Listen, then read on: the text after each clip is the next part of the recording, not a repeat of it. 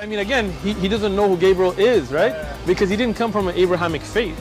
The people of Mecca were pagan. Quran is mentioned, if this book was from other than God, they would have found in it many contradictions. If a book is without contradictions, that has no bearing on whether it comes from God or not. I've had phone books that are inerrant, but I certainly don't think God gave them. That we believe without understanding. The brother asked a very important question, that most of the scholars say that listening to music, watching movies, and most of the television programs, they're haram. So how can we have fun?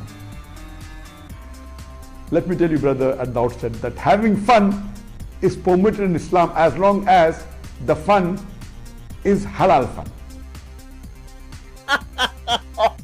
That the standard narrative has holes in it. The Prophet tells us because Satan or the devil sleeps over our nostrils. Those who oversleep and not pray Fajr on time, Satan urinates in their ears. I really do think Jesus was crucified and that he really was dead and buried. He thought that he was a son of God in the sense that he was specially chosen by God. I think Jesus really did think he was going to be the Messiah, the future king of Israel. I mean, that is, after all, why they crucified him.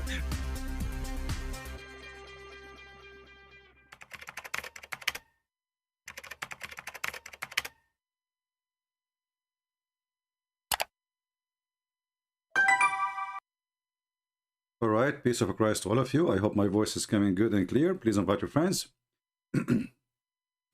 Before we start, I saw a comment in the chat, a Muslim saying he is a perverted person. Oh, he's saying he revert. You know, I don't know if you are who you are, but my friend, as you heard just your sheikh, he was saying that Muhammad is not from Abrahamic faith.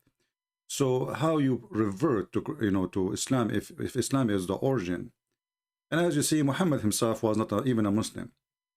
Secondly, you perverted to Islam because you like virgins and you like women with big breasts. I cannot find a reason for anyone have little intelligence to say I converted to Islam unless he like big boobs. So, you know, when you say to me, don't follow, listen to this foolish, are you talking about me or talking about Allah? I never heard of a God. He promised somebody if he believe in him, he give him women with big boobs. So when you talk about foolishness, I mean, I think you are talking about yourself. A God who promised big boobs, he cannot be God. This is very silly and very stupid. And this is not, doesn't fit with God. That be fit with the pimp. So this is who you are, and this is what you belong to. You are following a God who promised you big boobs. And I'm so scared of those boobs because they might be cows' boobs. Now we go to the topic today. One of you, he told me there's a channel. I don't go and watch those channels, but it was interesting. A guy, he called his channel the Marvelous Quran. But this guy is different from the rest. You know, he is different level of Abdul. And obviously this Abdul, they have a war between them. You know, and this Abdul is no different. So you see the Abduls attacking the Abduls, and this Abdul attacking the other Abdul, and Abdul attack Abdul at the end of the day because Abdul cannot agree with the Abdul about the big Abdul, Allah, what he says. And here you will see, and this is the video here. We will not play all of it, or, you know, so he cannot make a claim of copyright. U248, where Jesus and Yahya John, brothers from the same mother. So this guy, he have a very, very weird ideas, and this is how we understand the Quran. To the point he go far, to the point he think that Zechariah, you know, Zechariah is the father of Jesus, and he is the father of Yahya, and Yahya and Zechariah are brothers.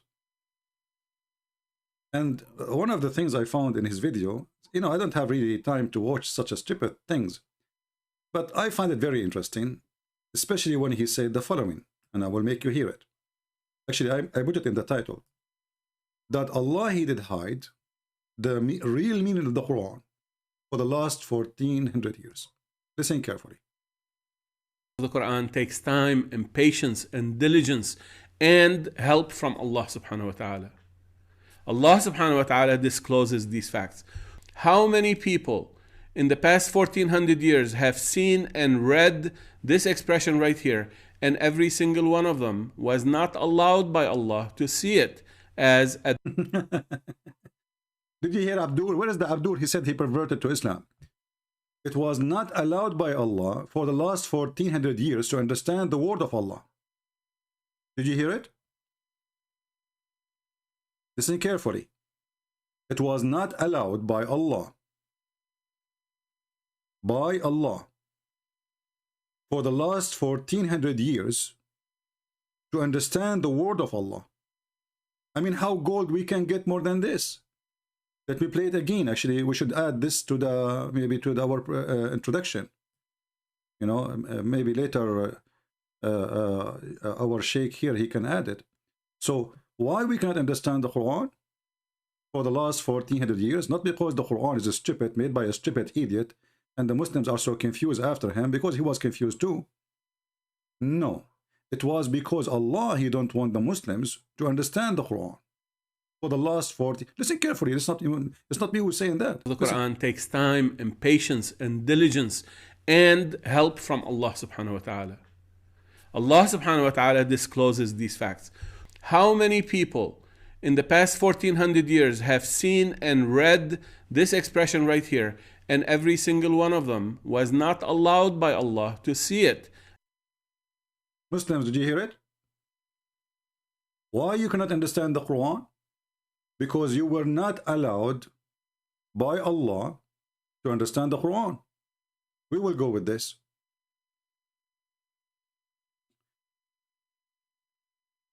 You know,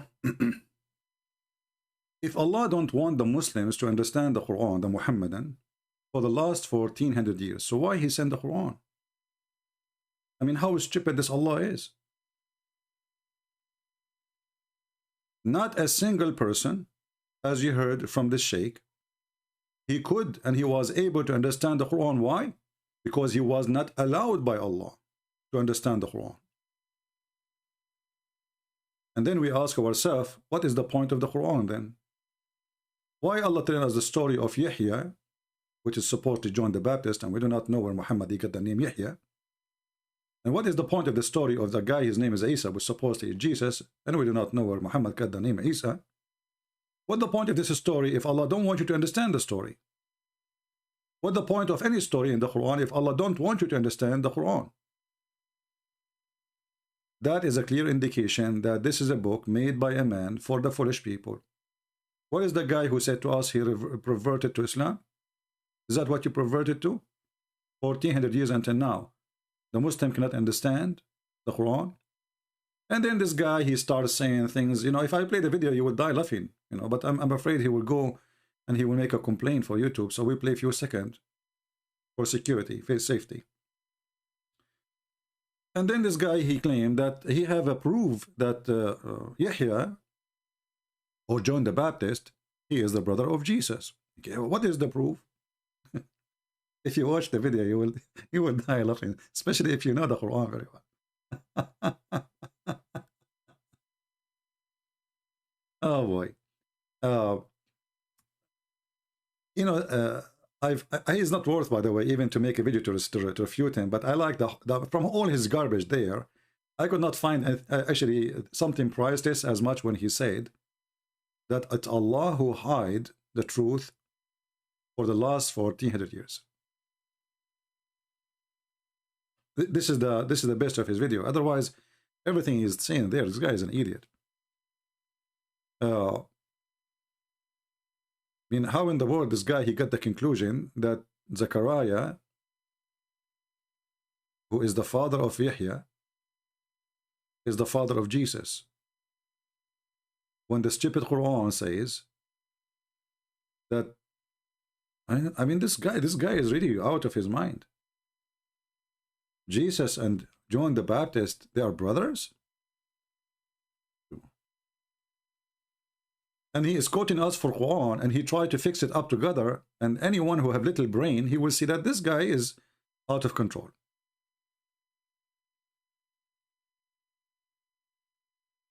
You are a Muslim, big man, and you think this man, he's spewing no sense? Well, it's not his fault. Because if you read any interpretation of the Quran, you will find that all of them, they say nonsense because the Quran does not make sense. As an example, the verses in front of us. The verses here in front of us. When somebody He want to present for you a story. So didn't he tell you who is Zechariah first? Who is Zechariah? Can you tell me, big man? Who is Zechariah? I'm not taking him seriously. I don't take Muhammad seriously. I don't take you seriously. I don't take Islam seriously. Islam is a stupid religion. When somebody want to talk about somebody, before I talk about the person, shouldn't I say who is Zechariah? Who is Zechariah? Here we go. Tell me, you tell me from the Quran. Who is Zechariah? Suddenly the book mentioned a guy, his name is Zechariah. Who is Zechariah? You tell me. Who is Amran? Who is Israel? So when you speak about somebody saying nonsense, Zechariah is a prophet, well, nice to meet you. The guy Zechariah is a prophet. Okay, what is his book? What he said? What he did? Who is Zechariah? Guys, Zechariah is a prophet. Here we go. Okay, show me in the Quran where it says Zechariah is a prophet. Supposedly you are saying that this guy does not make sense when he talk, right? You are making fun of him. And supposedly you are the smart Abdul. And you are saying to me, Zechariah is a prophet. Are you telling me or are you asking me? What is the prophecy of Mr. Zechariah in the Quran? What is the book? What the book he gave him? As long as you made him a prophet. So, as you say, this guy is a big man, but all of them, they have big mouths, but they have nothing to say except gibberish. Zechariah is a prophet. Okay, what is the name of the book of Zechariah? And where you get this from? I'm listening. Search Prophet Google. So you try to attack this poor Abdul, and supposedly you are smarter. But the fact is, both of you are the same level. Right? I bring you this man. Here another Abdul, he is trying to be smarter. Alright, by the way, this man you are talking about, he have tens of thousands of followers. And all of them, they are praising Allah for him. Look what you just said. You are bringing us this man. I do not know. I cannot talk on him.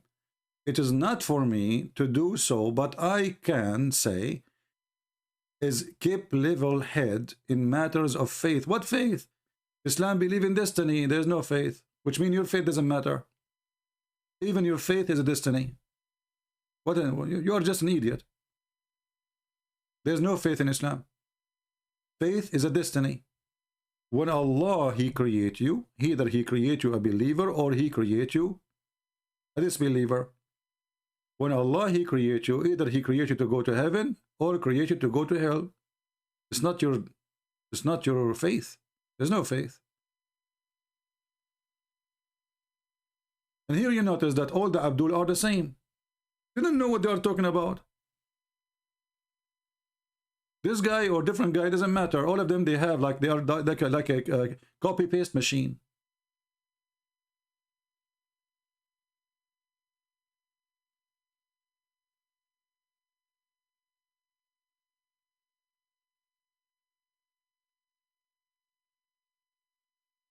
If you remember when we have this Indian sheikh from India, he called me with the long beard. You remember him? Fazil, what was I forgot his name? And he said to me that this child, the destiny mean, he was trying to fix it. The destiny mean that Allah, He knew the future. That's false.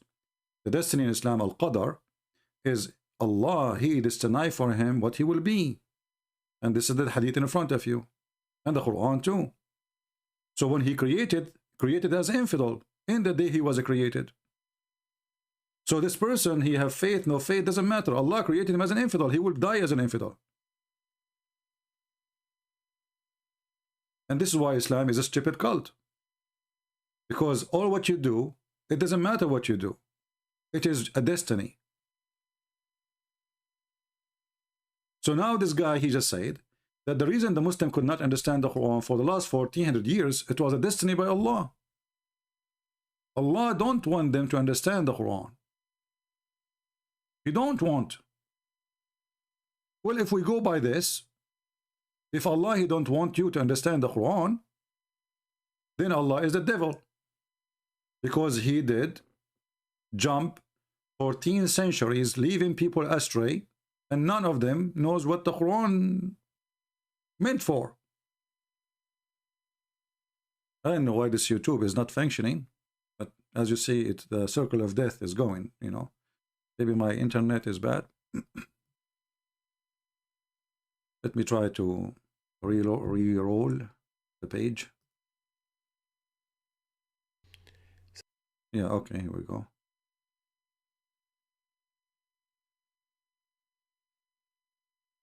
Everything we show the Muslims, anything we show.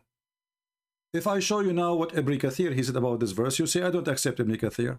Okay, do you accept Al-Tabari? Oh, Al-Tabari is a human. Okay, but if I show you Hadith, oh, Hadith can be fabricated. But what the heck? This religion is based on what exactly? It's based on who? They don't know. Those Abdul, they do not know what they believe in. So when this guy, he says, well, Islam need the patient to learn, blah, blah, blah, blah, blah, blah, blah, and then Allah, He did not allow you to understand subhanallah, every single person who did read the Quran, he did not see it.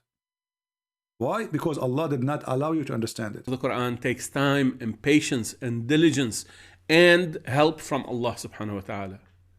Allah subhanahu wa ta'ala discloses these facts. How many people in the past 1400 years have seen and read this expression right here, and every single one of them was not allowed by Allah to see it? You tell me what's happening. You are not allowed by Allah to see it. You are not allowed by Allah to see it. Why? Destiny. And then you ask yourself, if this is a book from God, why God, He don't want me to understand His book? What's wrong with this God? Did He have a problem? Is He mental?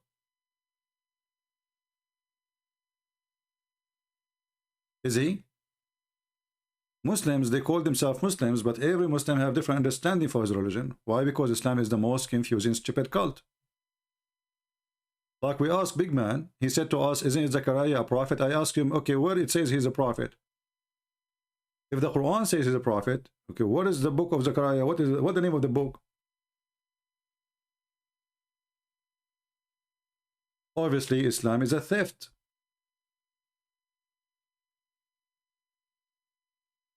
Islam is a theft.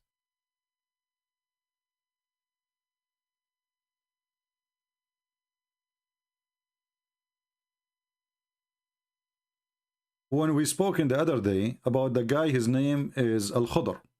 Do you remember? Al-Khudr. The Abdul who called me, the Sheikh, he started telling me that Musa, he made a speech, and in his speech he said that he is the most knowledgeable person between all men. Allah, he told him, who told you that? Who told you that? There is more knowledgeable than you. Musa, he said to Allah, who? He said, Al-Khudr. Okay, where we can find the story in the Quran? How I can understand this story? You say to me, you go to the Hadith, but okay, well, hold on. So, if Allah told this story to Muhammad in the Quran, it should be in the Quran. It should not be in the Hadith. How Muhammad, he learned this story?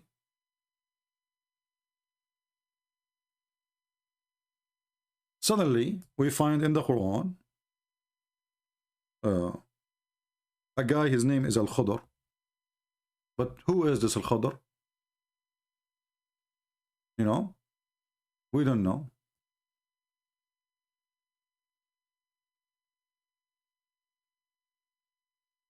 Is he a prophet? We don't know.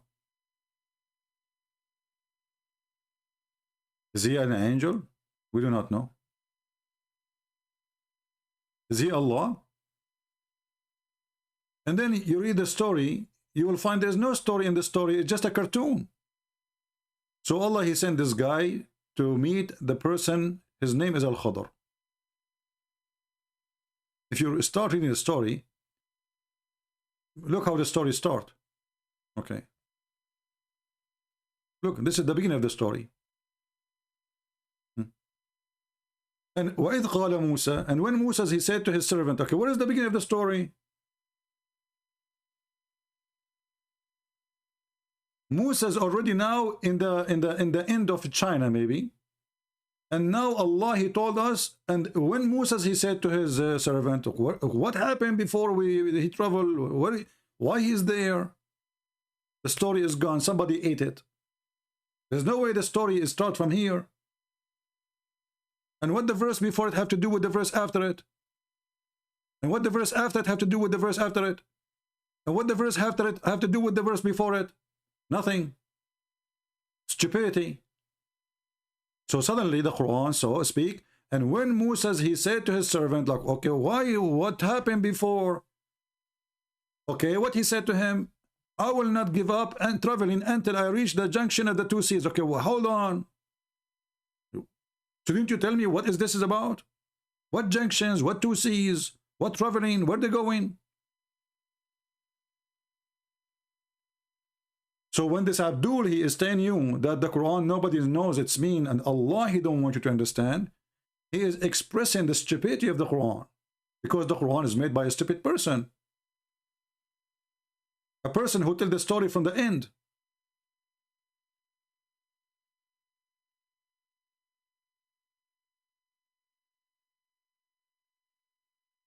Shouldn't you tell me first, where is Musa now, where he's going, what he will give, he will not give up what? It's like you open your TV and then you find, what did I say, which actor? Tom Cruise. Tom Cruise talking to his assistant, I will not give up, and even if I travel for 10 years. Okay, what is what? Give up what? What two seas? What is the beginning?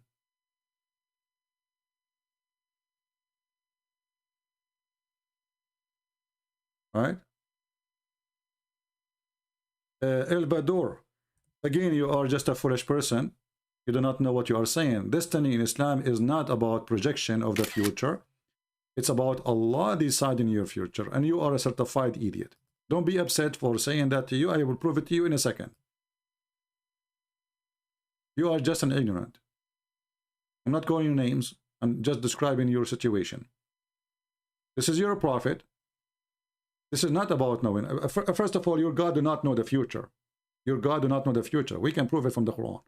But before we go there, if we go to the Hadith, we will find. And this is, I'm going to show you a very authentic Hadith. So you don't say to me, oh, this is da'if and this is, you know, stupid stuff. The game Muslims, they played. Read carefully. And this is Al-Bukhari. Allah Messenger said, the truthful, the one who tell the truth. Muhammad tell the truth always. He don't lie. You are collected in the mother of your in the womb of your mother for 40 days as a semen. You see here, they don't put the word semen, but you are collected as a semen for 40 days, which is stupid, proving again that Muhammad is a fraud. There's no semen can live for 40 days.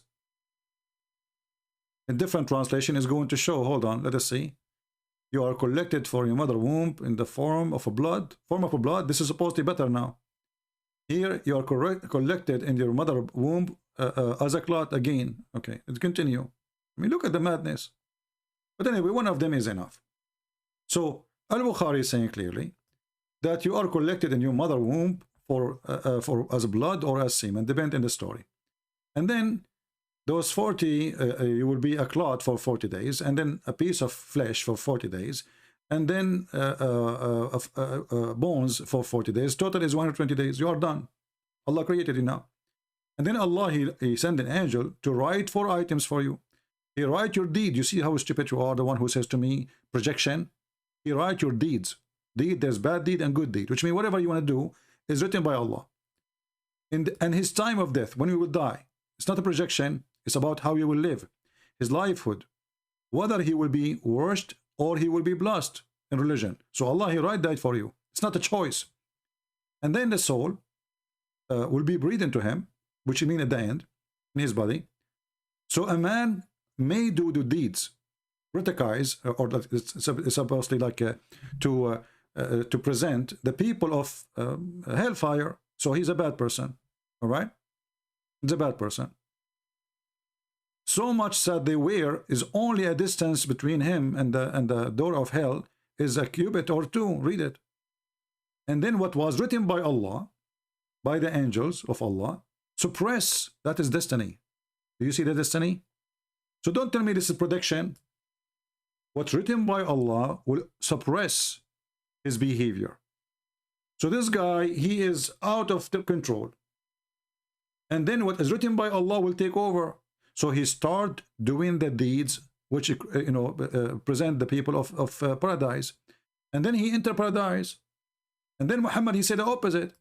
A person, similarly, a person who may do the deeds in the character of people of paradise, so much so he is only in the door of the heaven. There's a distance of a cubit or two between him and the door of the heaven. And then what is written by Allah, by the angels, suppress, and he start doing the deeds of hellfire and enter hellfire. So what is you said to me this is projection. So obviously you are an idiot. You do not know your religion. There's no faith in Islam. There's no deeds. There's no bad deed. There's no good deed. It's all is written by Allah. Even when Adam, he committed sin, who is the one who made Adam commit sin? Allah. What a stupid cult. Then you ask yourself, why Allah, he kicked Adam from heaven if he is the one who forced him to do sin? Read it. This is all Sahih. This is Al-Bukhari. This is the most authentic.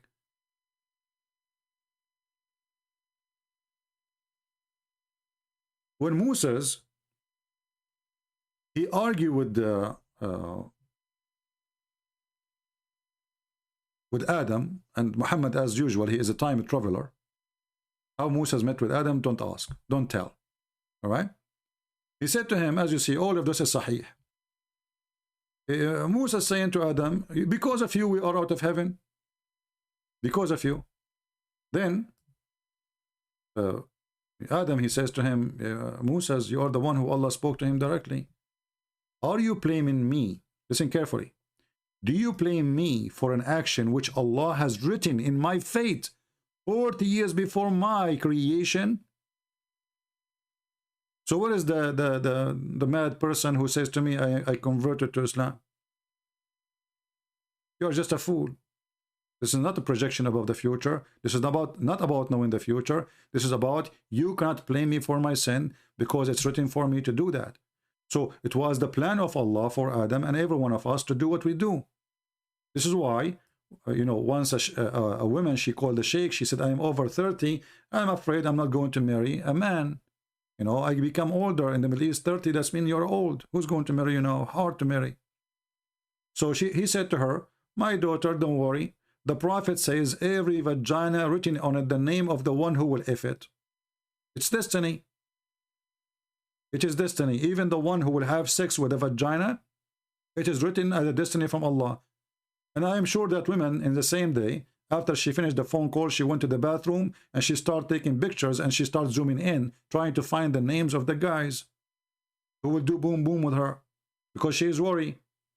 She's getting old and nobody married her. And then you say to me, this is about Allah knowing the future. You are ignorant.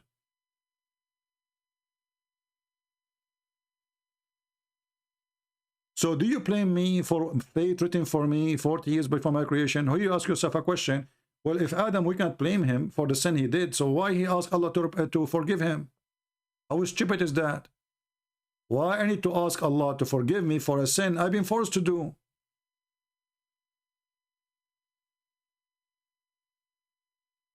So when this Abdul here in his video, he says that Allah, he don't want the Abduls, he don't want them to know all those years the meaning of the Quran because Allah is Satan. There's no other explanation.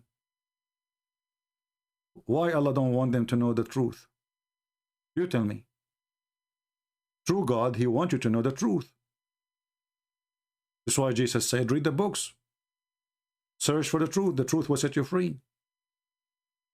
He encouraged us to read. He don't want us to be ignorant. But here we see that Allah don't want you to know. All right, continuing with the story of Yahya, again, refer to part 1 if you want to see the details. Here's the ayah that I was telling you about. فَخَرَجَ عَلَى قَوْمِهِ مِنَ الْمِحْرَابِ. Let's go back a little bit. All right.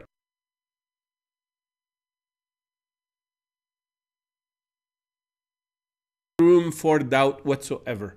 Allah subhanahu wa ta'ala tells us the story, tells us another version of the same story, but they integrate and fit so well together, like pieces of the puzzle coming together to make us believe the whole thing and to understand the whole thing. So what was missing in one part of the story is provided in the other part of the story. First of all, why is a part of the story here and part of the story there? Shouldn't be the story in the same story? Have you ever heard of somebody who write a story? One part is here and one part is there. Like imagine you go to your kitchen and you are looking for the cooking pot. And the cooking pot in one place and the cover in different destination. Why? The handle is not there. The cooking pot in different place. The cover in different place.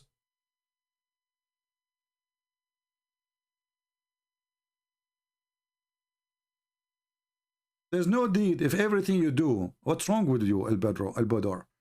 Are you mental? What's wrong with you? Don't you see that the deed you do, it is what Allah, He decides. The deed you do doesn't count. The deed which Allah, He wrote for you, is what will make you go to heaven. I mean, why you are wasting my time with stupidity? And vice versa. Unless you are really engaging the Quran, fully aware, fully awake, making sure you don't underestimate Allah subhanahu wa ta'ala, making sure you don't belie the Quran, making sure you don't take one part and forget about the rest. Right. You don't understand these stories. Exactly. This is why engagement of the Quran takes time and patience and diligence and help from Allah subhanahu wa ta'ala. Allah subhanahu wa ta'ala discloses these facts. How many people in the past 1400 years have seen and read this expression right here, and every single one of them was not allowed by Allah to see it? Look how stupid this statement of this person. He just said, in order to understand the Quran, you have to put the puzzle together. You have to do this and that. You have to be patient. You have. And then he says, Allah did not allow us to understand. So how we can put the puzzle if Allah is not allowing them to understand?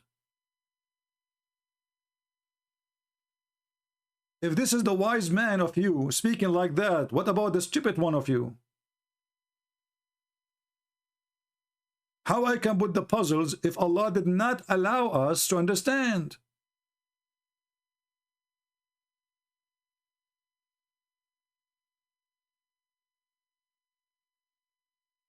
And the madness went so far to the point Jesus became the brother of Yahya. That means that Mary is not virgin, you idiot. So how the Quran says that Mary, she is a virgin? Because if Yahya is the brother of Jesus, that means Mary, she gave birth to Yahya first, and then she gave birth to Jesus. So how she is a virgin?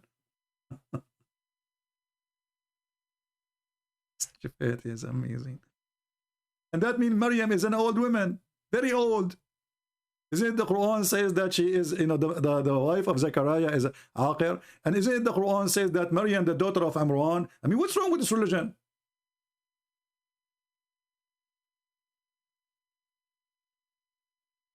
And he made a response to Abdul, who is attacking him. And he said to him, I am a poor person. I'm not here trying to make money. So I went to his website. This is his website, The Marvelous Quran, by Dr. Hani Achan. I don't know. Achan? Achan, Achu, who cares? And then you find that you have a membership. Platinum level membership to all benefit. Yeah, here we go. $200 a month, $2,000 a year.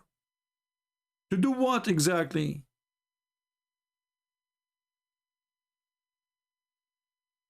$200 a month. or $2,000 a year, save 17%. Somebody tell Christian Prince. This guy is doing everything for free. $200 a month. And he said in his video, you don't say about me, I'm about money. If you know, I am, I'm not interested in money, but you want $2,000 from every person who want to subscribe to your website. Why exactly? What you will do? Silver level partnership. There's silver, there's gold. This is gold one. Platinum, sorry, this is platinum, higher than gold. True. This is for the, like for sure, people have ranks. There's rich, there's so, there's poor. Who care for the poor? If you are a poor, get lost, right? I will debunk your lies. My Skype is Indian Khan. Are you Indian Khan from Africa? Okay, I will open Skype just for you. Are you in Skype now, Mr. Indian Khan? All right.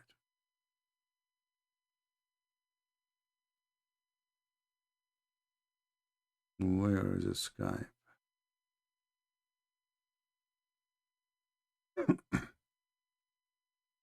Mr. Indian Khan. Oh, Indian Khan, I'm going to Skype now. Just text me and I will call you. So I find that, whatever he said there is not worth it. Let him have fun with the Abdul. But he is doing a good job, actually, because that will make the Muslims see how much confusion they have in their cult and how much Islam is stupid.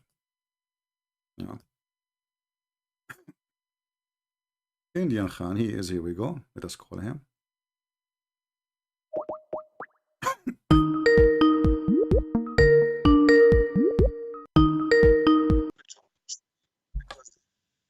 Hello? This is the ultimate fault, I think. Hello? Ultimate? Hello? Shut up. Ultimate fault. I was right. The ultimate fault, your voice will not come through in my channel. If you go and listen, you will see nobody heard you. Honestly. You see how you are Indian Khan and you are a guy from Africa. I mean, you don't even have the dignity for a second. What a coward you are. Go clean your wall, potato. Filthy mouth. Yeah. Because there's no Muslim, he have little brain, he will dare to call me. This guy, he's out of his mind. The Arab are stupid. The one who wrote the hadith are the Arab corrupt. They are stupid. Which means his prophet is stupid too, because his prophet is an Arab. And the Quran, you do not need to understand Arabic to understand the Quran. Then we say to him, okay, so how you can understand the Quran? He said, I do not know Arabic to understand the Quran. Okay, so how you understand the Quran then? All right. We thought it's a fish.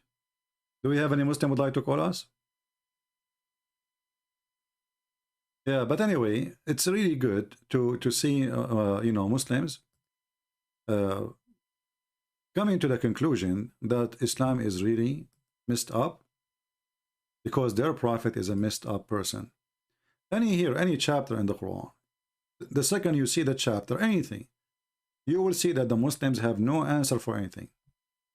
Like when the Quran says, and when the wife of Imran said, okay, who is Imran? Didn't you tell your people who is Imran first? Who is this guy? And when Imran wife, she said, who is Imran and who is his wife? Find the solution now.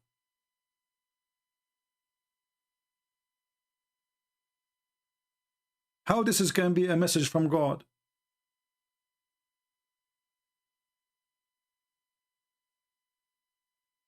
A Muslim, can somebody tell me who is this guy Imran? where he's located, where he exists, son of who. And then the wife of Imran, she said to Imran. And the wife of Imran, she said to her God. So the story starts from the wife of Imran. And then you go and you find that the whole chapter is called the chapter of Al Imran. Why? Because everybody in this chapter is from one father, Imran. But Imran is not really the father of Mary. How stupid is that? So according to the Quran, Mary is the daughter of Imran, but Imran is the father of Moses. And this is why we see the Quran in different verses that Mary, the sister of Aaron. This is a book written by a stupid person. He's very confused.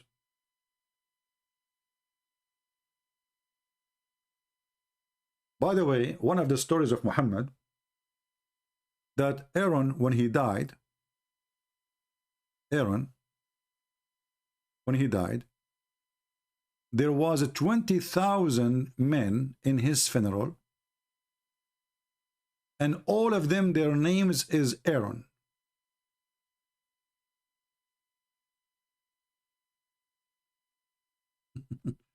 I mean, who is in the world can believe in such a garbage for a second?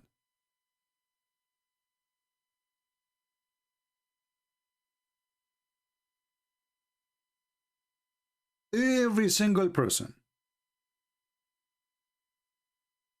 attend the funeral of Aaron, the brother of Mary, or Maryam. His name is Aaron. And they are 20,000. It looked like at that time, the only name is known is Aaron.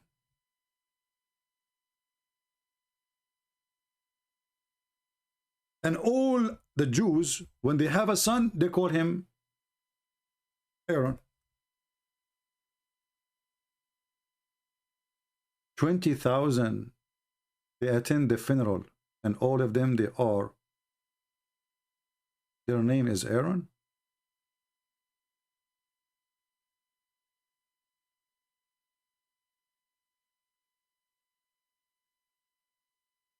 Madness, stupidity, crazy, you know, you name it. And as usual, Muhammad, he don't even keep the numbers. Like one place he says something, different place he says something else.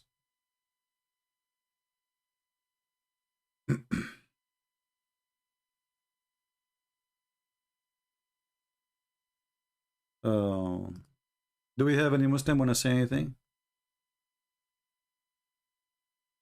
Any Muhammadan? The 20,000 is from Tafsir and supposedly is coming from Muhammad, yeah.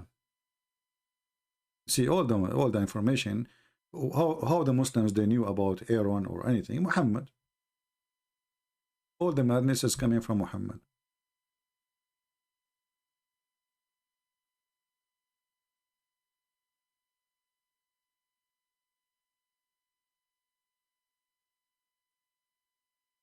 Let me see if I can find the reference. Hold on.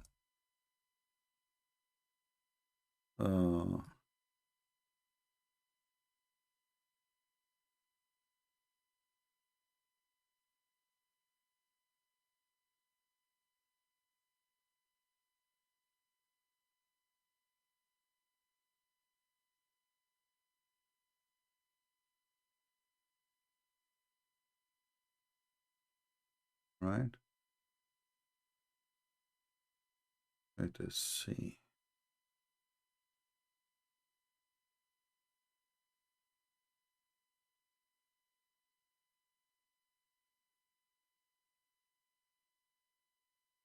Now, for sure, the numbers can change, depend on the reporter. You know, who is the one who is reporting the story.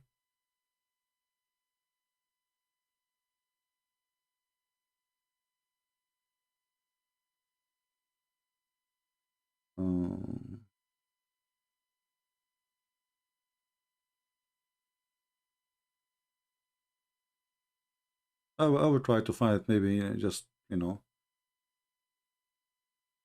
I need to remember exactly what the hadith is saying to get the reference, because you have to search exactly the exact sentence to get exactly the hadith. Let us see.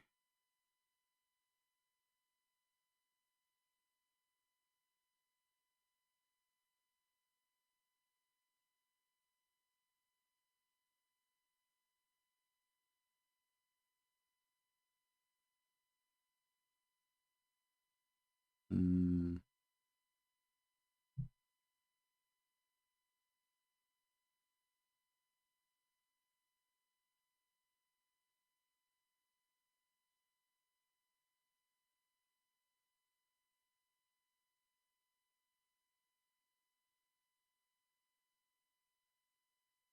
Let us see. Enter now. I don't see the reference. I will find it. But this is for sure, you know, we don't say things without being true.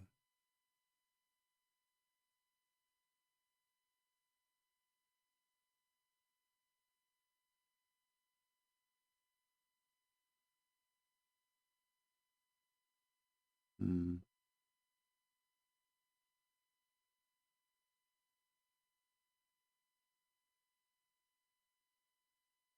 Anyway, do we have any Abdul?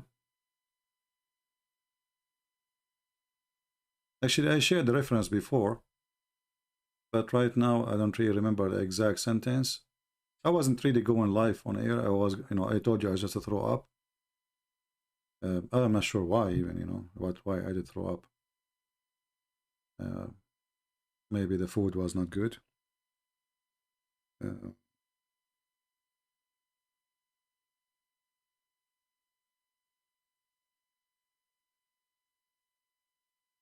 Let us see, try again.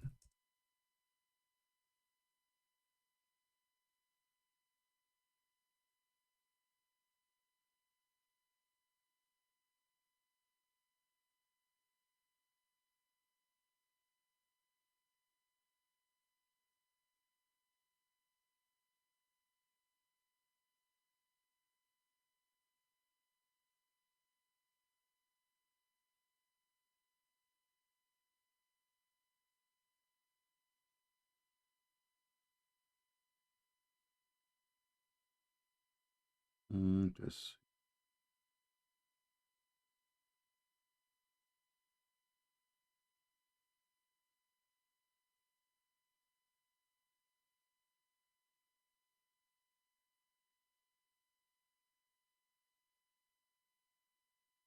until now I cannot find it.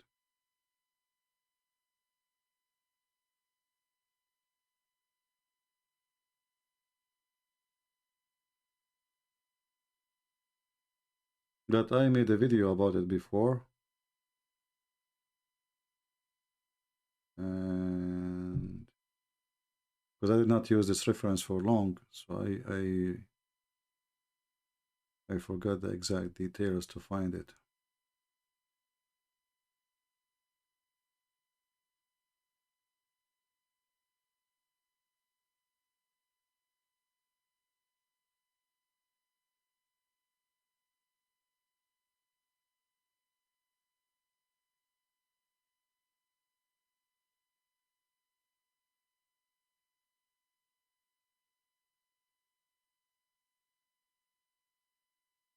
Mm.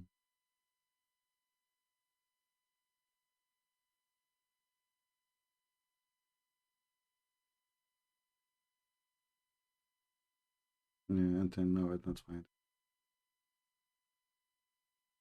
Anyway, we will find it.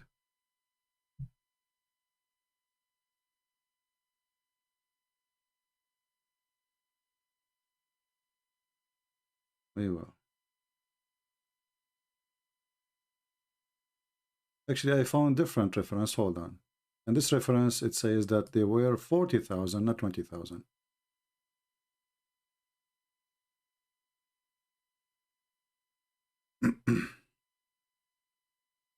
As I said to you, Muhammad, he cannot repeat the same story twice correctly. Here we go. We found this.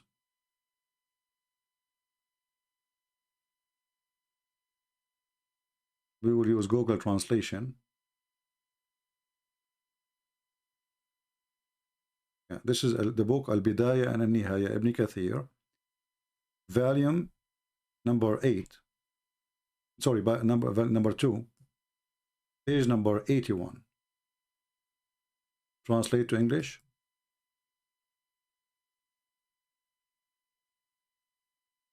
It's not working. Why? Try again. All right.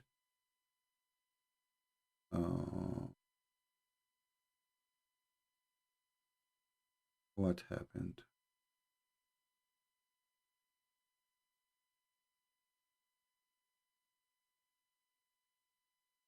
Here we go.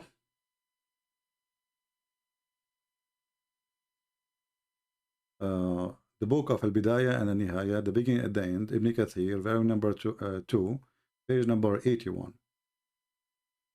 If we click in it,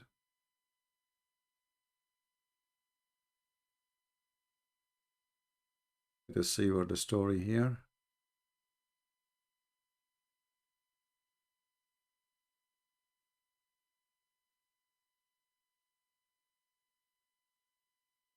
All right. Here it says, and it's mentioned by Qatada and many others, that they used to use the name Harun a lot. Even it says that before, when they attend the funeral of Aaron, many people came, to the point from those who they are called Aaron, there was 40,000. Their name is Aaron. Let me use Google translation.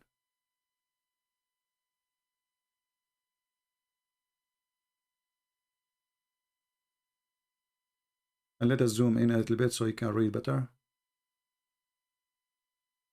Qatada and others, they mentioned that they used to name a lot of Aaron, Harun.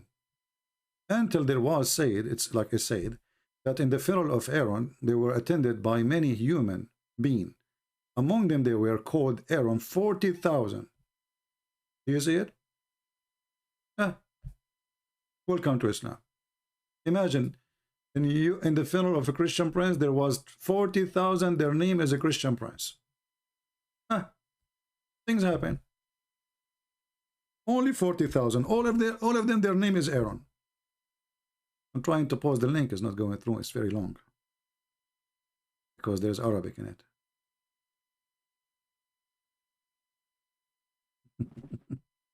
Who dare to question? That's it. Put any stories there, they will accept.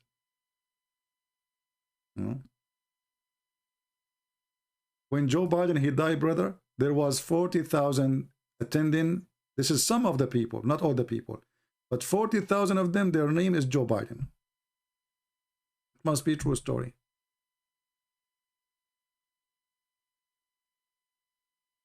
I will change my name if you want, brother. Why, Jeremy? You want to attend my funeral? God will not come as a man. If it cause of worship, the God will not divide in three, as you claim. If he function in one, why say one? I mean, you are really mentally suffering, because God, if he cannot be three and one at the same time, then he cannot be God, because nothing is impossible to God. You, Muhammadan, your logic is very silly. When we say God Almighty, and then you say God cannot be doing that, that means God cannot be God. Who are you to tell God what he can be, what he cannot? What one part function? Who told you that Christianity believes in parts? And who told you that God is divided? Very silly. Secondly, if you are saying to me God cannot come as a man, that means God cannot be a God too, because the God who cannot do something, obviously he cannot be God. Who can stop God from coming as a man, you or me? Or maybe his ability. However, you are a fool like the rest of them. You're a prophet, he got you busted. Your God, Allah, is a man. And he looked like the fake Messiah, the Antichrist. He's fat, he's short, and he have a big ass. And this is your prophet describing him. And this is Sahih. The only difference between the look of the true Allah and the false Allah, which is the Antichrist, which is a man, is one eye. So those ignorant, they do not know their religion. They are just copy-paste. They do not know Christianity, what we believe. They do not know their religion. I never saw a Muslim, by the way. He knows what he's talking about.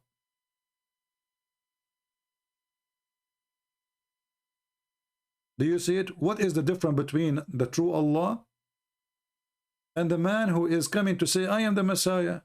This guy is a man. He is a man. And why Muhammad is so afraid that they will be confused? Confused about what? If the guy, he is a man, why they will think he's Allah? Because Allah is a man too. And both of them, they are fat and short. And this is Sahih Hadith, as you see. They can't say this is weak and this garbage. Sahih. Now what the Muslim, they will respond to this, they will say, CP, this hadith is reported by Shuraih, by Potato, by Bajejo, by Khalid, by Tom Tom, by Mickey Mouse. And everybody knows that Mickey Mouse, he lie. Everybody knows. What the heck? They have to find a way to escape it. And Christian Prince is lying. This is your website. This is your hadith. It says this is authentic. It's a lie, brother. Christian Prince is lying to you. This is not authentic. So why your website is authentic?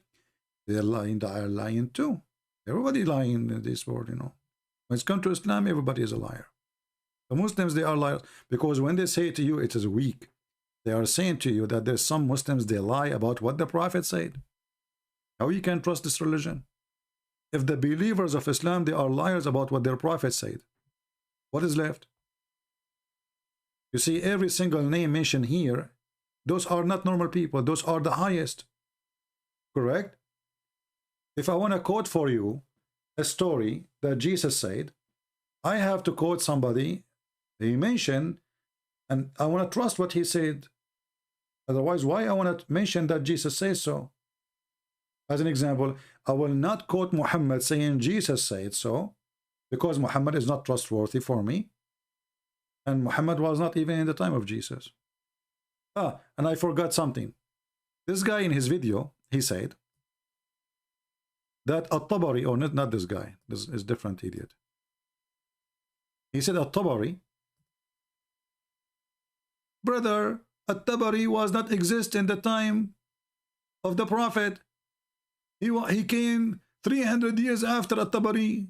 So you came 1400 years after, and you know the Quran better than At-Tabari. I mean, look at the stupid logic. You see how their logic work?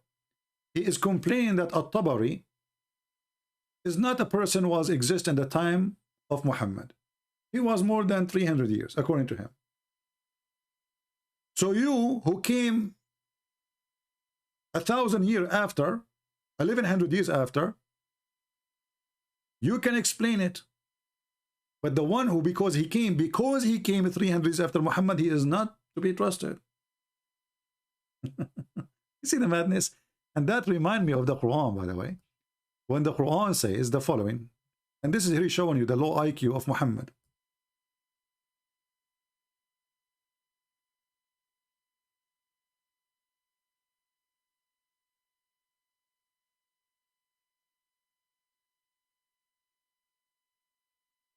Read with me and try not to laugh. Chapter 3, verse number 65. Chapter 3, verse number 65. Muhammad is trying now to refute the Christians and the Jews. Muhammad gets smarter. He is taking Viagra. So look what he said. O people of the scriptures, why you dispute about Abraham, why the Torah and the Injil were not revealed till after him? Have you no sense? I mean, do you see the stupidity? The one who come after, he can dispute the one who came before him. So how Muhammad disputing the Christians and the Jews? Do you see the stupid logic? The logic is that the one who came after, he cannot dispute the one about the one who came before. Okay, but you are the last one.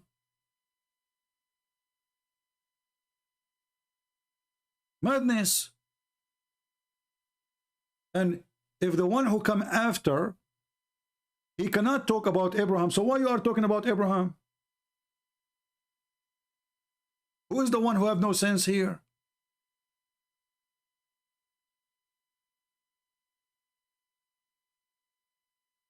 How far stupidity can go?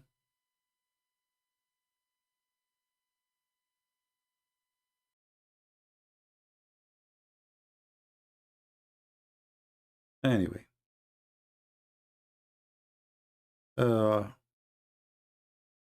Any other comment?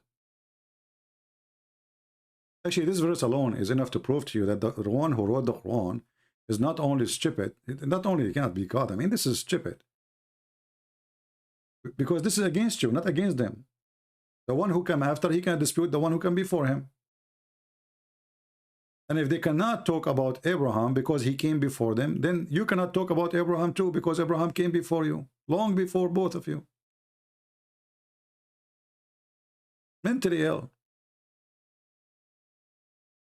There's any Muslim who want to say something to us? By the way, I was going to publish the Persian book, but I found that this book need a lot of work still, because the guy who translate, he made it Word, and he mixed the English with the Persian, and that is not really what I want. So we need to do some cleaning for this book. I will find somebody to do cleaning for the translation before we publish it. Otherwise, I was preparing actually today. When I turn on my computer, it's just to go live and tell you about to download the new book, the Persian book. This is Allah revealing things about the past. How he listen. How Allah revealed things about the past if it's in the past. I mean, this is stupid, guys. Last in the year, listen, people. This God, he revealed things about the past. Everybody knows the past. We do not need you to reveal it.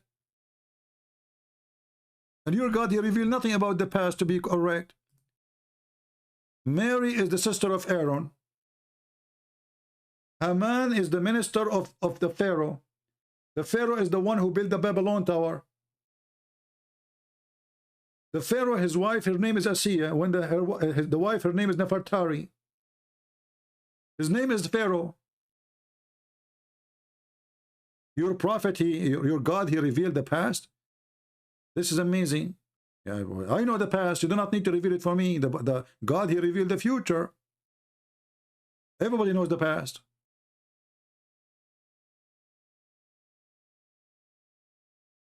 And when the Muslim, they say to you that how the Quran knew that the Pharaoh, his body preserved. Abdul, everybody knows the mummies.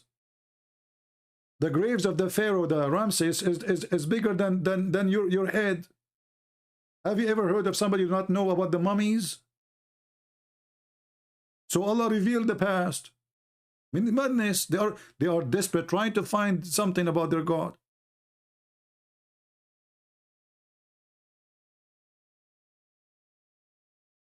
Have you ever heard of somebody who never heard of the mummies of the pharaohs? About the tomb of the pharaohs? Your God, he revealed it. What is that? I mean, it's so big.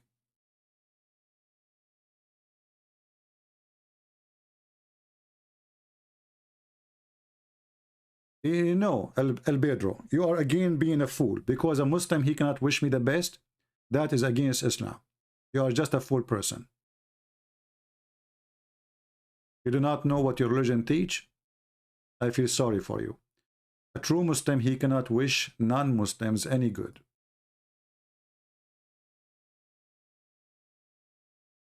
A true Muslim, he cannot wish any non-Muslim any good. You are just an ignorant. And this is why each time you say something, I feel sorry for you.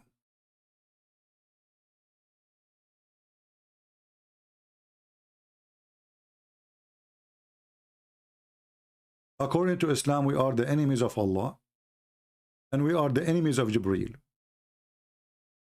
And Allah is our enemy, and He is our, He considers us our enemy too. So how you wish me the best? And not only that, Muhammad, he forbid you even to wish your family good things, your own parents, if they are not accepting Islam.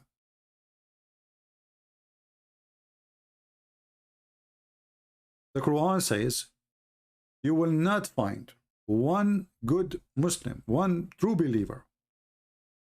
He love or he is kind with non-believers, even if they are their parents. Chapter 58, verse number 22. You will not find any people who believe in Allah and the last day making friendship with those who oppose Allah and His Messenger, even if they are their fathers, their sons, their brothers, their mothers, etc. So what this guy is talking about? They throw words, They try to act like they are the guru, He's the guru. Suddenly Islam is a guru religion, guru of love. It doesn't work this way. Your prophet is a criminal. This is the chapter 58, verse number 22.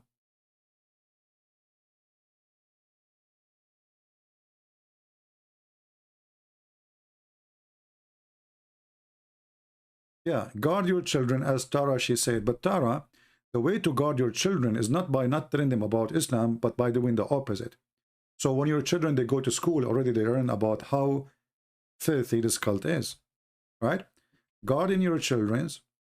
You see, many people, when they have a children, is what they do. You don't want your child to get sick, right? So what do?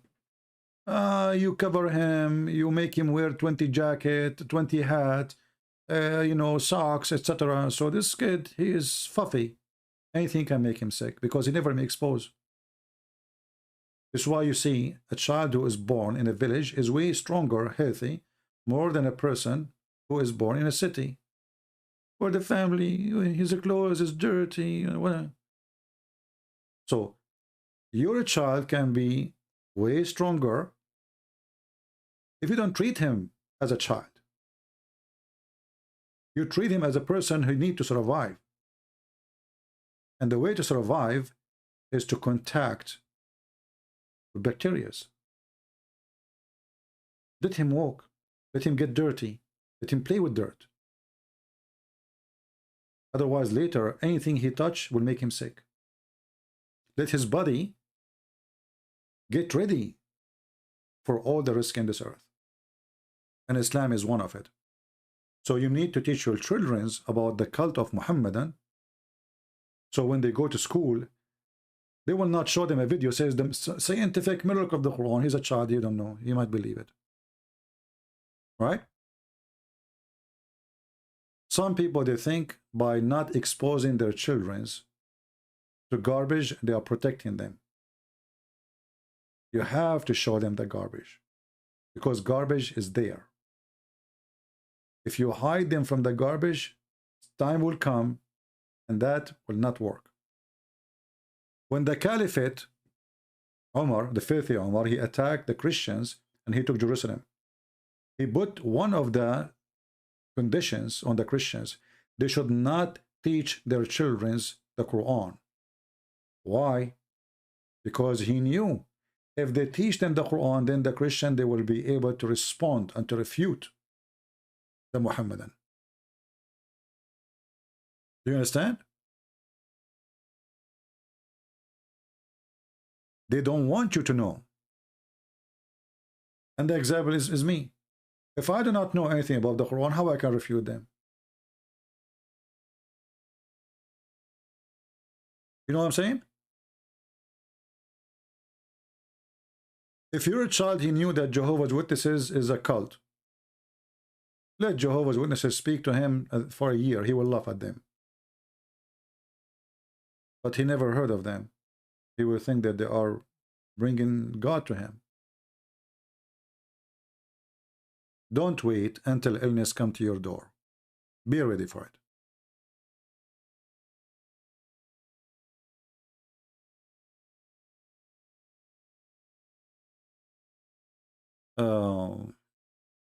Anyone have a question?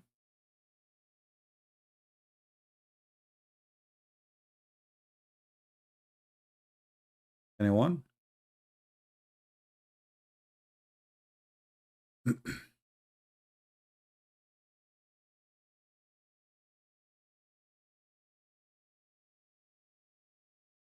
Al-Badur, you are again being an ignorant. Quran 582 is a verse of hate, just to show you how stupid you are. I'm sorry to say to you, I keep saying to you the word stupid, but you are, because you are blind. You did not see how stupid this verse is. This verse is teaching hate. Muhammad is trying to divide between the Christians and the Jews, trying to spread hate between us. So look what he said. He says the most close people to you is the Christians. Okay, Christians are good to you, Muslims. It's not the opposite. It's us being good. And then he says the most enemy people to Muslims is the Jews. But guess what? Nobody supported Islam and Muslims as much as the Jews. They supported you against the crusade. They supported you when you invaded Spain. They supported the Persian when they invaded Jerusalem. They always support Muslims against the Christians. So here Muhammad, he lied. Number one supporter for Muslims through centuries against Christianity, it was the Jews. And then Muhammad here is trying to divide between the Christians and the Jews, so we hate each other. At the same time, Muhammad, he said in the Quran, chapter 5, verse 51, the same chapter, take not Christians and Jews as a friends. The same chapter. You cannot take me as a friend. So if the Quran is saying we are the most nice people to Muslims, that's because we are following Jesus. Jesus says, love your enemy. Muhammad, even he is filthy, he could not deny that. But the same filthy man, he says, take not Christians and Jews as friends or protectors. The same chapter. And not only that, the same chapter says that Allah will spread hatred until the day of judgment between the Christians. Chapter 5, verse 14. So the foolish you see, you search in Google, you find a verse, you post it for me, but you do not know what you are posting. This is the book of the devil. If I ask you, who is the one who has spread hatred between people? You say to me, Shaitan. Okay, that's a good answer. But this is Allah. Read it. This is the Quran. Who is the one who has spread hatred between everybody? Satan. Exactly, Satan. I don't hate the Muslims. I don't want the Christian to hate them. We want to love the Muslims. But Muslims are forbidden to love us. And even their God, he is the devil. He announced himself to be the devil, that he will spread hatred between us until the day of judgment. And look, if the Christians, let us say for the sake of argument, they are deceived. Is that what you do when somebody is deceived? You spread hate between them? Or you try to show them the truth? This is the opposite of what Jesus said. Jesus said, I came for the sick. Correct? I came for the sick. Al-Badru, just get out of here. Meaning guardian. You stupid idiot. If we cannot take you as a guardian, that's mean you are our enemy. Just get out of here. Go and do your popo in a different place. You don't mean a friend, you mean guardian, guardian. Why you cannot take me as a guardian unless you have hatred in your heart? That's mean I am a good person. I want to take you as a guardian. I want to guard you. I want to protect you. So why that is forbidden for you? What's wrong with me protecting you? And if you don't like it, if you are really following the Quran, so why you live in the West? Go to America, go to Saudi Arabia. Based on this verse, if you cannot take us as a guardian, then a Muslim should not live in this country, not in America, not in Europe, not anywhere. They should go to Indonesia, maybe. Hypocrites. Poo-poo, poo-poo, poo-poo. Turkey. Turkey is more useful than you. Being guardian. Supposedly he fixed it now. Being guardian. Not friends. That is even more evil. And the funny, all of those who attack Christianity, the Quran says to them, take not Christian Jews as friends and protectors. All of them, they live in the West. Go check last month how many Muslim countries are buying weapons from China. Taliban, they're asking the Chinese for help. The Quran says, take them not as a friends. Oh, we can play taqiyya, we can play protection, we can play games. We are following the devil. We can lie to them. That's why the Quran says, chapter 3, verse number 28, you cannot take the Christians and the Jews as a friends. However, you can speak to them in a friendly way, but your heart is not like that.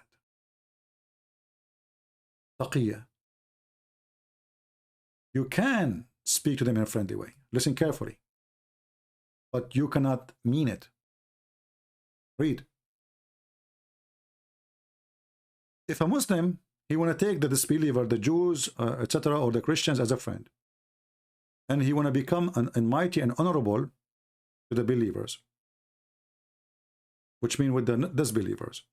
The one who is sincere with them, which means if you are sincere to be my friend, the friend of Christian Prince, if you do that, seeking honor with someone is a Christian, treating the Christian with honor, by taking the hypocrites and disbelievers as a friends, he has no connection to Allah. You see it? He has no honor, which means Muslims can rape his wife. They can kidnap her. They can kill her. And they can kill him. He have no mercy, have no protection from Allah. Unless, there's exception. It's yet to be guard yourself against them. Save yourself from them. Taking it as we're security. Saving yourself from them by speaking in a friendly way toward them while your heart dislike this. And the verse itself speaking about the hypocrite. But isn't this is the hypocrisy itself?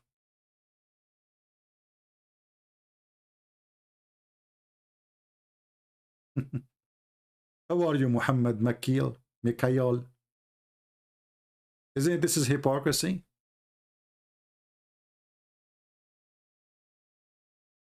Isn't this is what deceiving is about? Speaking to me in friendly way, but your heart is full of hate? Satanic cult. This is Satan. Jesus forbid us from speaking to the Muslims, saying to them, you are my friend, when have a hatred in our heart. This is against Christ. He said, love your enemy. Muhammad is teaching us, if we want to be Muslims, we have to lie to every single human being is not a Muslim as long as he's stronger. If we are not strong, what we can do, he's stronger. So we say to him, we are friends. That's what we do with America, right? Oh, we are friends with America. Yeah. We need the American army to protect the Kaaba. Hey, George Bush, please come and free Iraq. Saddam Hussein is coming to Saudi Arabia. The stupid George Bush, he went there to defend the Kaaba. Saddam Hussein was going to go and take the Kaaba. If not, the stupid George Bush go to Iraq. Until now, those Muslims are in war together. Until now, Saddam Hussein will be there. He occupy Kuwait. He occupy God knows how much of Saudi Arabia. And, you know, Islam is shish kebab. They call George Bush. They kiss his shoes to come and save them. And then when George Bush come, they say the kuffar is here.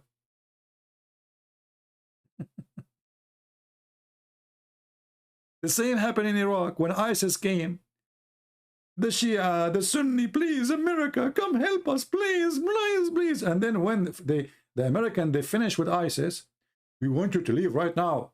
Why you are here? Your occupation. Hypocrites. And those stupid Americans, they never learn. They never learn. They are dummy.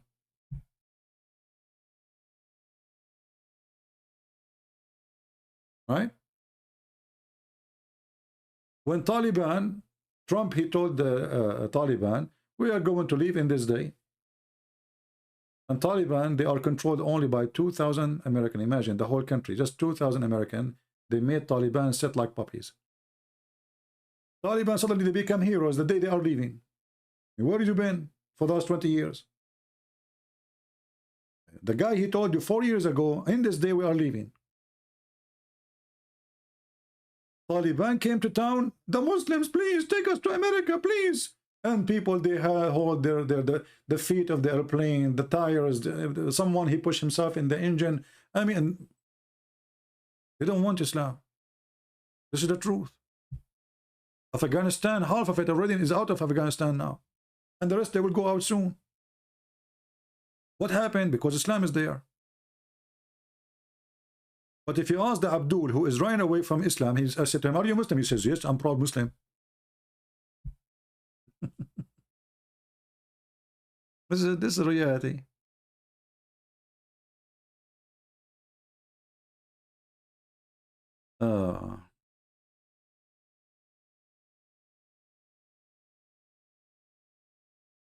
In the last month only, like Erdogan, he invited all the big rabbis of the Jews. And he told them how much he loves Israel. And how much he supports Israel. And he said, soon we are going to fix our relationship with Israel, and we want our relationship to be wonderful. Why? I mean, Erdogan, isn't him the one who want to take Jerusalem back? He saw a dream that he is going to Jerusalem, blah, blah, blah, blah. This is all for election.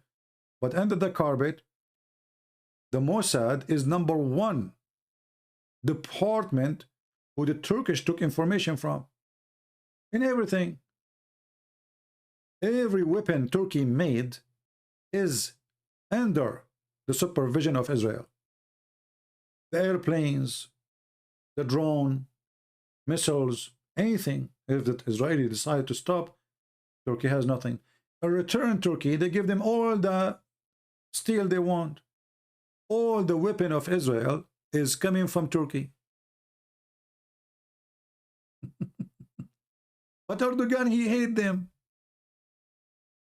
Give a freedom to Palestine. This is what he say in TV. All of them, they are the same. But now, the mask is down. The mask of all of them. The king of Morocco, he's asking now Israel to support him in the coming war with Algeria. They are going to go in war. Azerbaijan, all their weapon is either coming from Turkey, which is coming from Israel anyway, or directly from Israel in their war with Armenia. Emirat, now they are buying weapons from Israel, and actually already they ordered some, so they can fight the Shia in Yemen. Same as Saudi Arabia, same as Bahrain.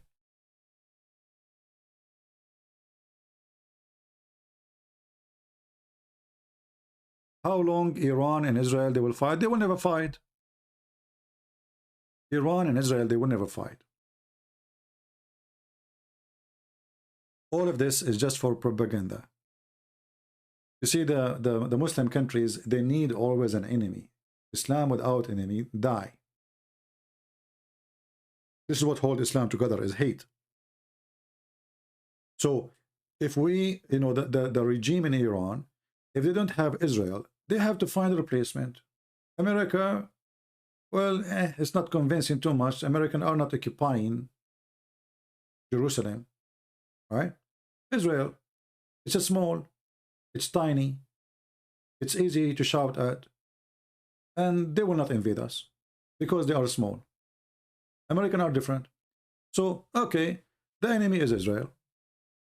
But here we go, the Khomeini regime is there for the last 30 years. They never shot a bullet at Israel. Not even one bullet. Who's stopping you? Every day they say, we can destroy Israel. We will destroy Israel. But they never shot a bullet. Never. So what they do? They have little, you know, militant. So when Hezbollah attack on Israel, they will say, this is not us, this is Hezbollah. And now Hezbollah is playing the same game, by the way. Hezbollah is arming their enemies. It's the same garbage. But they will never fight. Because both parties, they don't want this fight. The Iranian, they knew they are no match. They are no match in any way, in any mean, you know. Israel will make them shish kebab in 5 minutes. The same in Syria, the same in Iraq. Saddam Hussein, he decided to shoot a missile at the Israeli, but his missile did not even kill a rabbit. It's just propaganda. So the Muslim will support him because now he knew he's losing. He knew he's no match. It's a desperate attack. He knew that his army is demolished. Shoot missiles at Israel so he will get support from the crowd. But that will not do anything anyway. But I have to say that Israel, they have a leader. His name is Netanyahu before, and he is the most coward idiot ever. And he is corrupt, and soon he will be in jail. I hope so. I hope this new guy is way better. We will see. Will Saudi and Iran will fight? Yes. If you take, you see, the problem is the only one is stopping this war from happening is the American. Those American, their nose everywhere. If the American, they take their finger from the Middle East, this Middle East will be burning in 5 minutes. It is America who is stopping this war. Persian and Arab is the same as gas and fire. They don't mix. This is history. Will repeat itself. The Persian, they don't respect the Arab and they don't accept them to be their leaders. The Arab, they look down at the Persian and they will never accept the Persian to be their leader. Therefore, both of them, they are seeking power. And now because the Persian, it happened to be that they are the Shia. And the majority of the Arab, they are the Sunni. So the war not only become Persian versus Arab, the war becomes Sunnis versus Shia. So now they have more fuel for the fight.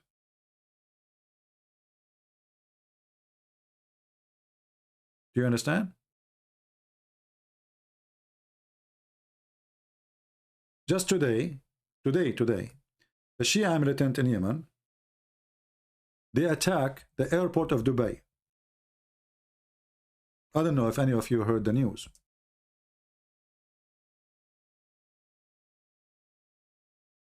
But all of us, we knew that those Shia, they cannot really do such an attack. I mean, how in the world they can do such a thing? Those people, they are under drugs. They are not educated. You know, this is Iran. Iranian, they don't dare to do so. Because that will make America go involved and things will go big.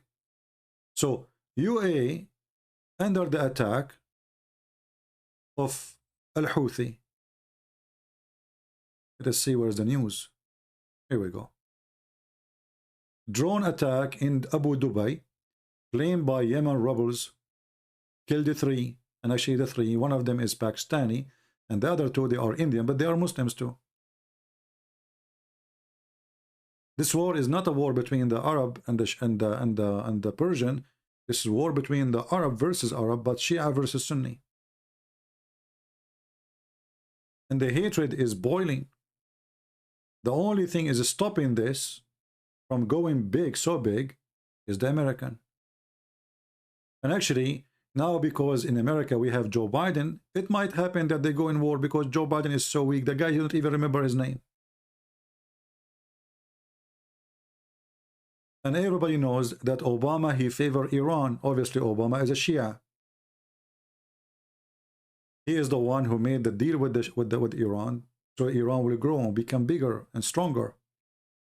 And Joe Biden, he do what Obama he want. So this is why now he's trying to get Iran into a deal so Iran will be stronger and all the sanctions will be left up. So Trump, he made Iran weaker. Joe Biden, which is Obama, is trying to get Iran back in its feet. This is the truth. Joe Biden is not the president. It is Obama. Obama is a Shia for sure. You see, Obama first, he said, when they asked him about his faith, he said, me as a Muslim. You remember it's there in the internet. You can watch it. Why in the world you want to say me as a Muslim if he's not? You know, I mean, what is the option for me to make such a mistake if I am a Christian? So he said me as my Muslim faith. And then when Obama, he did everything to protect Iran. He gave them billions of dollars cash. And they will say to you, this is Iranian money anyway, but why you give it to them? You know how they will use it. And he is the one who made the deal, and the deal is for the benefit of Iran 1,000,000,000%. Why? Because it says after a certain year, which means 3 years from now, they can have nuke. So what the deal is about, it's saying you can have nukes. That's all. So Obama was doing everything he can to empower Iran, and he did. Iran became superpower in the time of Obama. When Trump he came, he cut the wings of Iran. Iran is struggling even to breathe.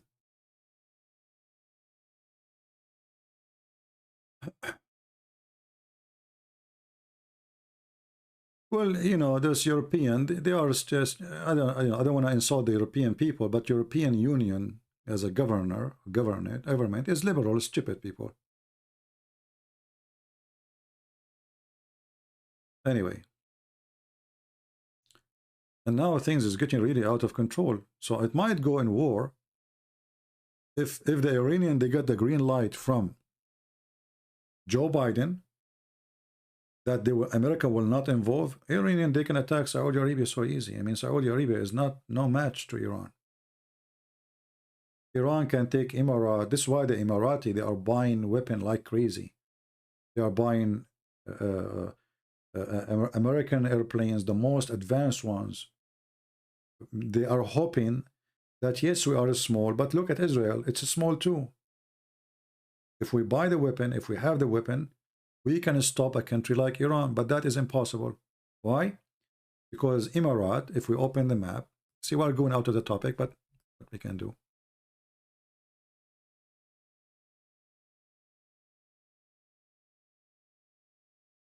If you go to the map, you will see that United Arab Emirates, it's a walking steps from Iran. They don't even need to do invasion.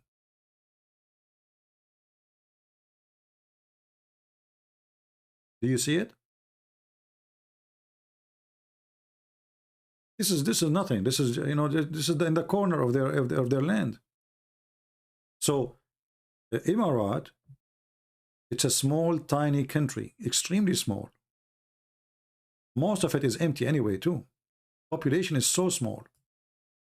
So they have no army.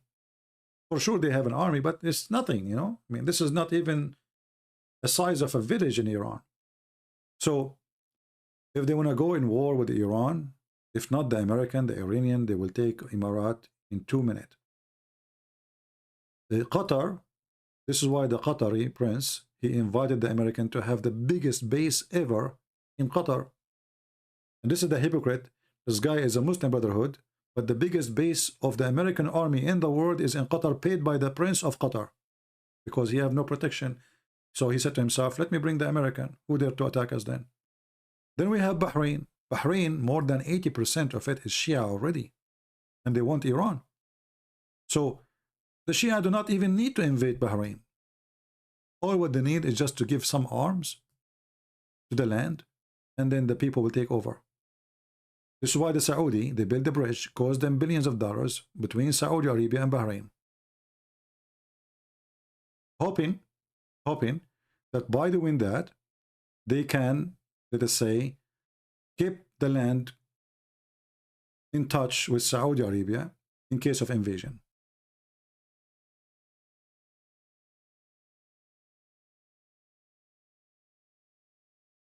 All right? So Middle East, my friend, it can go in war anytime, and the Middle East have no future. Like, if you are a person who have money and you are investing, let us say, in Dubai, Dubai is going to be a ghost town any second if one missile shot at it. Like today. If those things continue, Dubai will be empty.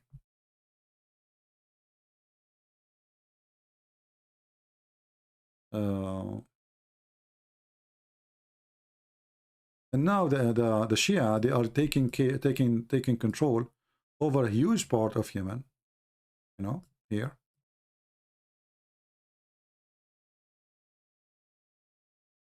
And the Sunni do not know what to do. I mean, with all the support of Emirat, Saudi Arabia, you name it, from all Islamic Sunni countries, still the Shia are beating the Sunni. Like lately in the last week, the Sunni, they were able to do some better job fighting the Shia, but generally speaking, the Shia, they are winning.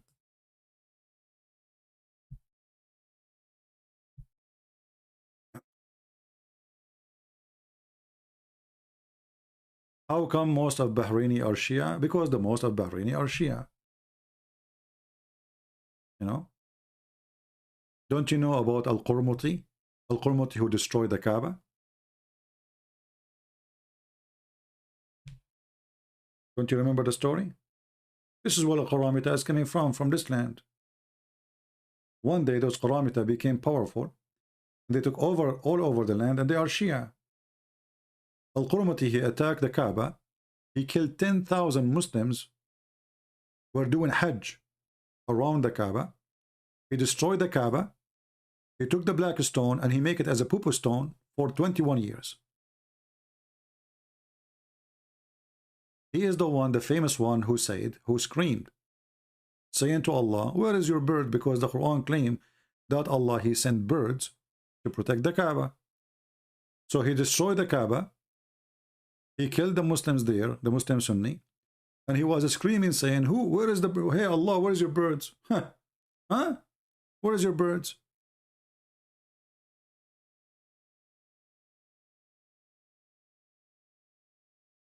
No birds show up.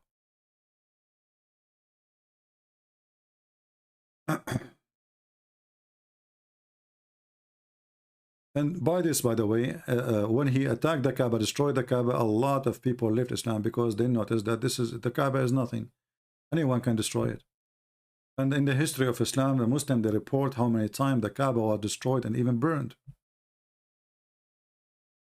Al-Hajjaj, he destroyed the Kaaba. Al-Qurtubi destroyed the Kaaba. I mean, everybody destroyed the Kaaba. And Allah never do anything to protect the Kaaba.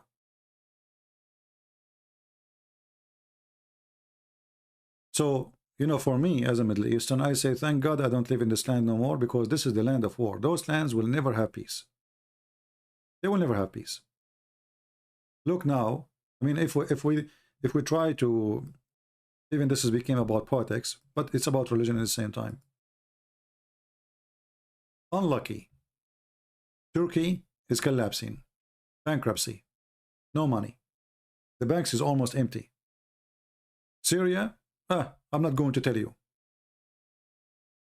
The country is too much divided, too many militant, no food, no money, nothing. Kurdish took part, Turkish took part, American took part, Iran took part, the Russian took part, so it became like a shish kebab and everybody's taking a bite. Jordan, I'm not going to explain to you Jordan. Jordan, they don't even have money to fill up the swimming pool with water. They don't even have water. Iraq, there's no country in this country and we'll never have a country. Because now Iran is controlling a huge number of the Shia, and those Shia, they have a huge power. They are even equal to the army. So sooner or later, you will have a civil war again in Iraq between Shia versus Shia or Shia versus the army.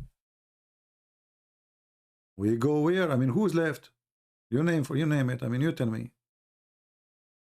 Sudan, go watch the news, click them, you know. Civil war, dictators, army trying to take over, blah, blah, blah, blah. Yemen, the country is burning. Saudi Arabia is in war with Yemen, and they are invading inside Saudi Arabia. Iran is in war with everybody. Pakistan, sooner or later, the country is collapsing. Actually, they are asking the American to put more bond, so their currency will not collapse. They have no money no more. You believe it or not, this is a country support terrorism, big deal. But the one who rescued them is always the American. Afghanistan, I'm not going to explain to you. You know better. What is left? Who is running in Syria? Shia. The one is in control is the president is Alawi, and Alawi is a form of Shia. However, Hezbollah and Iran, they have a major impact in Syria now, and the Russian. We can say that Putin is the king in Syria now. And he will be the king in Syria for the coming maybe, until he die. Right? So if you are a person who used to be in the Middle East and you are out, you are lucky. This is the land of hell. There's no future of it. There's no future. Even for Israel, there's no future.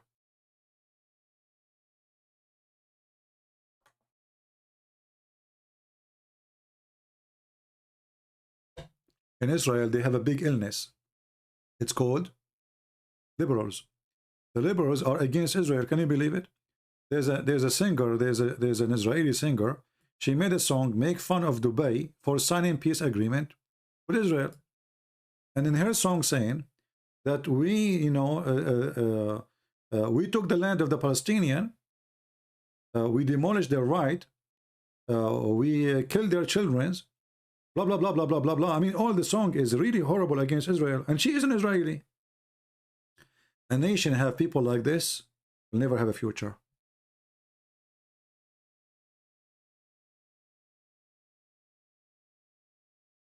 They will never have a future.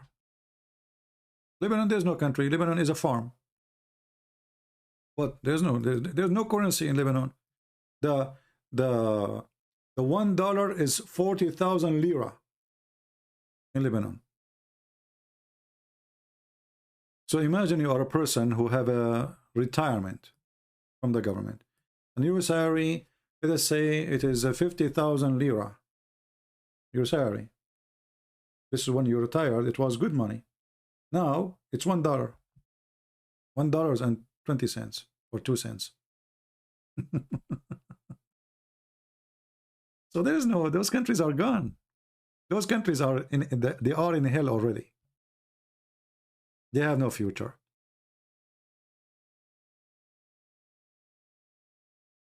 And Lebanon, I can describe Lebanon better than a farm, because every territory is controlled by Lord.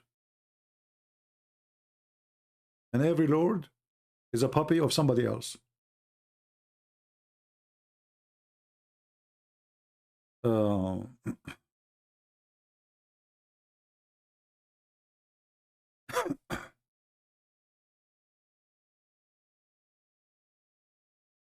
Any other question?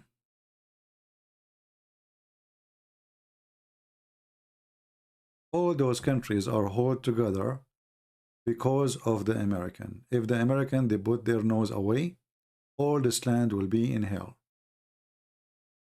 The American is the police, is holding Muslim countries, not attacking each other. This is why Islamic population never increased.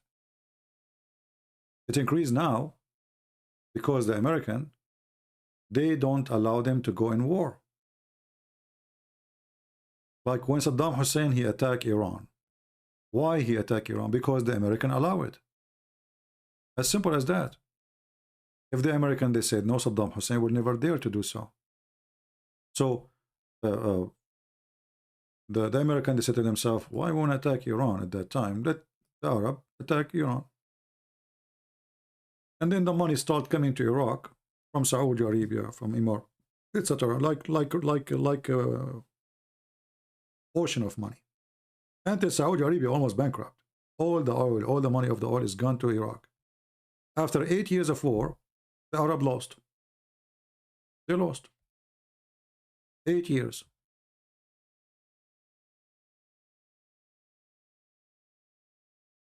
Somebody saying Lebanon used to be majority Christians per war. Yeah, I mean, this is majority Christian or not. You see, the Christian is not about majority by population. The Christian is about how many people are Christian there. And I say to you, in those countries, there's no Muslim, there's no Christians. There's corrupt people. Prostitution is #1 business. The F word is hello. Filthy tongue, everybody. Don't fool yourself with, like the word Christian and the word, they lost their dignity a long time ago. There's a few true believers, the rest is just numbers.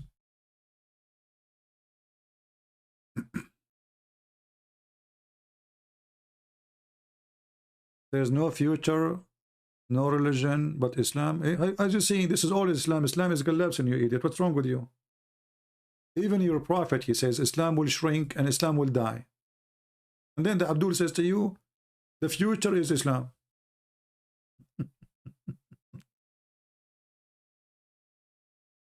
Isn't it your prophet? He says that Islam will go to its hole the same as a snake. Abdul, which country you are from? Is that important for you, Mr. I am Sudan? Is that really important? Why you are keep repeating the same stupid thing? I'm black, blonde, African American from Japan. Are you happy? Which country you are from? From this garbage countries, all of them. And you know what make me really upset about people who come to America from the Middle Eastern? It doesn't matter Christian or Muslims. All they are the same. Arab Christians, they are so proud. Arab Muslims, they are so proud. And then you sit with them, America is bad. Look at California. Look at it. So why you are here? Go back. A bunch of hypocrite cowards. They die to come to America. They sleep in the street in the front of the embassy to get the visa. They do anything to get the citizenship. And when they come to America, America is bad. I hate America. This is, you know, go back, you stupid son of Muta. Who's holding you? Go back to heaven. They will not go. When Trump, he decided to kick those who have a green card only, but they have a crimes. Everybody start, please, please, our son, don't kick him out, you know, and the son crying, please, in front of the judge. Suddenly, he's a drug dealer. They want to kill everybody around him. Suddenly, he is a decent. Why? Hey, please, son, I want to be an American, please, you know. This is reality, my friend. I never saw hypocrite people as much as Middle Eastern. Hypocrisy is their blood. If you test their blood, you will find 99.9, like the election in the Middle East. 99.9 is hypocrisy. The one is not hypocrisy, is lies. They love it.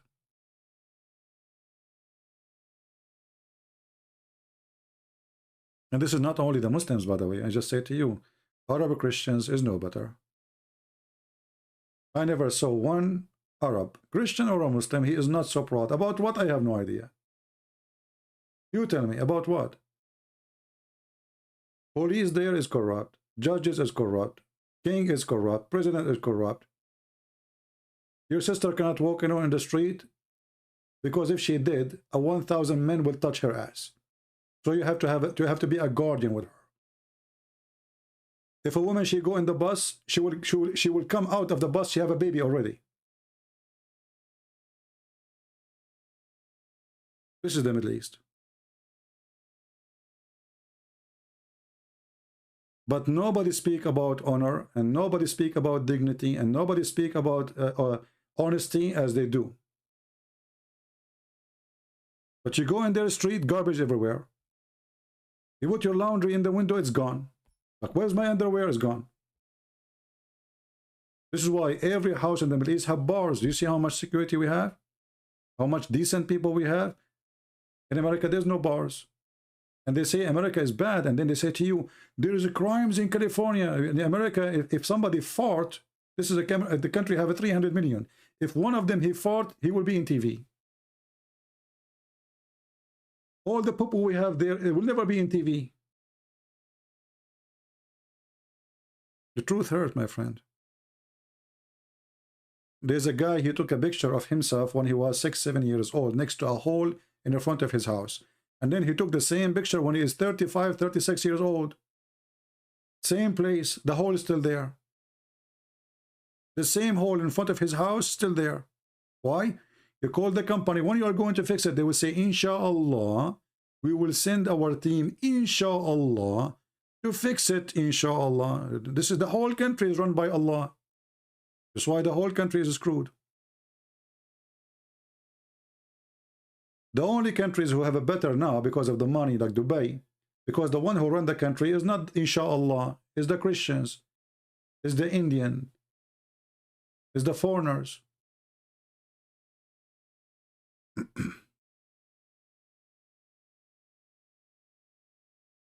Go to Chicago. Trust me, Chicago is nothing to compare to the Middle East. Nothing to compare. You have no idea. You have no idea. In the Middle East, over a bird, I remember I was a kid, over a bird, more than 20 people get killed. Over a bird. Fight over a bird. This is not a drug thing. A bird. A pigeon.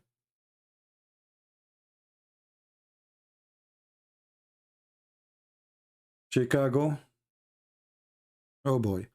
Just to show you people, you know, just to show you how ignorant people here. They think a gunfight in Chicago, can you compare to the Middle East? Just let me give you just a little bit. I will take you around the trip.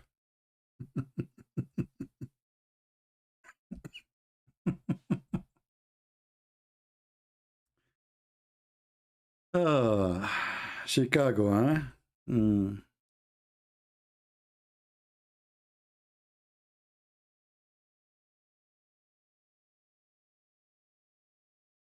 I want to show you what Chicago is about. Do you see this? Do you see those cars with those arms? This is a family.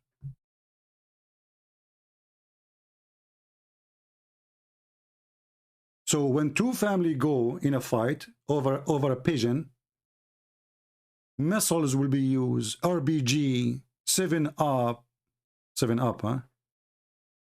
Pepsi, you name it. And you are telling me Chicago? What do you know? Chicago.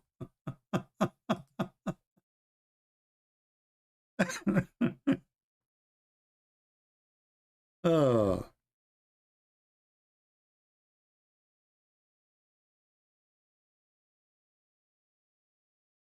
Madness. Madness. You want to take a look about Chicago, your Chicago? This is their snack. Here they are dancing, brother. This is their children's.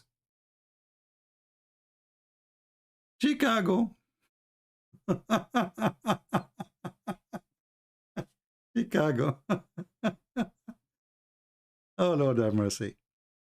You know?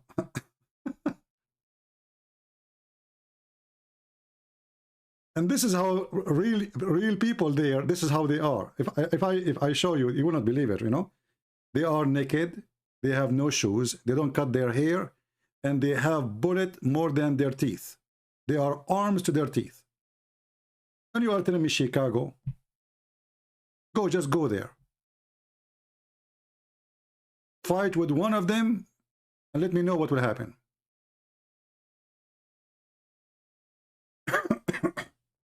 Chicago. You are fooling who? Shall I take you to a different country? Shall I take you to Iraq now? Or you want to go to Lebanon? Mr. Chicago? Or you want me to take you to Libya? Or Somalia? Chicago? Or Afghanistan? This guy, he thinks Chicago is hell.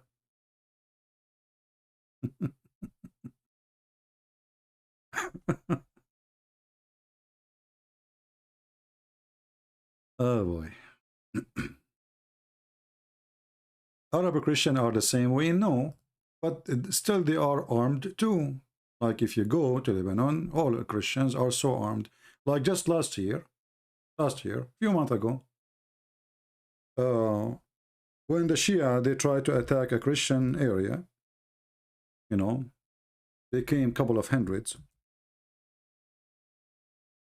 The Christian, they killed 7 Shia. Then they lost 0. So the Shia, Hezbollah are very armed, very well armed. But the Christians are very well armed too. And they are very aggressive, extremely aggressive. So they attacked the Christian area. And they thought, okay, those Christians, they will not do anything. You know, we can do whatever we want. But then the Christians there, they made them shish kebab. literally. You can watch, you know, and you can go to the news. Like the PP gun there in Lebanon is you know, M16. This is the PP gun. It's like, hello.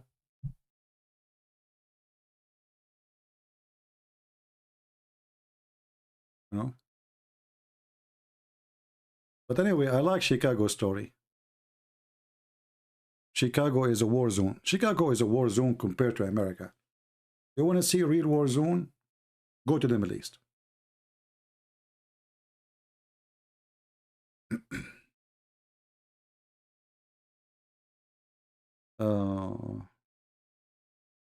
And wherever Islam goes, things will go really horrible.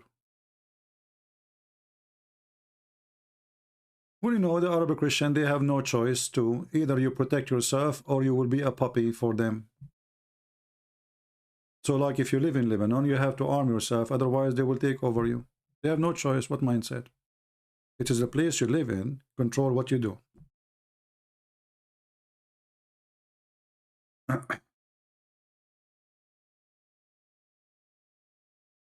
Not a single country in the Middle East is not burning as we speak. Not a single country in the Middle East is in peace as we speak in the Middle East. For a very simple reason. Islam.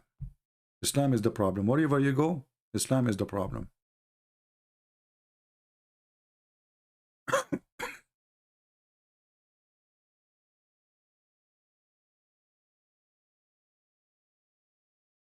Lord have mercy.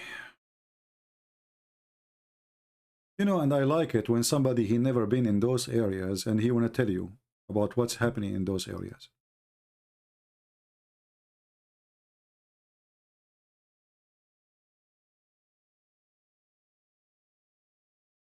How about Kurdistan? Is the same. What Kurdistan? It's the same. Kurdistan now is doing okay because the American there.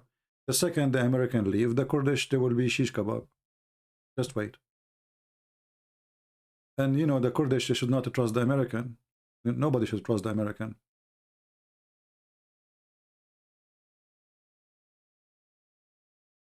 Trump, he decides suddenly to take his army and leave the Kurdish so the Turkish can eat them alive. And the Kurdish are no match to fight the Turkish. So the Kurdish right now, they are doing fine. But as soon the American, they leave, and this is dependent on who is the president. This country, America, does not have really a leadership. It has parties. One party go to the right, and one party want to go to the left. So when this party go and win, he demolish everything the other party did. So the Kurdish now, they might not go into bankruptcy, let us say, and be slaughtered by the Turkish, because Joe Biden, obviously, he don't like the, you know, the Turkish government. Trump, he was a puppy. He never said no to the Turkish. Never. Obviously, he have a business in Turkey, and he put his business first. They are business people. We don't have really leaders. You know, when I say I vote for Trump, Trump is a corrupt, Biden is a corrupt. All of them, they are a bunch of puppies, and they are not a true leaders. However, we don't have better. Trump still is better than the rest.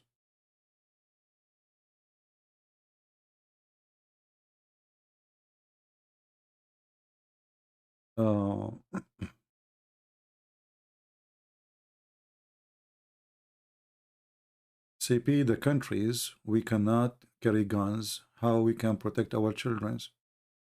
Well, if you cannot carry guns, well, you carry whatever you can to protect yourself. What you can do. What you can do. Right? You do what you can do.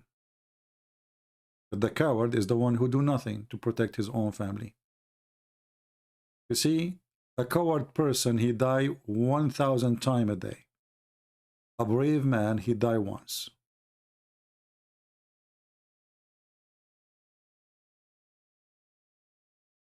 Why Shia, they beat themselves in the street? Simply because the Sunni, when they killed the grandsons of Muhammad, the Shia did not come to help and support the grandsons of Muhammad. So they beat themselves for sorrow.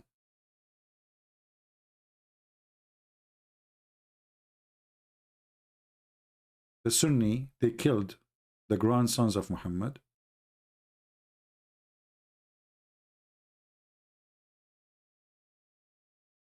And the Shia did not jump to support the grandsons of Muhammad. So this is why, in this occasion, they beat themselves until they bleed.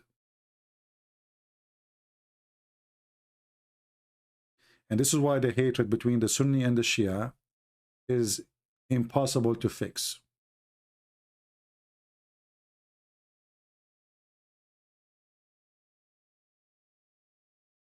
Well, it doesn't matter really who is going to come, Democrat, Hillary Clinton, or anything, the same garbage. And if Trump, he came back, he is stupid too. I mean, Trump is not really good, but he is better than Joe Biden. At least he can fix the price of fuel and gas and food. But Trump is not really that genius. The only smart thing he did when it's come to politics abroad, it was putting sanctions on Iran. The rest is stupid. Trump, he was not the president of USA during the 4 years of his presidency. He was a president of Israel.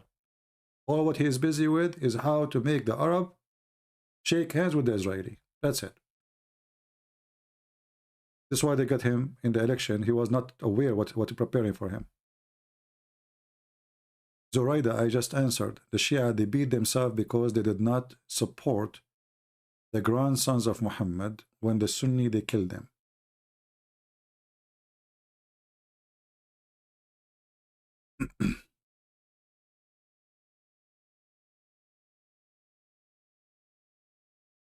How Muhammad he have a grandson? Well, Muhammad he have a grandsons from his stepdaughter. However, the Shia, they believe that Fatima is the only true daughter of Muhammad. The rest are stepdaughters. So this is what the Shia believe. The Shia believe that Fatima is a true daughter of Muhammad. And her sons is the grandsons of Muhammad. And they worship them. The Shia, they don't believe that Muhammad and his family, they are people like us. They believe that they are light from the forehead of Allah. And they have a form of a human, but they are made of light.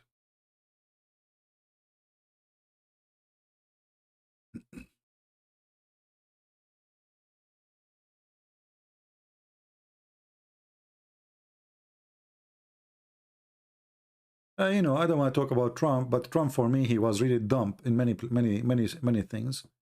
One of them is the Turkish, even with Iran. I mean, the Iranian, they hit back and they injured more than 20 soldiers, and Trump, he act if he heard nothing. You know? This is not how, like this now, the Republican, they say to you that Joe Biden is not strong. Well, was Trump strong? What he did with Iran, beside the sanction? He killed the one guy. Even that one, it was for the benefit of Israel.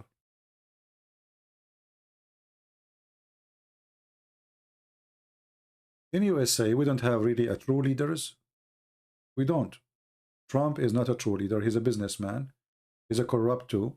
He started hiring his daughter, his son-in-law, and everyone knows that they are corrupt. His brother-in-law, Trump, he went in the White House, says, Qatar have to stop supporting terrorism.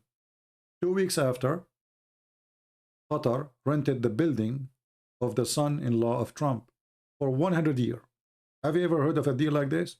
And they paid him a rent for a 100 year in advance. Isn't it obvious that this is a bribe? $1 billion?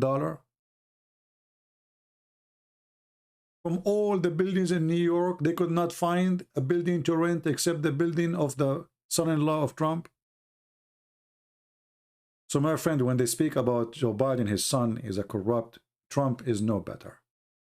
Ivanka, she is a girl, she do fashion. Suddenly she became the consultant. What a scam, man. But I know, it's hard to share the truth. A woman, she makes shoes and she sells shoes and bags. She became the consultant of the most powerful man in the world. And her husband is the second consultant. I mean, who's left? What is missing is to hire his son, 10 years old, and make him consultant too.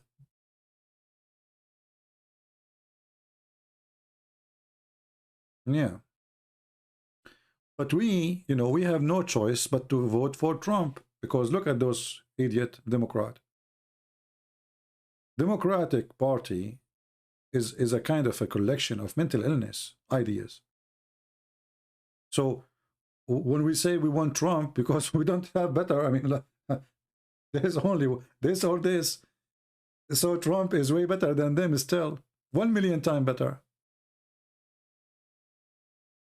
I mean, have you ever heard of anyone, any government? They don't want to arrest a thief. You go in New York, you see people. If you steal something less than $1,000, they will not arrest you. I mean, so they go to Walmart, they grab a bunch of things, and they will leave. They call the police. They said, "So what we would do? It's less than 1,000." That's why California is messed up. That's why the guy here was saying to you, Chicago, right? But still, we cannot compare it to the Middle East. We don't have leaders. We have a bunch of idiots. If you are a person is going to come to America, never go to a liberal state. Never. Doesn't matter who you are. Unless you are a thief. Because then you will enjoy it.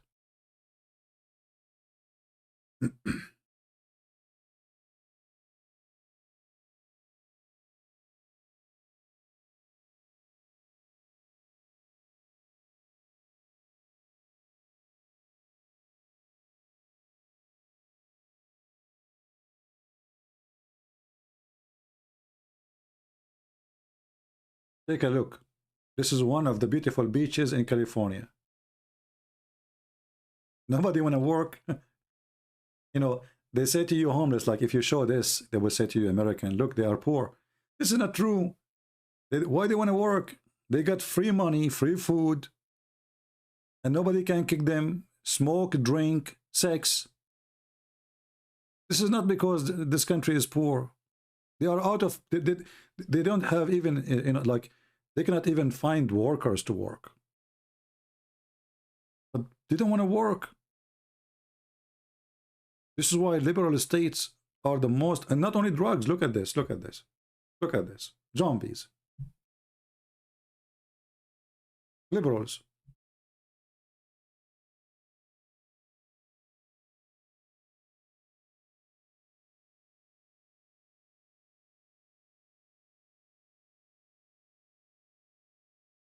And this is a city, 95% or 97% of it is atheist.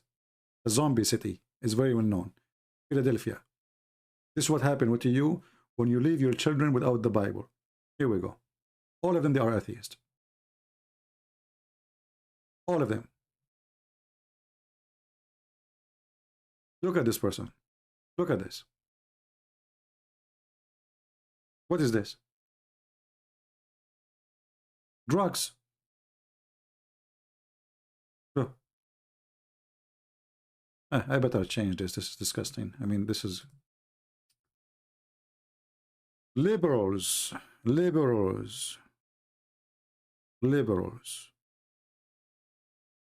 are the same as Muhammad. Anything they touch, they turn it into dust. As simple as that.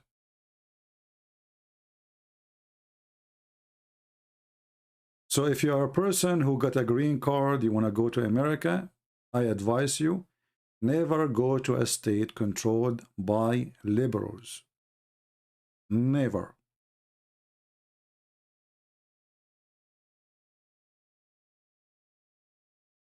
Last time I went for the election, you know, you give your ID, etc. So the girl, she want to show me where to go.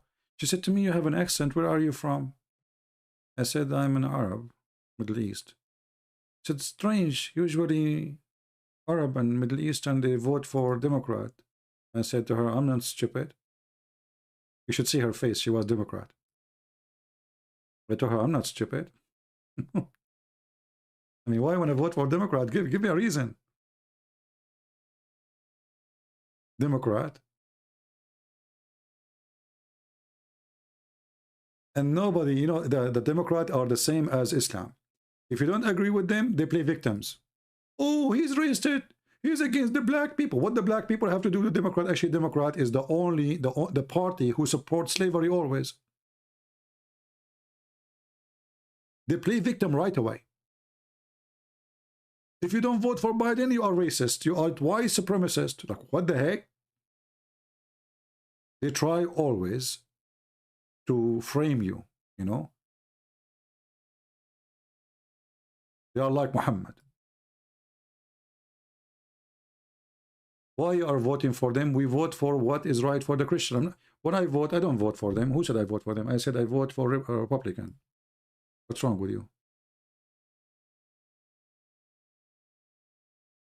When I vote for Republican, I'm voting against abortion, against everything which is not, I don't agree with. As a Christian, I'm not voting for Trump. I'm voting for what I believe. Anyway.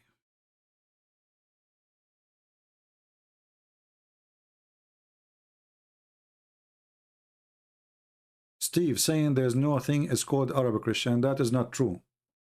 That's false. You are wrong, my friend. Arab Christians exist. There's a huge tribes and even kingdoms. As an example, Al-Ghassasina and Al-Manadira. Both are Arab Christians and they are huge kingdoms. And they used to have armies of hundreds of thousands.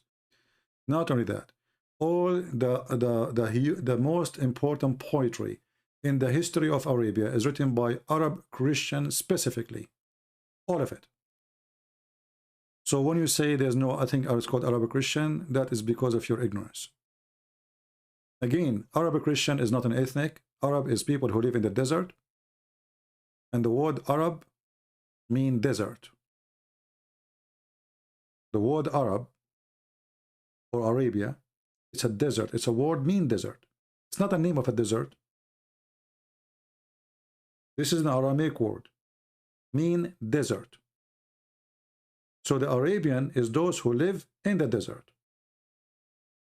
So if you say there's no Arab Christians, you are absolutely out of touch.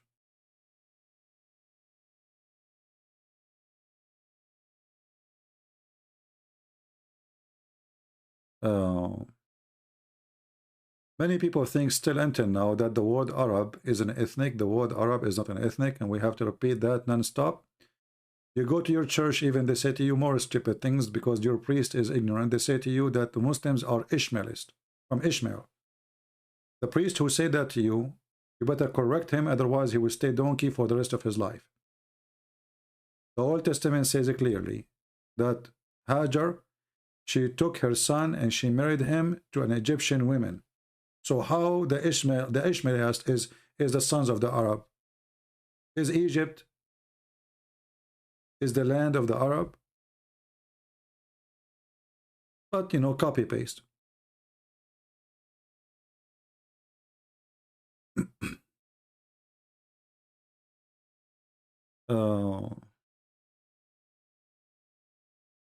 Somebody saying why Christians they hate Muslims so much. In the middle of the night, you are just a fraud like your prophet. It is the opposite. It is us who love Muslims very much. It is you who hate us very much. To the point your Quran says in chapter 9, verse 29, kill the Christians, kill the Jews. Do you see any Christian says kill the Muslims? No. Do you see any Muslim says kill the Christians? All of them agree. The Quran says so. So you are a hypocrite liar. This is what they do. They are the same as Democrat. They kill you and they go on your funeral. And they play victims. Suddenly we are the one who hate the Muslims. It's not their book says kill the Christians and the Jews and take their women and humiliate them. It's us. You see the hypocrisy? This cult is the satanic cult. You know, when the gang, they kill the guy and they send the flower to his wife, that is Islam. The gang leader, he sent the flower to the wife. And he might attend the funeral. And he will be wearing sunglasses and he is sad. I wish I know who killed him. What a potato. In chapter 5 verse 51 says, take not Christians and Jews as a friends. In chapter 5 verse 14 says, Allah will spread hatred between the Christians. And then the guy, he speak about hate. Islam is against hate, brother. We Muslim, we don't support hate. Islam is a pure hateful religion. Love is only exists in Christianity. The only one in the history of mankind who said love your enemy is Jesus the Christ. The only one. So how you lie in our face saying that we hate the Muslims? If I search right now videos made by Muslims about fighting the infidels and killing non-Muslims, I will find millions. If I search now for how many videos, beheading videos of a Christian beheading a Muslim, I will find 0.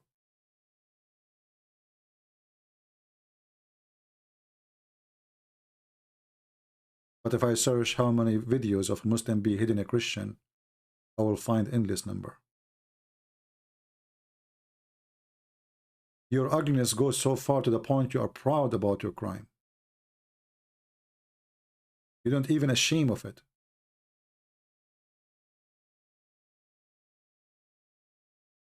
But this is what they do always in YouTube. You know, they try to play victims. We are the good ones, you are the bad ones.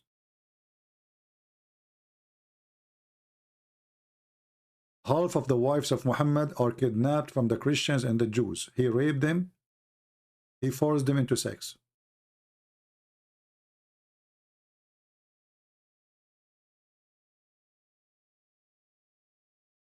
Exactly.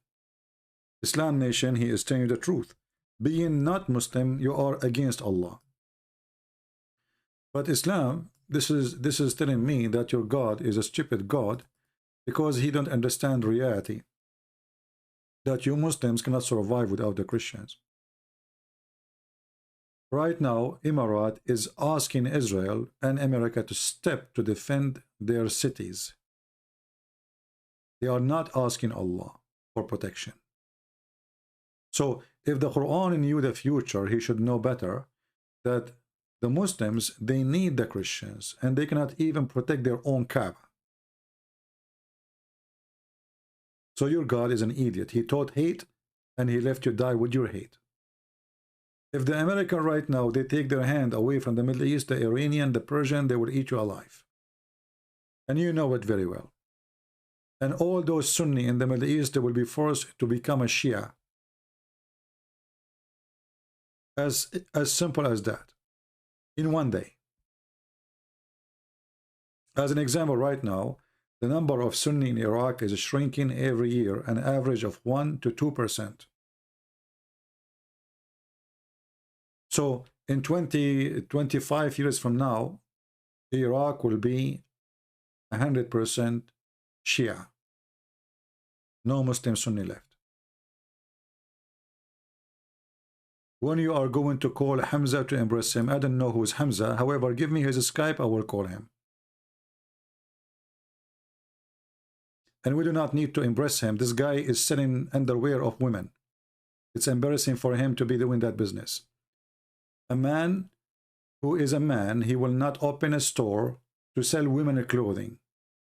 That is not a good business for a man, especially if he's a Muslim. He should have a woman selling the clothes for women, not a man. Did you ask yourself what kind of a dawah guy he is? He opened a store, only the customers are women.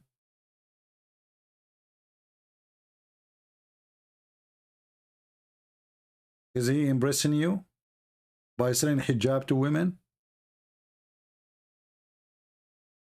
Can't he hire a woman to be talking to women? Why he is sitting there? He want to talk to women. I'm really impressed with the business. What is missing is to put underwears in the display.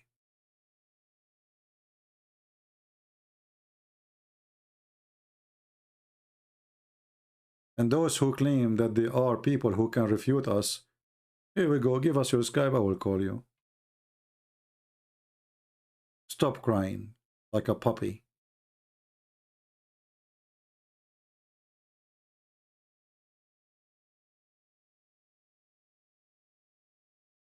What do you mean, women? Well, a Muslim guy, he is not allowed to speak to a foreign Muslim woman. So when you open a store, you should have a woman working in the store so she can talk to women. This is what I mean. If you are slow, change your oil.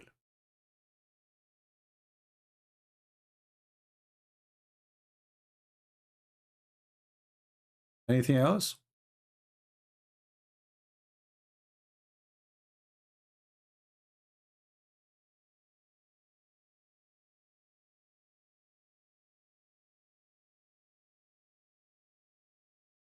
I think this Christian Prince guy is insecure. Notice how he is too scared to address Drax. Well, I'm too scared to address Drax because I don't know who's Drax. And I just said 1,000 times, if I can address your God, Allah, and make shish kebab of your prophet, so who is Drax? Don't you see I'm making your God himself shish kebab? Who is this guy Drax? He's not addressing Drax. What Drax can do for a living? What is that?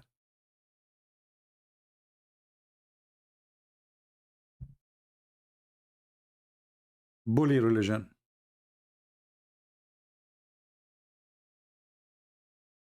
Does the Quran chapter 1 verse number 1 prove Trinity or just names of Allah? Well, the verse number 1 in chapter number 1 prove nothing except that Muhammad is a thief. Because if Allah have 3 names, why Allah did not mention those 3 names from the beginning? Because the first time the word Ar-Rahman mentioned, it was almost after Muhammad, he passed half of his life as a prophet. If you go in the Quran, you will find the following. When Muhammad, he mentioned the word Rahman first time, the Arab, they thought that he have now a new God. Why? Because he never ever mentioned the name of Ar-Rahman. Ever. So they asked him, who is Ar-Rahman? You have 2 gods now? Look what he said. Say, O Muhammad, I invoke Allah or I invoke Ar-Rahman. Whatever name I invoke him, all the best names belong to Allah. So here you need to ask yourself, did Allah forget for the first 10, 12, 13 years of Muhammad's life to mention that his name is Ar-Rahman? Are you getting my point?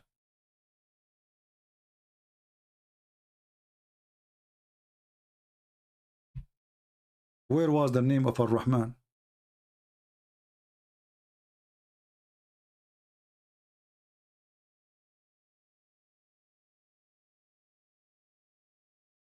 Shouldn't Allah Ar-Rahman, he mentioned Bismillah Ar-Rahman Ar-Rahim from the first verse in the Quran?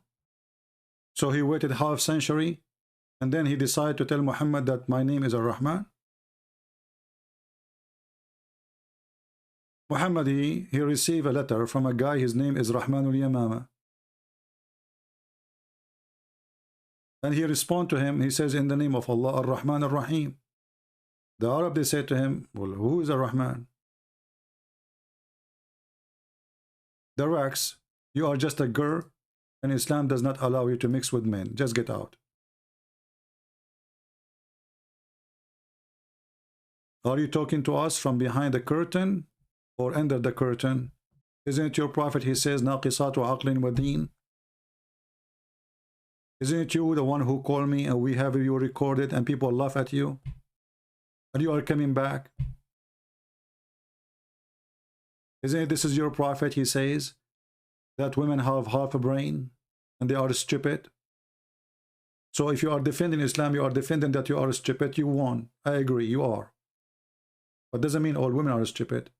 Those who believe in Islam are stupid. According to your prophet, women are stupid because they have their period. And you agree, don't you? I dare you to say I don't. A woman, she tried to argue with Muhammad. He said to him, what is the lack of our wisdom? What's the problem? Why we have the deficiency in our wisdom? He said to her, okay, hold on. Isn't it true that isn't the evidence in the Quran that one man is equal to two? He said yes. Isn't it true that you don't fast the same as we fast? He said yes. He said this is your deficiency. Because you have your menstruation. Can you believe it? So he forbid them from fasting when they have their menstruation, and now they will go to hell because he forbid them from fasting when they have menstruation. Can you believe the stupidity?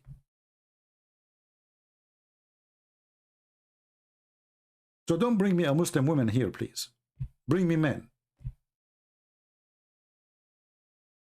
A Muslim woman, she want to defend this. She is already agreeing that she is a stupid. She is no match. And as you see, this is authentic. This is not, you know, they can play the game of da'if and the garbage, you know. According to Muhammad, most of women, they are going to go to hell. Why? Because they have menstruation, brother. They are half a brain. And the funny Muhammad, he said to them, pay alms, you will go to hell. The women, they start giving him their rings. This is the whole idea. He want to take their bracelet, their rings. Look, all of this repeated. Sahih Bukhari, Sahih Muslim, all the garbage. You have a deficiency in your brain. You have deficiency in your religion.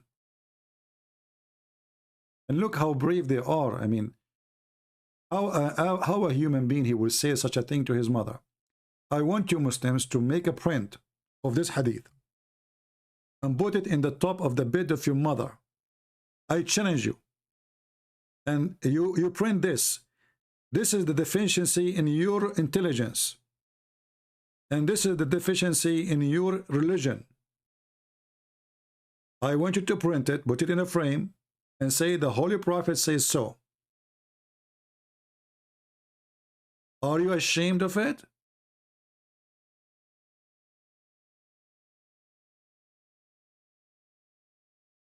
Mr. Ritoro, obviously he's retarded. He says, yes, most of women, they will go to hell. Well, Mr. Ritoro, obviously your prophet is stupid. Isn't it your prophet? He promised you each man he will have 72 women in heaven at least. So how the most of women, they will go to hell if the majority of people of hell, they will have to be women then? Because the ratio of men to women is 72 to 1 at least. Your prophet is mental. Yes, brother, the majority of women, they will go to hell. I'm so glad. So you think because you have little penis, hardly we can see it. This is why you spend 2 hours to find it when you go in the bathroom. You will go to heaven because you have a penis? This is a man-made religion, made for the man. You do not need to be genius. In this religion, according to this religion, if you have a penis, you are good for God. If you don't have a penis, you go to hell. Well, the Israeli made you lose your penis long time ago. Prove me wrong. Penis God. I mean, what kind of a stupid religion? If a woman she have deficiency in her religion because she have menstruation, isn't it you who make her have menstruation? I mean, who's the donkey is talking? If menstruation is bad, and you are the one who caused it, and now she is guilty because of what you caused, isn't you who created her?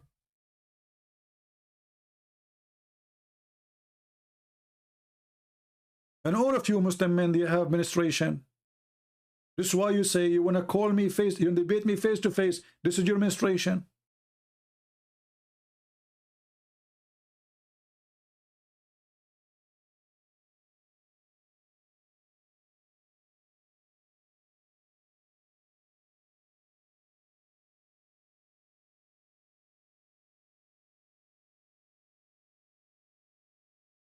Any Abdul?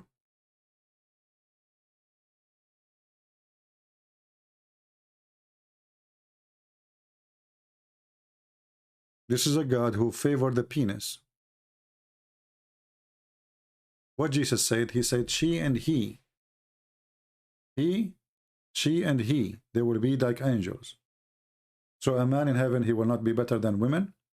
A woman in heaven, she will not be better than a man. All of us, we are children of God.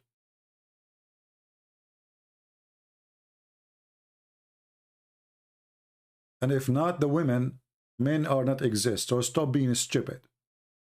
If you are so proud about yourself, well, you are born of a woman. You are coming from her private part. So if her private part is a problem, you are one of the menstruation of the woman. You came from there. This is how silly this cult is. Where you Muhammad he came from? He came from her, though his mother ears. Did she give birth to him with the blood too?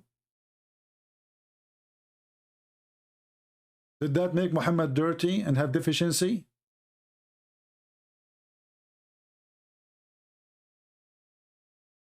What a garbage cult. Anyone who look at women down, he don't understand that God, because he loves us, because he loved us as a human, he created Adam and Eve. So Adam will not be alone. And Eve is not created from out space. Actually, the Bible in the beginning, it's called both Adam and Eve, called them Adam. Both. Eve is Adam too.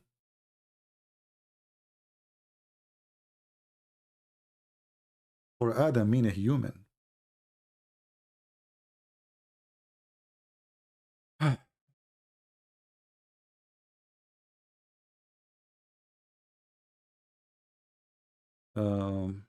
Anything else?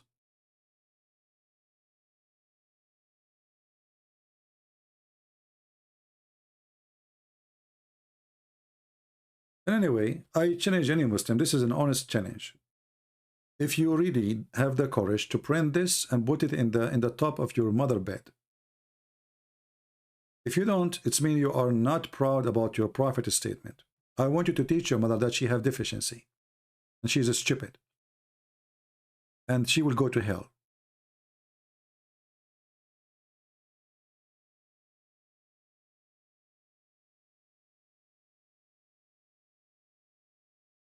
Christian, this is Lydia. You know, she coming back. She's an idiot. Obviously, you do not know the Bible. No, there is a Christian. There's women who they prophesy in the Bible. And the Bible, even Paul, he mentioned that.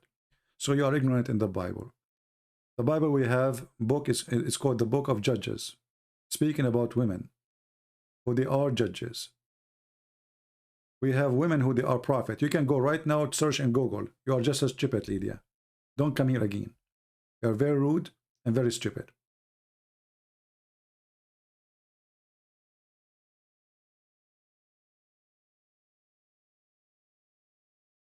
It takes you 2 seconds to find the answer in Google. But you are an idiot lazy who claim to be Christian.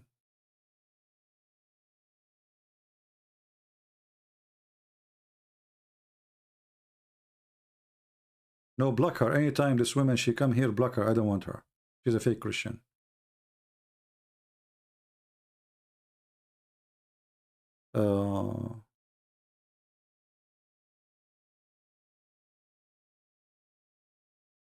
Actually, the most respect was given to women. It was Mary. For God himself, he chose to come through a woman. What more respect can be given to a woman more than this? If God, he think about women bad and down, then how the Lord himself is born of a woman? Do you understand? If women are evil, if women are bad, if women are disgusting, if women, etc., then how your Lord, the one you worship, is born of a woman?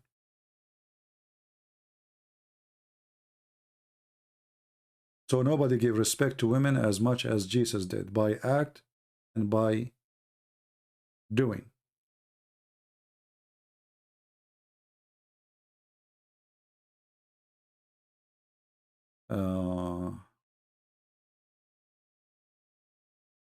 Yeah, I am on fire actually because I have headache. Actually, I throw up before I go live, but I said, you know what? Doing what I need to do is better than, okay, so I don't feel good, but I feel better now. The Lord is, is good. But I throw up all the food I eat. I don't know what happened.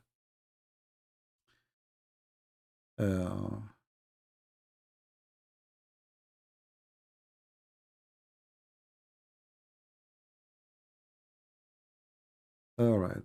Anything else?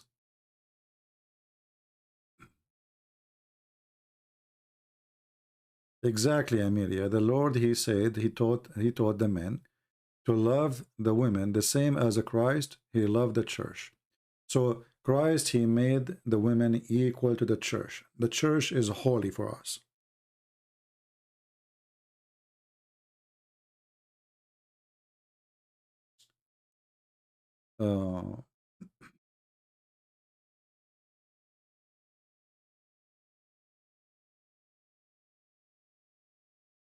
My food did not come from Khaybar. No, you see, I don't eat in restaurant. I eat only in restaurant if I am traveling. I never eat in restaurant in a place I live in. I don't know a single restaurant in my town. And I will never eat in restaurant. But if I'm traveling, I have no choice. You have to buy a sandwich, etc. Yeah, so it cannot be a food. I mean, it might be, I don't know, maybe it's damaged or something, I'm not sure.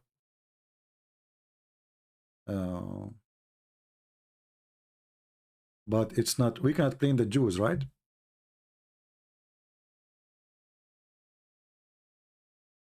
Unless you are a Muhammadan, then you have to blame the Jews for everything. Can you spank my sheikh? Sure. Let your sheikh give me his Skype and I will call him.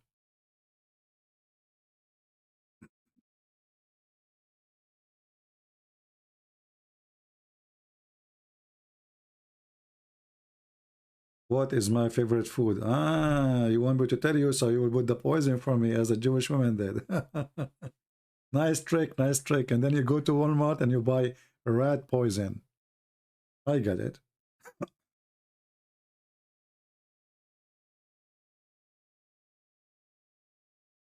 Do you eat salad? A salad is my favorite food, actually. I love tomato and whatever come with it. So yes, I eat salad a lot.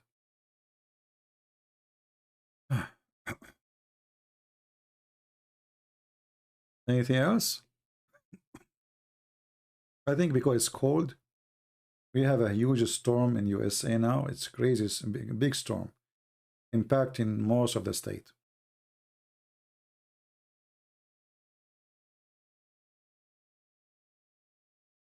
We will go to the Bible study soon. I will see which day we will start. But maybe in a few days from now.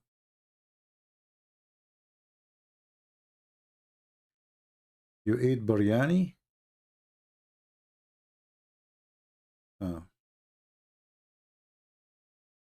Well, you see, the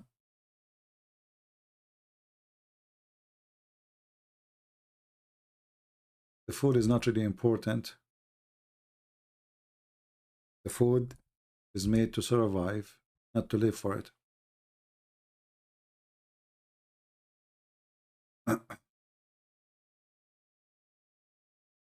But some people, they live for food. They die for it. And then they die because of it. Right?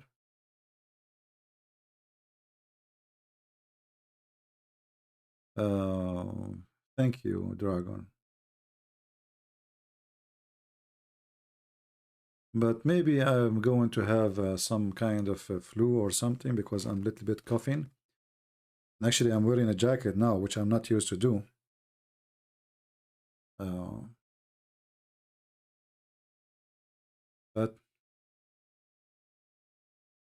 Like if someone in public asks if you are CP, do you just tell them? I am sure that is scary in some ways. Well, it happened to me. I was once in the Philippines and I was in a coffee shop. And there was a guy, he had a Bible in front of him. He was taking notes. So, you know, I said, let me have obviously it looked like he's a Christian. So I said to myself, let me have a conversation with this brother.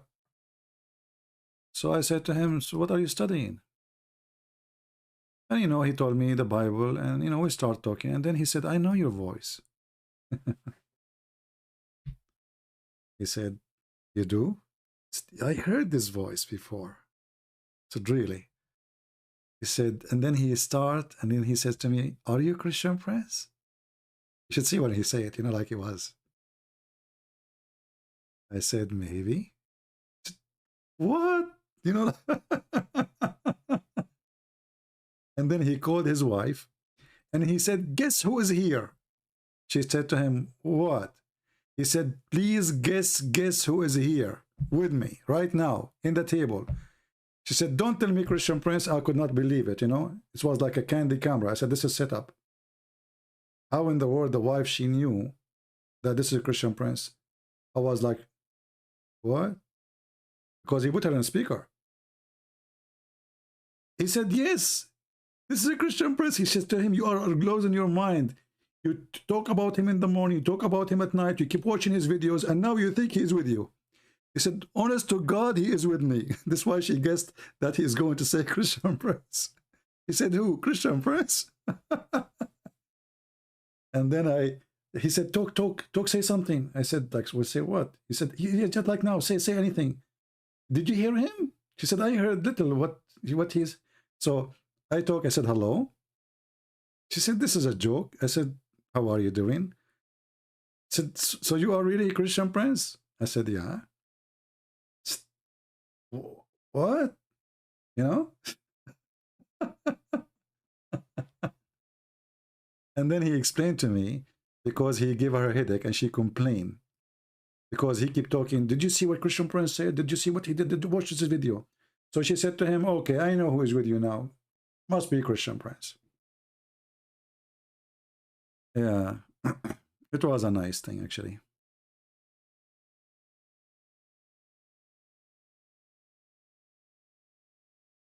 Once I did a seminar in the Philippines too. We have like a break from the seminar, or I think the break or the end. Anyway, like we are not talking in the stage no more. And two girls, they came, and I was shaking hands with people, you know, introducing themselves. And there's two girls that are waiting for people to slow down, coming to me. And then I said, yes, how I can help you, you know? She said, I have a question. I said, what? She said, are you Christian Prince? Because they don't introduce me as a Christian Prince, you know?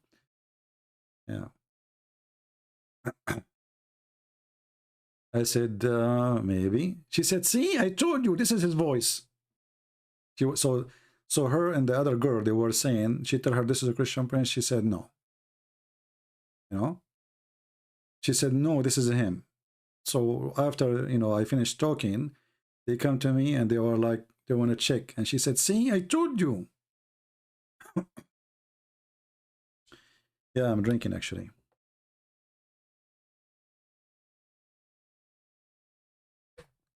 I hope I will not have a bad flu.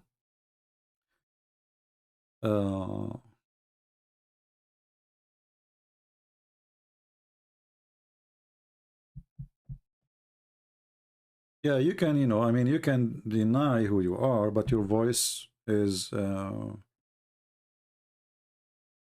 fingerprint.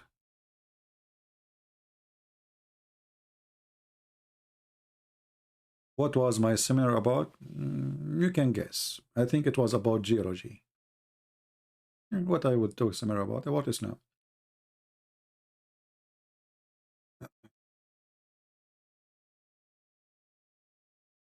Oh.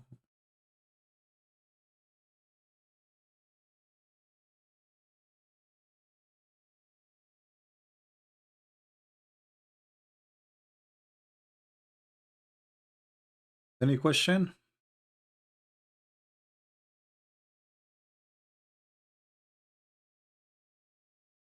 Anyone? Thank you for the prayer.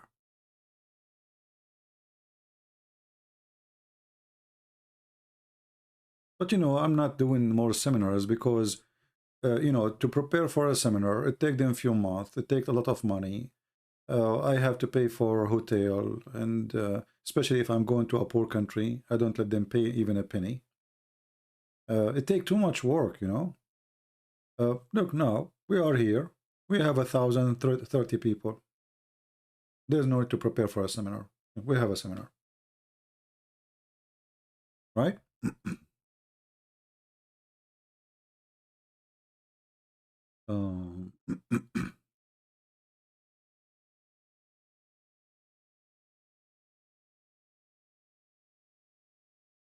And you know, like there is wonderful Christians. Those are the ones who invited me.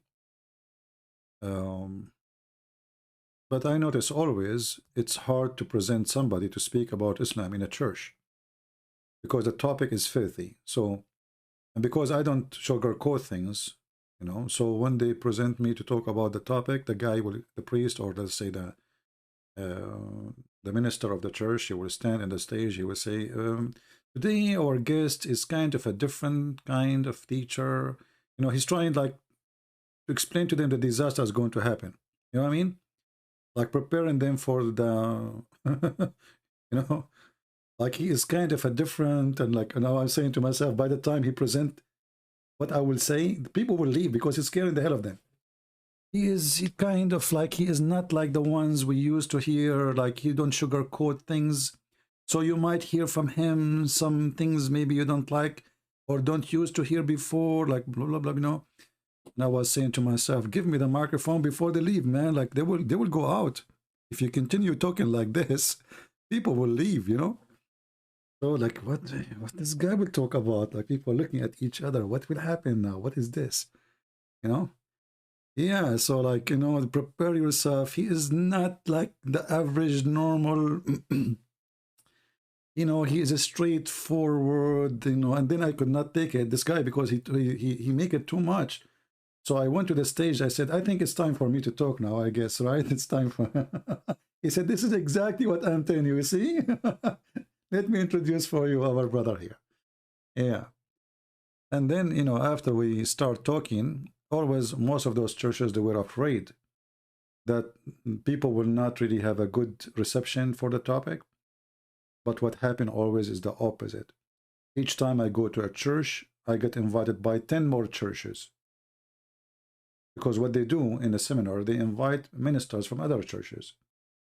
So the second I go down from the stage, I'm done, I got right away invitation. When we can have you to come to our church? What date? Can we preserve you for this Sunday or this, etc.? Yeah. So in the beginning, people, they will be like worry, you know, not sure, you know, because they don't know me much really. But then after, people love it. First, it's a comedy. You will see people dying from laughing, you know. Nobody is yawning. Nobody is sleeping. Not like in normal seminars, because this is a real comedy. Especially I'm like in person there, you know. In Australia, going to be your coming seminar. Well, if you invite me to your church, I will go. Right? I have no problem. Actually, once we went to a seminar and then they did not let me go. They don't want to let me go, so I have to stay the second day. I lost my airplane ticket. They said, we will pay for the ticket for you. Because supposedly we have to leave. Like they told me you can talk for, I don't know, like in 45 minutes, something like that. Then the 45 minutes became 2 hours. The 2 hours became 3 hours. I mean, you know, that's endless. So, and I said to me, don't worry about the ticket. We will buy you one. Yeah.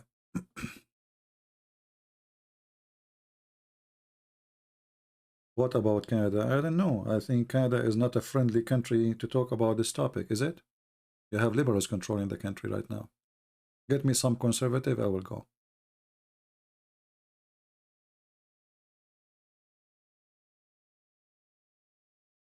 No, you know, for me, I'm not worried about anyone. You see, I went to a city. I don't know how many Filipinos here. There's any Filipinos? I went to a city. It's called Cagayan de Oro in the Philippines. You enter the airport, you are with ISIS. The mosque is in the corner, in the airport itself. The flag of ISIS is 50 meters away from the airport. You can ask any Filipinos. They told me don't go there. This is where terrorists are all over. And actually, not long after, ISIS took over of a city very close to it. It's called Marawi. I don't know if you heard the news. And it took the Filipino army, I think, more than a month to take back the town. So they told me don't go there. This is a lot of terrorists there, you know.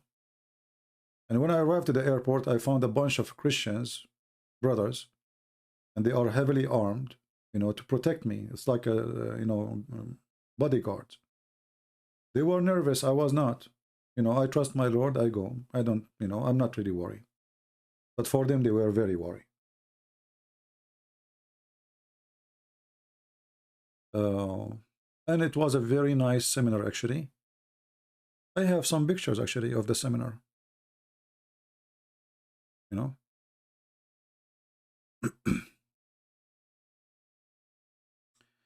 Philippines will become an atheist country anytime soon? Well, that is impossible, because if you know the Filipinos, you know that this is not true.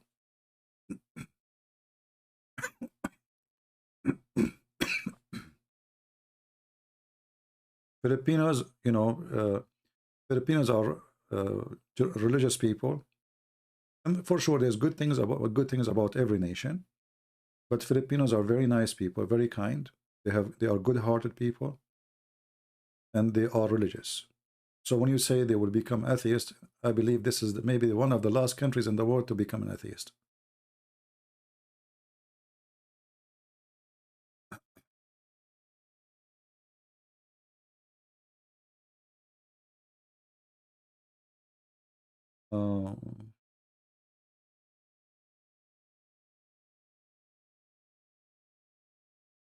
It's hard to follow the comments. Where is...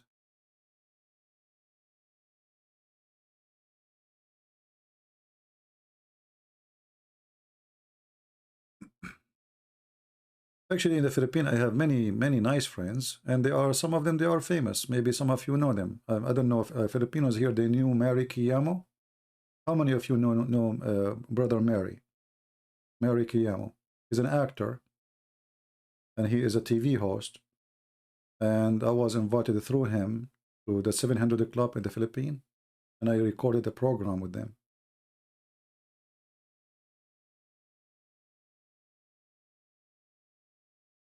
I'm sure the Filipinos here, they knew who I'm talking about. Very nice people.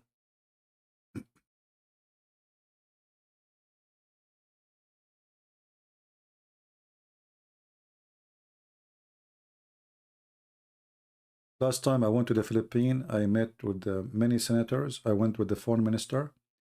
I met with the founder of the Constitution of the Philippines. He is the vice president of the senators. I met with his son. He is a senator now, and he is a vice president of the senator too, which means his father was before him. I met with the spokesman of the president, Duterte. He's a spokesman. I mean, I met with many important people.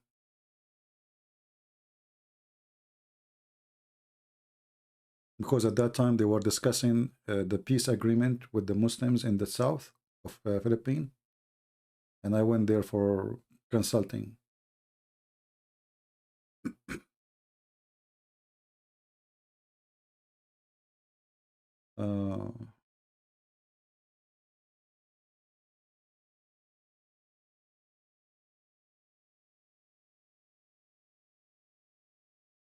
Anyway, can you talk about evil Prime Minister of Canada?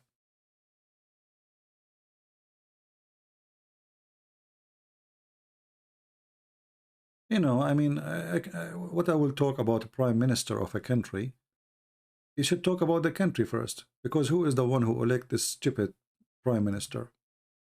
Don't complain. You see, in America, we have two parties, right? And they are fighting over majority. And the second you join a party, we know who you are, what you think. As an example, if you join Democrat, that means you support homosexuality, abortion. You support many things against Christianity. If you join the Republican, it's the opposite. But in Canada, why someone like this guy, he became a prime minister? I didn't find a reason. I mean, what is the qualification? So obviously Canadian, with my respect to all Canadian, they are not educated. Because when you choose a ruler, the ruler should have a qualification. And obviously these days, the ruler is a person who can do fashion show. Not a smart, intelligent, strong. If you are good looking, they will vote for you. If you are not, they will not. And this is telling you how bad the education of the nation. What is the qualification of the person? How in the world this guy became a prime minister? So don't blame him, blame yourself. Where have you been in the election? You see now, let us say that Biden, he won the election, he did not steal it. So the American, they cannot complain. If you voted for this idiot, get ready, have fun. The price of gas is 3 times more. Price of food 4 times more. Inflation is like crazy. Price of housing, rent is so crazy. Have fun. In the Middle East, we say, there's a statement in Arabic, it says, your mouth blow in it and your hand tie it up. This is about 2 people want to cross the river. And in order to cross the river, which have a strong current, they have to use leather and they put inside it air, you know, to float. So each one of them, he put air in it and he tied it up. So in the middle of the river, one of them, he says, my float is leaking air. I will drown. The guy next to him, he says, what I can do to you? It is your mouth who blow it and your hands who tied it down. So don't complain. You give the power to the liberals, then don't complain for what the liberals do. Liberals, whatever they touch will destroy.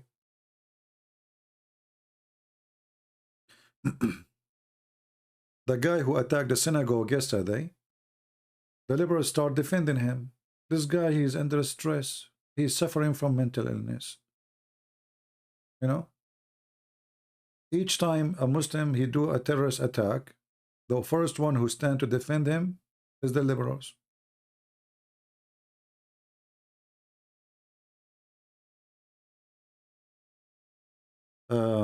Straight warring, I don't know how to say your name, my friend. Straight, I say straight, whatever your name. Thank you, my friend. God bless you.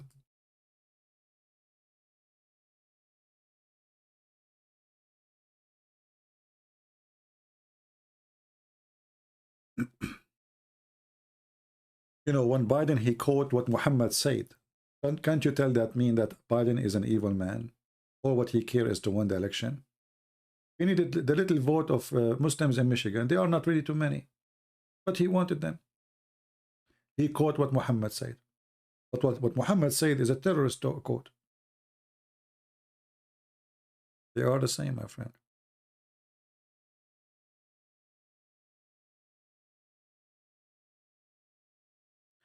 If there is any Chinese horrible store, I don't know. I don't go to stores.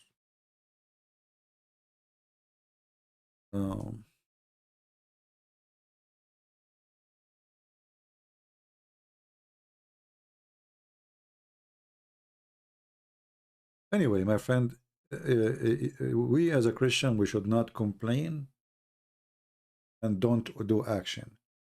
If you see something not right, then fix it. So when there's an election, this is why I don't like those Christian priests who say we don't involve with politics. And then they cry. for what's happening. So your duty as a Christian to stand against evil. Doesn't matter who is the one who you are standing against. If somebody want to support abortion, you go vote against it. So the first thing you do, you don't vote for a person, you vote for what he is supporting. So if he support abortion, you vote against him. His name is Trump, his name is Joe Biden, who cares? You know what I mean?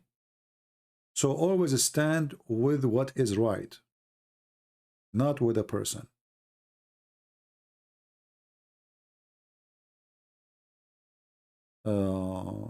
What do you think of if any Habib of Islam very friendly to Christians?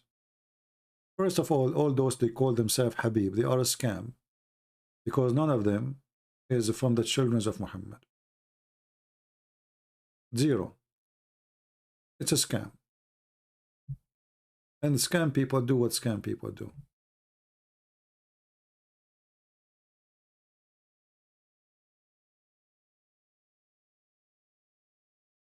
Don't worry, guys, about me. I will be fine. I hope by the morning will be fine. I don't get sick really. Very rarely. I mean, last time I get sick, God knows when. So it's okay to get sick once in a while. We cannot complain. Thank you, Lord.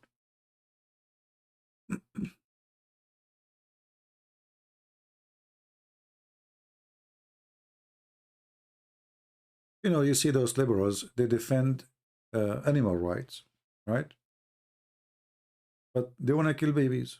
You know, what's wrong with this? What kind of mentality you have? You know, this is because of selfishness. People, they want to just go have sex. And then they don't want to be responsible for their act. That's the whole story. Even cats don't kill their babies. Cats.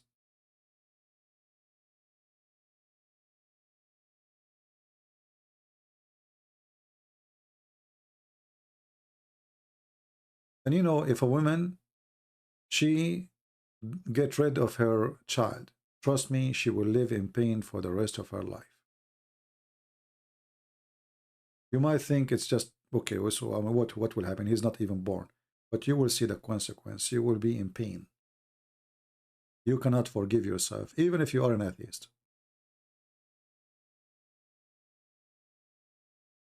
Why Jesus says, why you call me good? He was asking the person, how you know I am good? Because Jesus later he says, I am the good shepherd. So Jesus, when he said, why you call me good when only God is good? But Jesus said, I am the good shepherd. So he is the good God. Always when you want to understand what Jesus said, you don't take a sentence and you forget about the rest. Unless you are just trying to play games. Like if I say to you, why you call me smart? Only God is smart. And then after 2 minutes, I say to you, I'm the smart one.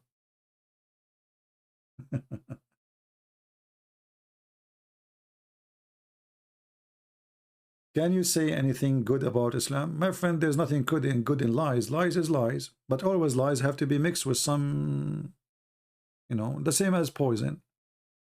If somebody want to kill somebody, do he put the poison in the toilet seat? No. He put it in a dish. And usually in a dish, you favor. Like the Jewish woman, when she put the poison for Muhammad, she put it in the shoulder of the goat, which Muhammad liked. So if somebody want to poison you, he will put it, his poison, in the best food you like. This is why Muhammad, he says, I believe in Mary, that she was virgin. Here we go, this is good. That's very good. I believe in Moses.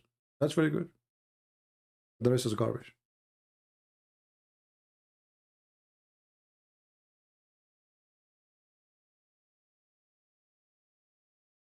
Any other question?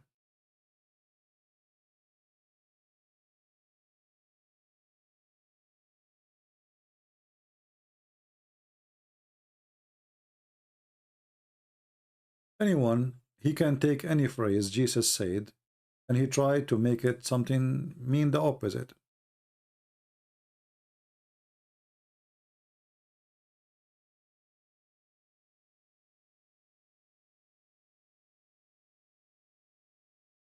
All right.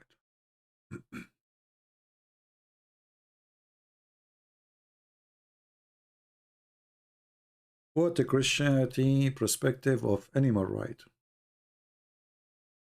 Well, you see, the thing is called right. I don't think it's really exist. What exists is the sense of good and evil. The sense of good and evil. Animal right is something we created, this you know, phrase. But if you have a sense of good, man, why you want to hurt an animal? There's no reason. Are you evil? Animals, they feel. So even animals, when they, let us say a wolf, even the wolf, when he attack a deer, he don't attack the deer to hurt him. He attack the deer to eat him. And when the wolf is not hungry, he don't attack no more. You sleep next to the deer if you wish. So even the animals, they have the sense of not to do things unless there is a reason. So when a human being, he hurt an animal, he's out of reason. He's being evil. We as a Christians, we do not need something called animal right. We need to do what is right. And what is right is, why you want to hurt anyone? If you need to eat, then you kill a chicken, but you are not killing the chicken to torture the chicken. You need food. But it's the purpose is not the killing. But if you are a sick person, you can start taking the feather of the chicken one by one when she's alive. That is evil. Why you want to do that? Oh, I want to eat. Well, kill the chicken and then take the feather. Do you understand, my friend? So, your action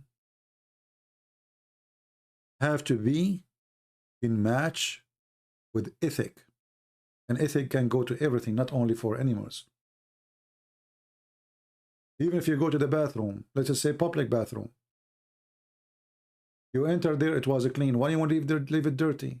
So the one come after you will be disgusted by your filth.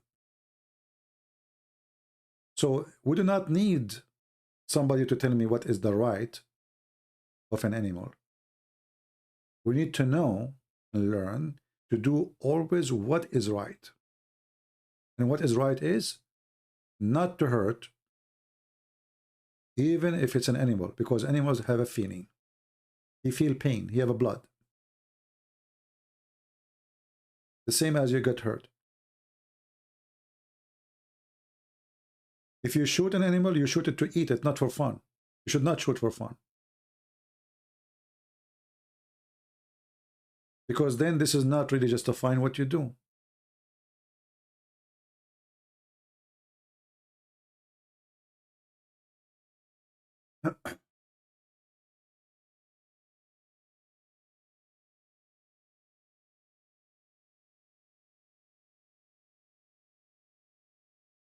My friend, this is a fiction. What you are saying, that in certain religion, God, he came as a man. You know, always people, they try to mix things up, and even they lie about what they say.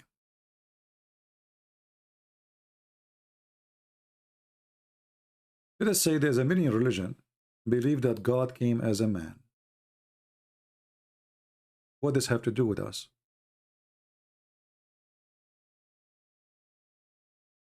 What does have to do with anyone? This is their belief. If you are trying to say to me that we copy from them, you will find that even their books is written after Christ.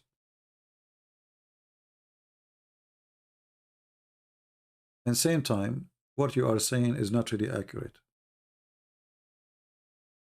I find it very embarrassing that people, they say things. I mean, did you check what you are saying in the screen, or you are just making things up?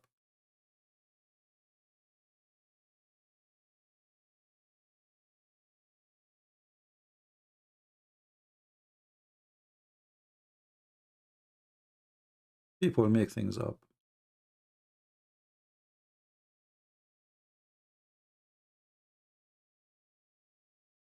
They love to make things up.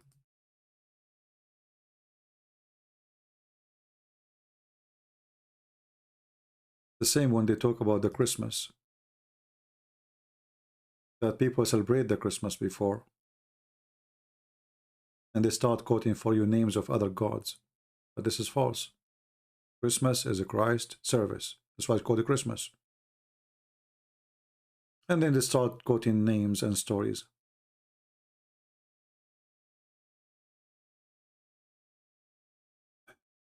Would you say the Mahdi is Antichrist, my friend? There's nothing is called Mahdi. This is one of the fiction stories of Muhammad. Muslims' religion have tons of fiction stories. Mahdi is a person supposedly is born from a woman. Some they say her name is Maryam. Some they say her name is Narjis. And she gave birth to him from her thigh. And this guy, if he fell down in his ass, he say Allahu Akbar. And he never farted. He never do shit.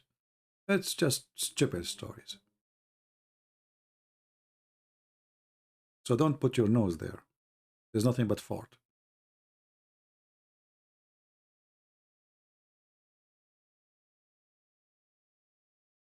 You will notice that the Muslims, they try to copy a lot of things from Christianity. As an example, the Mahdi story.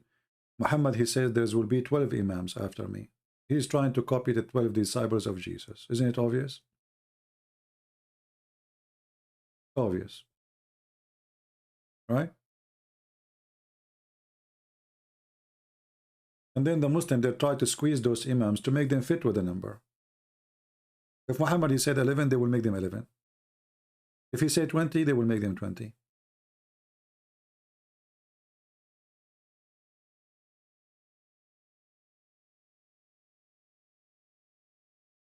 There is a website for a view of Hafs and Warsh. Well, I don't know about website, but there's books. You can get the copy of Hafs and Warsh. Hafs is the most popular, is given for free by the Saudi. But I think if you get the Quran from Morocco, the one they use there is Warsh.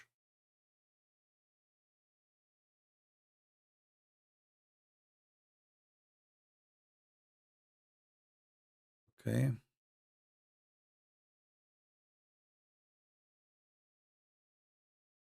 Any other question?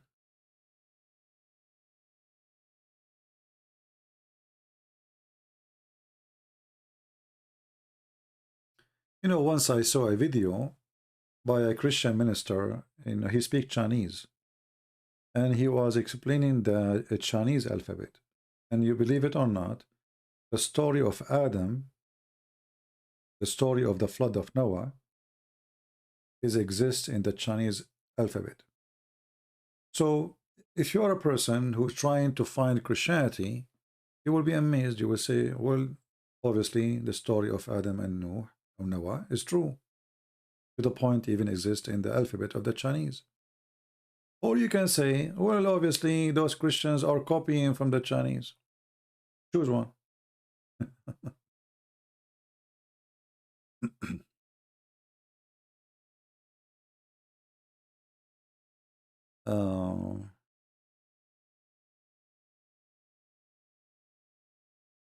Anything else? It's always, you know, human being, always he try to find what he is looking for. As an example, I am a person is against Islam, right? So what I do, I try to find the stupidity of Muhammad. But at the same time, if Muhammad is not a stupid, I cannot find the stupidity. You know what I mean? So let's say I'm driven by my agenda. And if I cannot find something convincing that it's stupid, that means my agenda is silly. But the same can be for you. You try to find something maybe stupid according to you in the teaching of Christ. But I challenge you. There's no such a thing. But you cannot challenge me the same challenge I make for you about Islam. So you can have your agenda, and I can have mine. But at the end of the day, What you have is going to be placed on the table. What I have is going to be placed on the table, and let people judge. The truth will set you free. Some people are like a mother. You know the mother? She look at her son, she find him the most handsome man. Other women, she will see the son of this mother, he look bad. He don't look handsome. So you need, in order to understand the truth, you should not be the mother, and you should not be the neighbor who hate this mother. You should be a person trying to discover what is good and what is bad. And then whatever you find in your study, it is your find. People don't do that. People, they have a previous agenda. You know, for me, I did not go against Islam right away. You know, I grew up with Muslims. We go in school together. I visit them in their houses. They come to me. Actually, when I go to Muslim houses, I sit with their sisters.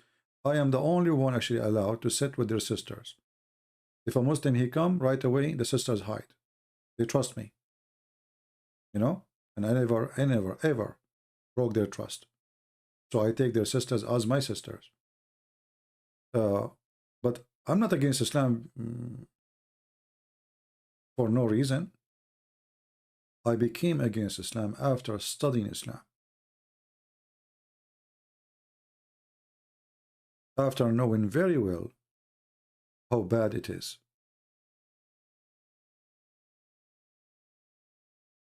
Do you still communicate with Sam Shamoun? No, my friend, I don't communicate with anyone. But he's my brother.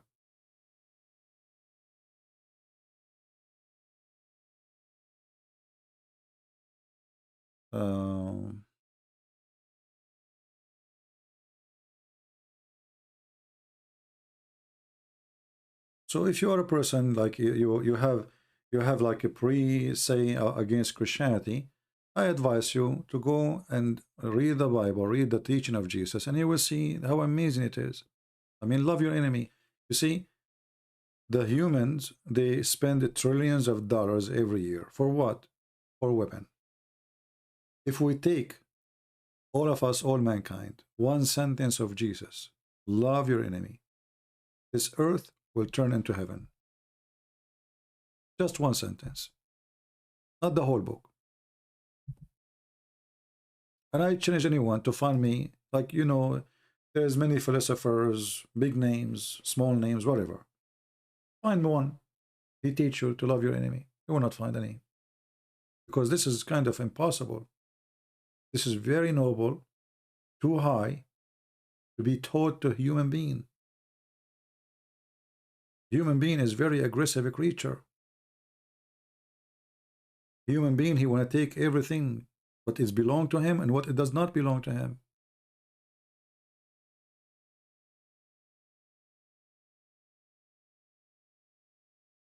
Human being is very jealous person. A mother can be jealous from her daughter. Can you believe it? A sister can be jealous from her sister. A man, he can be jealous of his brother. This is how corrupt a human is.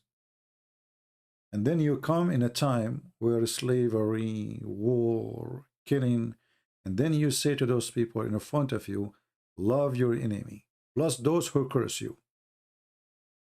That is a revolutionary teaching.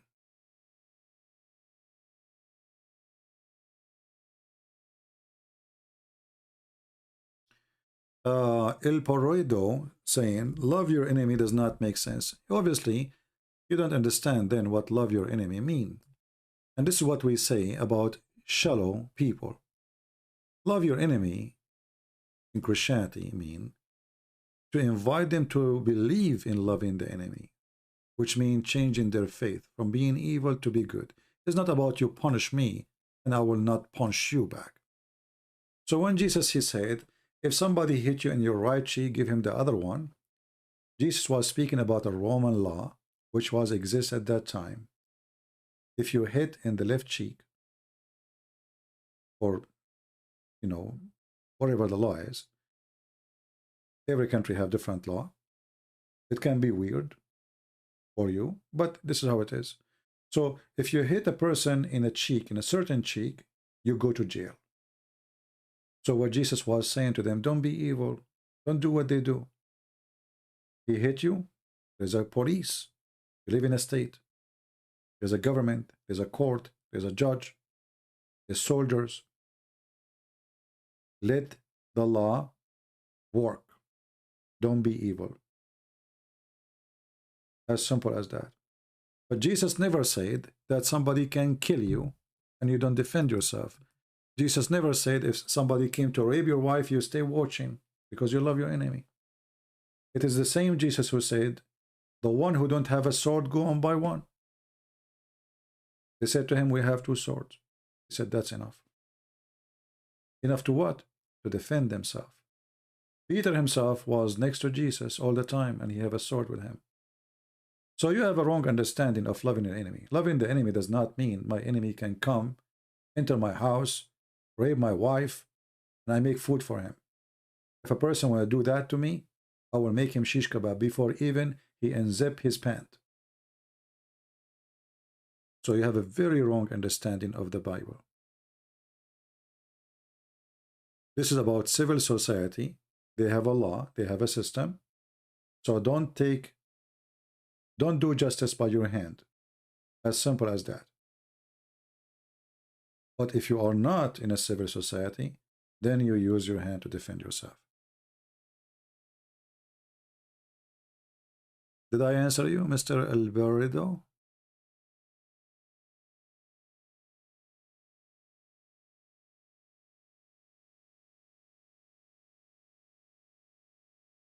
People, they come with their own understanding as they wish, you know.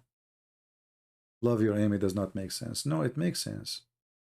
The first thing loving the enemies will do to you is will, release you from your hatred. Let us say somebody did something bad to me.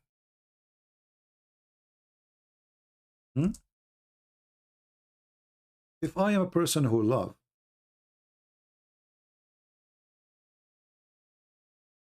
let us say,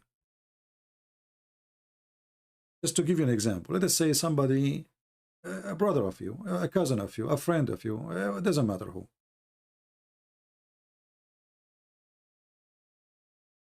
He shot your son.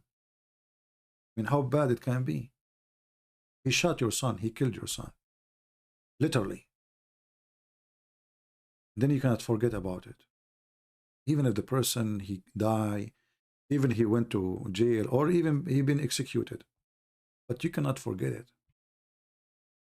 That will be the most painful life for you. Because you could not forget about it. So love your enemy is a medicine for the person who suffer from hatred. For hatred is the same as a poison. Kill the one who carry it. You see, if you hate me, you will suffer from your hatred, not me. I don't feel your hatred. You're just a crazy guy. There's many people, they hate me to death here. But I go sleep, I'm fine. They hate me. I don't hate them. So they dream about killing me. They are not enjoying life. They are in pain. So the one who cannot forgive and he cannot forget is the one who will suffer. So loving your enemy is done for you first, not for the enemy. So you can live better. You can enjoy life. So when Jesus, like in Matthew, he says, you heard that I said to you, love your enemy, love your neighbor, and hate your enemy. This is what they say. He said, I tell you, love your enemy. Jesus, he changed the direction. This is why Jesus said, Sabbath was made for the man, not the man made for Sabbath. So when the Lord, he says something to us, the aim is you before your enemy. A person who loves his enemy is a happy person, for he have nothing inside him to destroy his spirit. He have no worry. He have nothing occupying his heart and his head of hatred. He's free. Islam is an enemy. Should love Islam. This is very, my friend, I don't know. Are you being silly? Islam is not a person. Islam is a lie. So we are not allowed to love lies. But we love Muslims. Don't mix things. Do we love lies? If you love lies, then you don't love your enemy.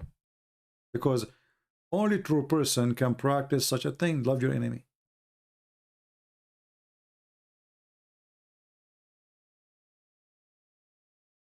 So we don't love Islam, for Islam is a hateful cult.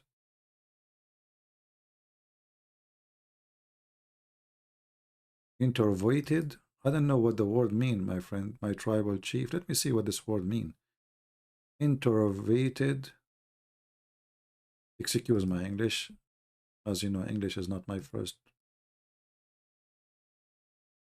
meaning. Introverted.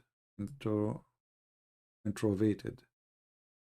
A person with the qualities of a personality type known introversion, which means that they feel more comfortable focusing in their inner thought and ideas rather than happen externally. Sound like a philosophy thing. Is that something you focus on yourself, like yoga? Is that what you are trying to say to me? I'm just trying to find out what this word means, really. Why you carry a gun? Why not? I have guns, not only gun. It's my hobby. I believe every man should have a gun.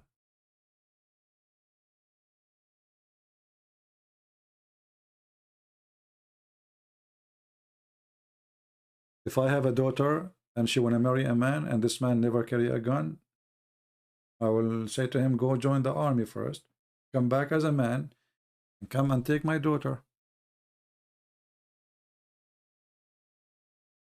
I want a man, he can defend his house, protect his family, and to be a good man. I don't want a man to carry a comb in his jeans pocket. As simple as that. But carrying a gun does not make you a criminal unless you use it as a criminal. Right? It's not guns who kill, my friend. It's people. Introverted means no friend or social skills. Okay. Well, you see, I don't know about friends. I tell you that, first of all, there's nothing called really friends. There's nothing called friends. Friends are people who you take them after you try them. And most of us, we have friends who we never tried.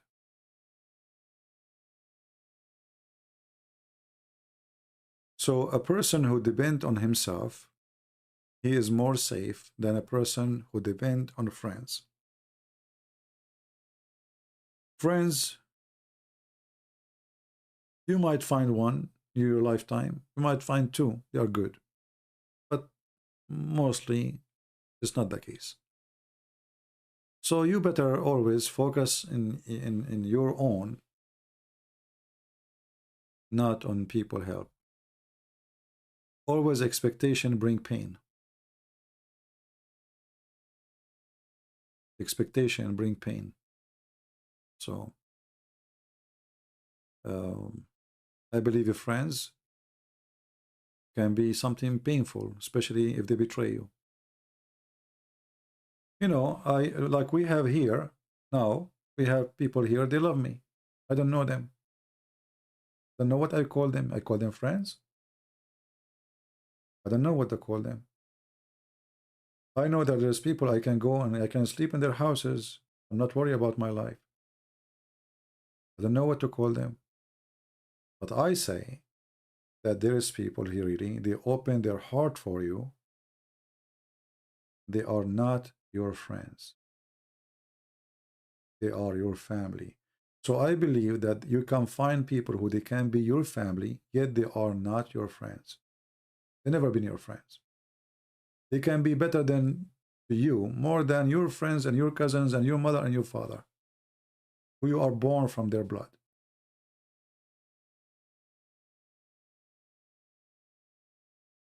There's a story in the Bible about the one who was injured and nobody want to help him, right? They left him alone in the street. So don't focus on a friend. Try to find a family who loves you for nothing you have. There's people that loves you because they are, they are wonderful people. There's people who will help you just because they love to help. They don't even know you.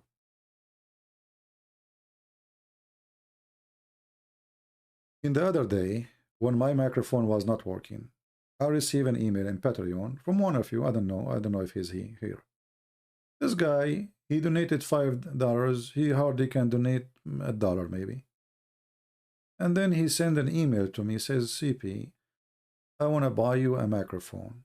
And obviously the guy, he don't have money. I told him, my friend, I will fix it. Cancel your donation. I don't know if he's here, he can tell you. If you think about it, a person who hardly can donate $5, and then he made a donation of $130, not $30. I think this is the number he decided to donate, as he told me in the email. Why you want to do that? Do you give your money for nothing? You don't know who's this guy. Why a person will jump to take from his pocket, and obviously he's poor. I don't think he's that rich. So when somebody, he do such an act, you can tell that there is family you belong to, and they care for you, even though you never met them, you never know them. So I don't have a friends, but I have a big family. Which one is better? So I say to you, my friend, try to find family, not friends. And those can be found through life you do, church, charity you do. You will find loving people. But I don't encourage you to be alone or to be a lonely person. You will finish your Quran translation this year? Well, I should take some time not to come in YouTube at all so I can finish it.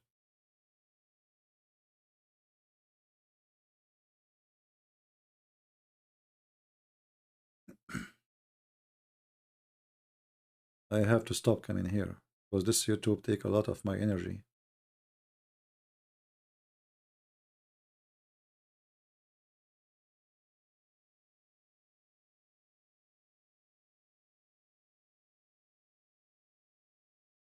Actually, like I wish I can go and visit all those people who invite me, and I receive many invitations from people. But what you can do, what we do is very dangerous. It's hard to trust people through the internet, even though I know there's tens of thousands of people. They love to meet with me, to have a coffee with me. But what we do, the nature of what I do, is very ugly. Shalom, true stranger. What is 666? Well, you can go and just make some search in Google about what 66, and then you will see the verses in the Bible speak about it. But I believe that the number 666, it might be misunderstood as a number. It might be. See, always there is revelation is meant to understood when things happened, not before they happen. So when they happen, then you will find out this is what the verse is saying. This is why it's about the future.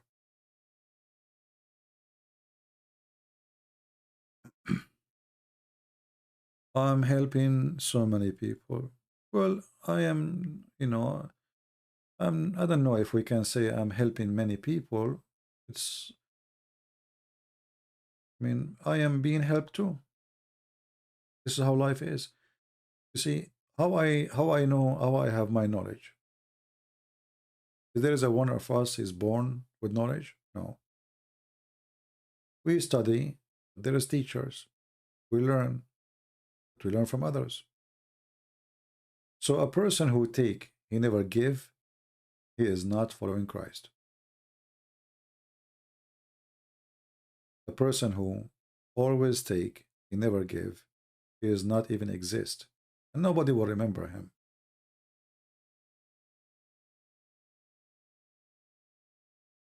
So time will go, and you and me, we will die. The Bible says, let the dead bury the dead. That's what Jesus said. People don't understand until now because everybody is dead. It's just a matter of time. So when you go, people either they will remember you for ugly things you do or you did, or they will remember you for wonderful things you did. If you did nothing of them, nobody will remember you. You know what I mean?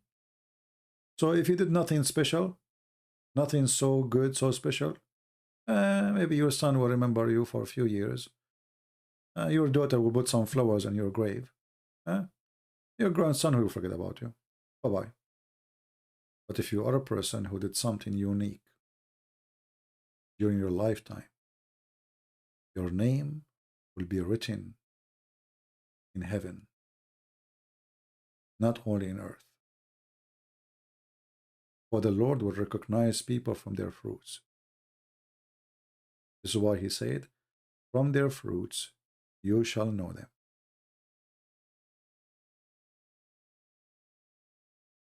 And this is why I say, we better have a fruits. Otherwise, we will not be recognized. And by the way, having fruits, it can affect everything in our life. I will tell you a story. Maybe it's silly, but it's going to teach you something. There's a guy. He got married. And one day his parents come to visit him. They knock at the door. The wife, she looked from, the eye in the door. Told him, don't answer. Those are your parents. I don't want them. This man obviously is a potato. He did not dare to open the door. So his wife, she will not be upset. One day, his wife, she gave birth. And she gave birth to a daughter. This man, he was so happy. Those are Arab men. They don't like women. They don't like girls. They like to have boys. So she looked at him. She said, why you are so excited? It's a girl. He said, well, at least one day, if I go to visit her, she will open the door for me.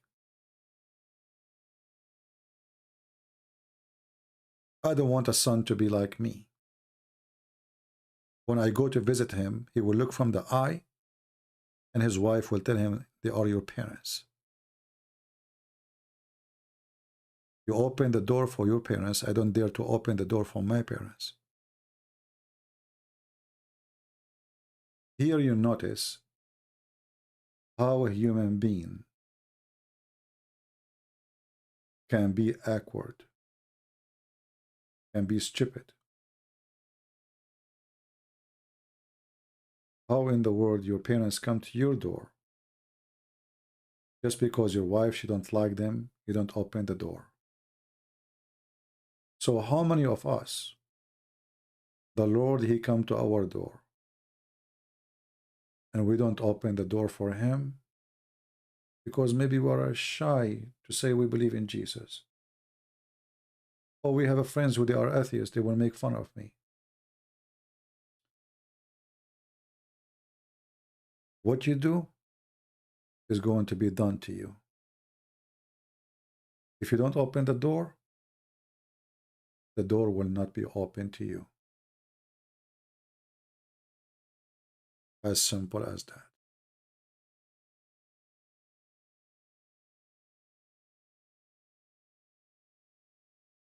So I hope this little story can teach you something.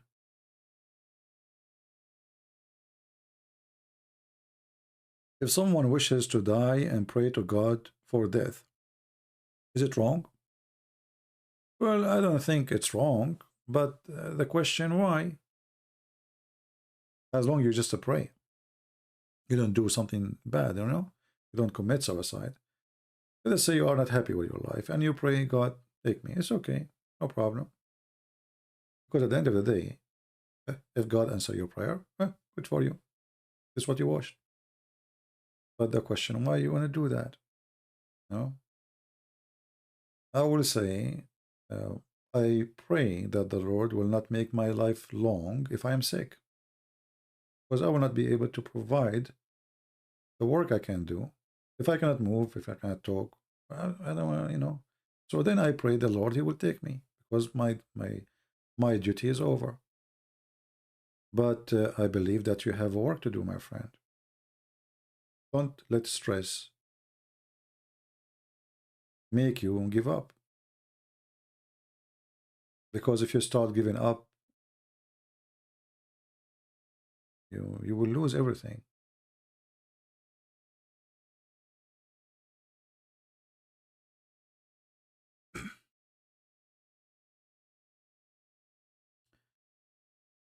If ex-Muslim boy hide and deny Jesus from his Muslim family because of them to do something bad to him, is that sin? Well, according to the Bible, yes. He should not do that. No, the Lord, He says, the one who deny me, I will deny him. So we as a Christian, we don't believe in taqiyya. We don't believe in lying for protection. So this is sin. But I say that the Lord is all loving and He can forgive sin, right? So you can fix it. You can repent. You can announce yourself. If you ever became scared, you know, cowardness control you because you fear for your life, you can always fix it. Because if anyone who do sin, then that's it. His life is over. Well, all of us, then our life is over because all of us, we commit sin. All of us, we committed sin in the past, and I assure you, we will commit sin in the future.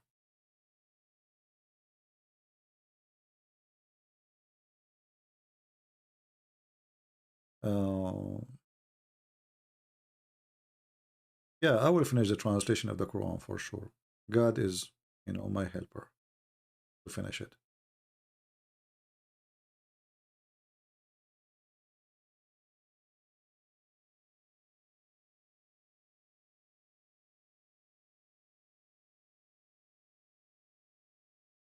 Do you think that Jesus will come back soon because there is an earthquake and corona? You see, if you read the Bible carefully, you will find that the Lord, He will come like a thief, but doesn't mean He's a thief. How does a thief come? He come when people are asleep, which means people are unaware.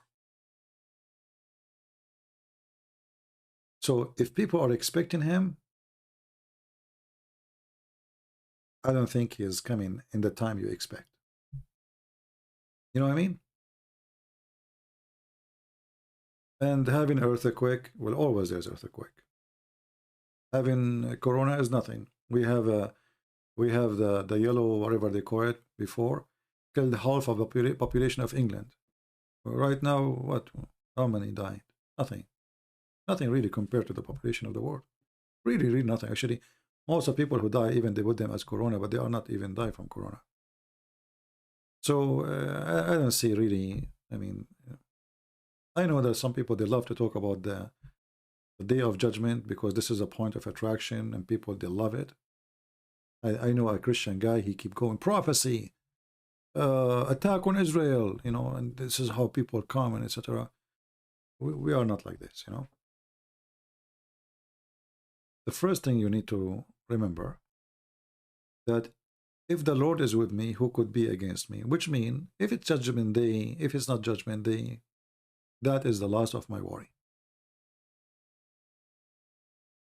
If I am ready, then why I want to worry about judgment day?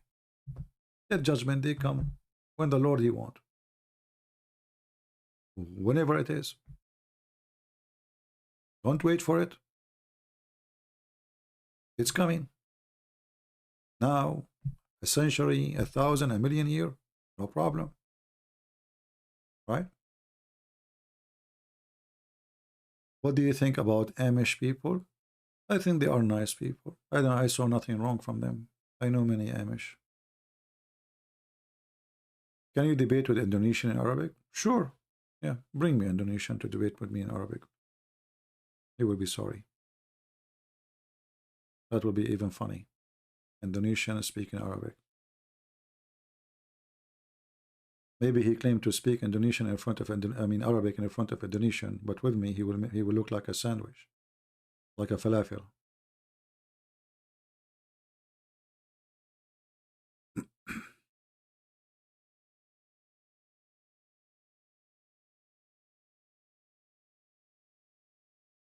Orthodox Muslim dependent women are at young age become a Christian at heart. My friend, I don't know what to say to you. I mean, every human being, he have different living situation, right? So giving advice through the internet is so easy. It's like somebody is suffering from hunger. I tell him, brother, have patience. But that's not really what he needs. So a woman, she became a Christian, and her family, they force her to marry a man because they heard that she is converting to Christianity. I don't know what is the situation. I don't know even if there's a way out. Maybe it's impossible. However, the Lord is always will be with you. Don't worry about those who destroy the flesh, but those who destroy the spirit.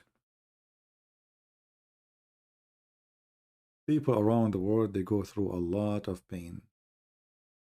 Children sleep under the bridge. People have no heat. Children have to work to feed themselves. Giving advice is useless when you see the pain of those people. This earth we live in is painful, my friend. However, the Lord, He blessed the poor, and He will reward them in His own way. What about your books, to give your books for free for Africa? But we are giving our books for free to everybody. What Africa? Is Africa special? We give it to the Indonesian, the African, whoever, download it. I don't give my books for free for specific people. No. Maybe we go by languages. And my friend, you have all my videos for free here. And here I explain myself way better than a book. What do you want more? I spend half of the day with you. If you try to make the videos right now we made today, 3 hours, 49 minutes until now, those will make a book.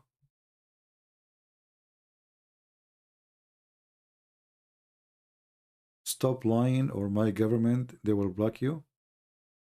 Well, my friend, if your government blocked me, and this is what Pakistan did and Saudi Arabia, that is a clear sign that I'm not lying. Because if I am lying, why you want to block me? People will laugh at my lie. Why you fear a lie? You see, a religion who fear a lie, obviously that religion is a lie. This is how weak your religion. Need a protection. Because your religion is a fraud. That is the truth. Why you are scared if somebody is lying? What will happen to you? What kind of God you need protection from government? Can this God refute this guy? Obviously, your God is a potato.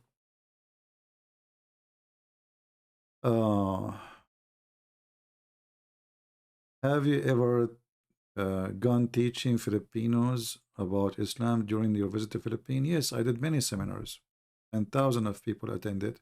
And actually, there's some seminars were very small.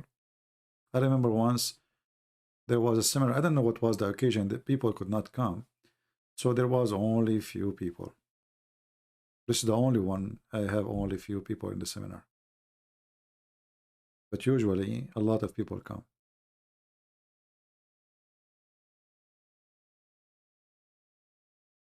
And actually, when I do seminars, they don't advertise it. Only one seminar, they put Christian Prince. Only one seminar.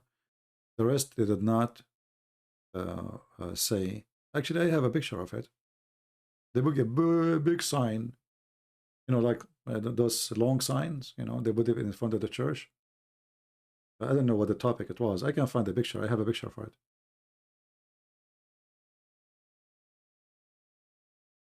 Actually, you know what? Let me find the picture. Hold on. You want to see, guys?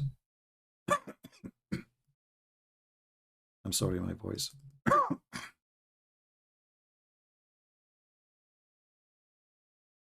Let me try to find.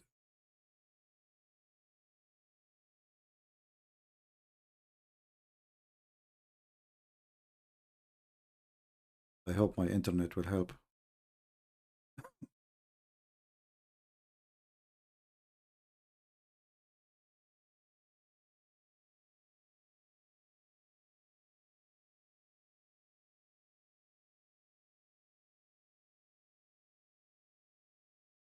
I'm trying to find the pictures. Give me some time.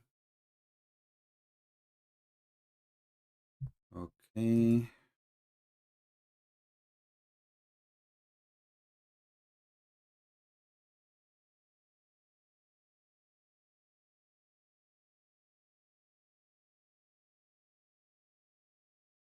Let us see where we can find those pictures.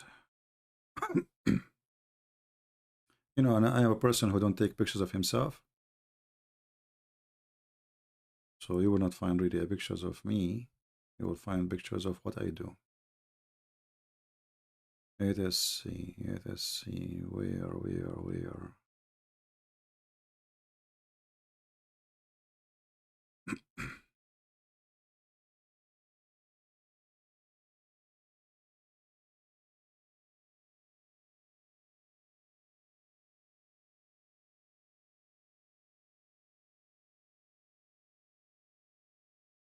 Here I found a picture actually.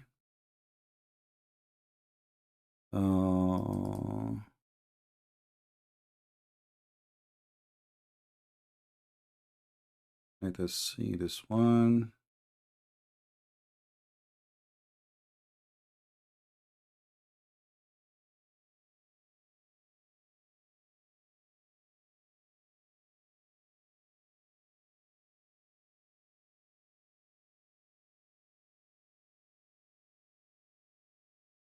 Well, I found a picture here. Let us see. Give me a second. Take a screenshot. This is from a seminar I did in Cagayan de Oro. And actually, you will find right away there's Muslims attending the seminars. Give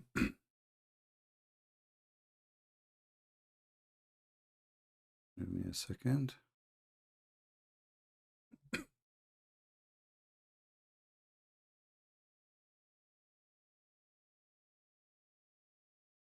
All right, let's put this picture here.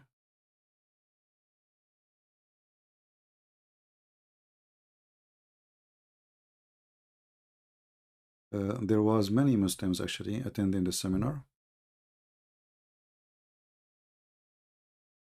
Anyone here from Cagayan de Oro? For sure, if you are from that area, you will know the church I went to. And as you see here, there's a Muslim. She is wearing hijab. Muslim women. I don't know if you can see her. You know, they attend the seminar, and there was hundreds and hundreds of people. Let us try something else.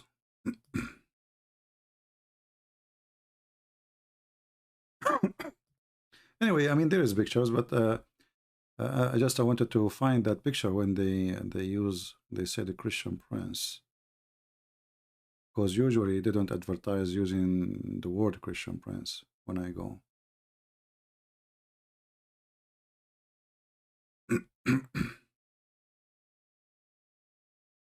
I'm trying to find it.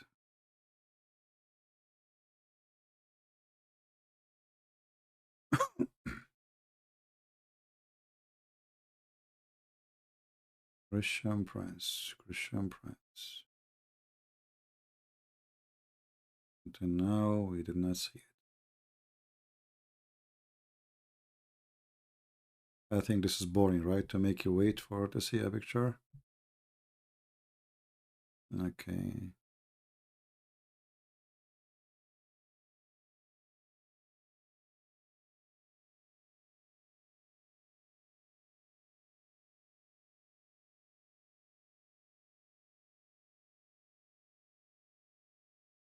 Until now, I did not find it, but it should be there somewhere. I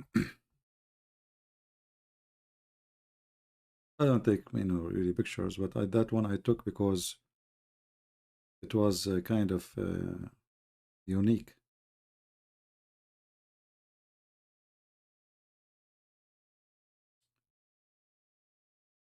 Where?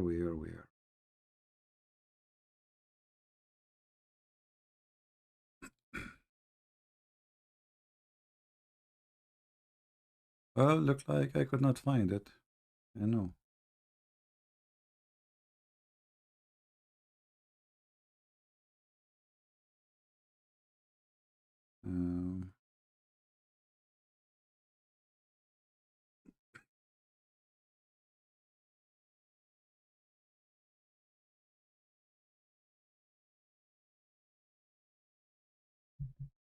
Nowhere to be found.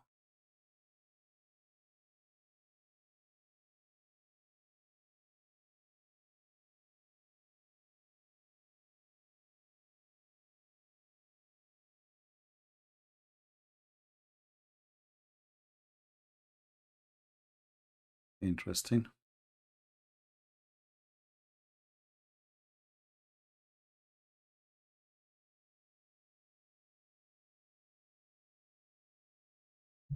But it should be here, actually. I'm not sure why I cannot find it.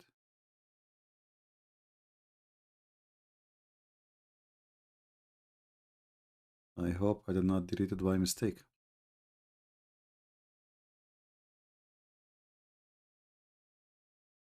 Ah, I found it.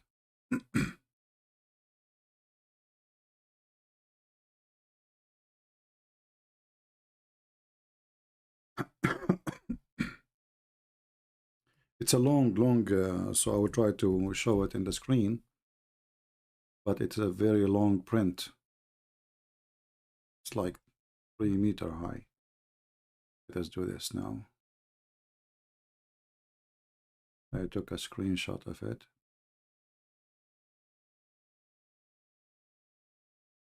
All right. So this is the thing here. So the title was Understanding Islam. Understanding Islam. Then we have to go down. Everything you wanted to know about Islam, but we're afraid to ask. And this was March 25th, Saturday at 8 a.m. Multi-purpose hall, because they have many, places. With author and apologist, expert Christian Prince. Admission is for free.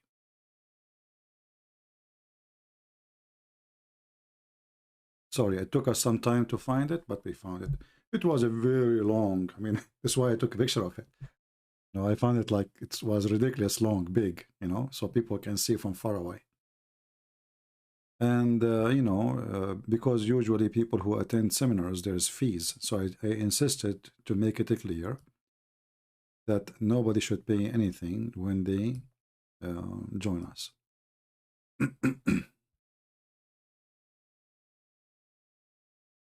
Yeah. So understanding Islam, everything you wanted to know about Islam, but we're afraid to ask, March 25th. This is the good thing about pictures. Here now we remember when even the date was for this thing.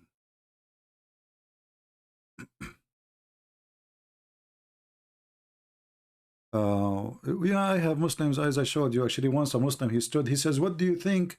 I heard that you, you know, support Israel. What do you think about Israel taking the land of the Muslims? So I said to him, Abdul, do you have the Quran? He said, yes, I have the Quran. Said, okay, open Quran chapter 5, verse 21, and read it for us. He said, what? He said, open Quran chapter 5, verse 21, and read it for us. He opened the Quran. He did read it. I said, see, it was Allah who gave the land to the Jews. This is not your land. You should see his face.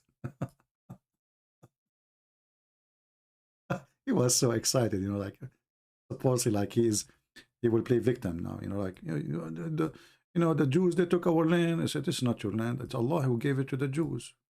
This is your Quran. Are you against the Quran? You should see how he said. He was so disappointed. He thought I'm going to say to him, the Bible says, etc. You know, well, he could not believe it. The Quran says so. Yes, your Quran. Read it.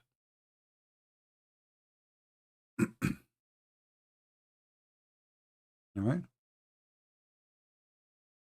Yeah. He was very disappointed. I feel sorry for him. Like his head was so excited when he started asking, and then he was so unexcited when he did read his book.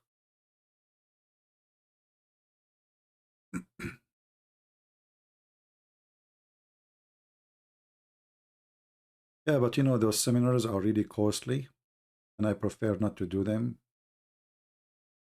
You know, a country like the Philippines is a poor country, with my love to all the poor people, which means I have to pay for my ticket, for my hotels, for my travel, for everything, you know.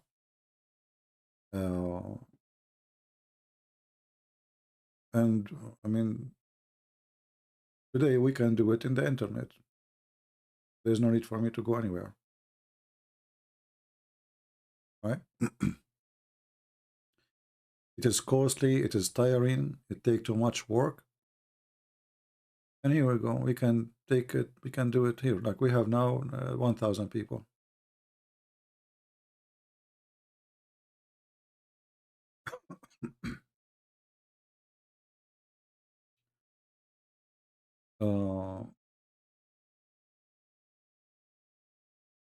Yeah, but for me, it's not a vacation time, really, because it's not a fun vacation time.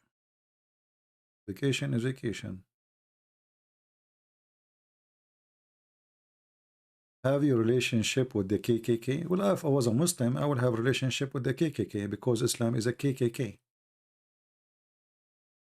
Islam is the religion of the KKK. Allah, he said, he created the white people to go to heaven, and he created the black people to go to hell. You don't believe me, Mr. KKK? Supposed to you are being smart? I can show you. It's your God who is a KKK. And not only that, the Quran says that Allah, he will make all the believers white and all disbelievers black. KKK God. Actually, your God is Kaka, not only KKK. Kaka in the Middle East means poo-poo.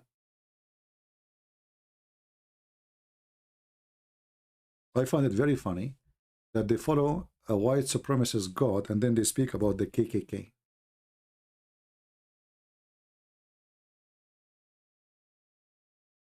Isn't this is your book, Mr. Kaka?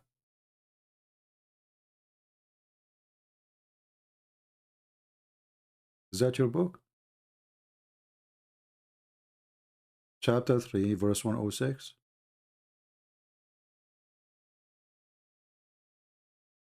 Hmm?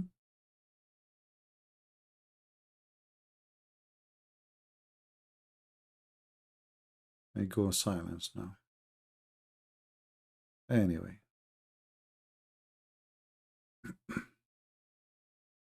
Islam and the KKK is no better. Both they believe in white supremacists. Both are racist, filthy. Both are unjust. And not only that, the Quran says that the Muslims are the best and the rest are animals.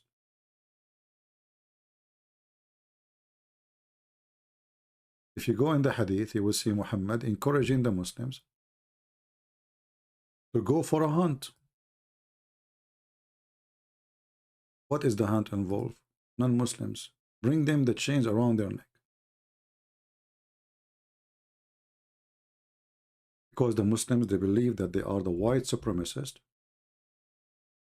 and everyone else is under their shoes. And the hadith in front of your eyes. That is false, big man. This is a lie. Islam is the most ethnic diversity.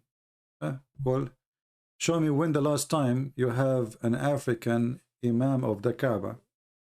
The first time ever they have a black guy is an imam for the Kaaba, it was when Obama became a president. The King Fahd, he put an imam as a black man for 2 weeks and then they throw him out.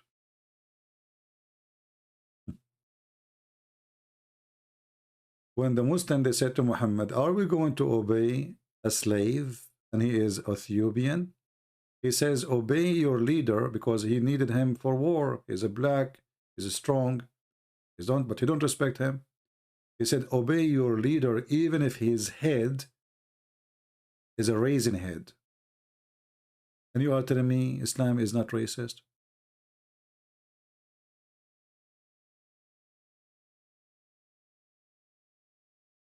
Muhammad was given the Torah. Did he say, I believed, or he said, I believe? My friend, the Torah is in the front of his hand, is under his hand. So I believed. He's talking oath in the book, in his hand. What I believed.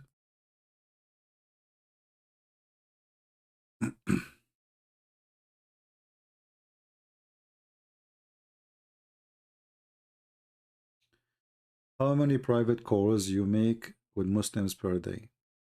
You mean some people, I want to talk in private?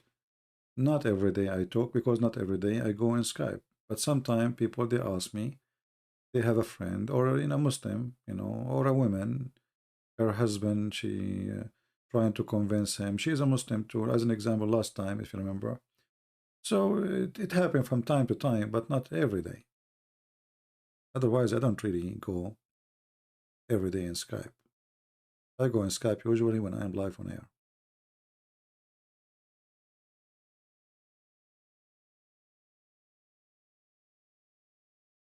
Who are the real Arab, Badu or white? First of all, I don't know how many times we need to repeat. Arab is a word mean people who live in the desert. Doesn't matter who they are. Arab is not an ethnic. This is why you will see that they have different look, different hair, different height, different shape. Why? Because simply they are not an ethnic. But all of them, they are white.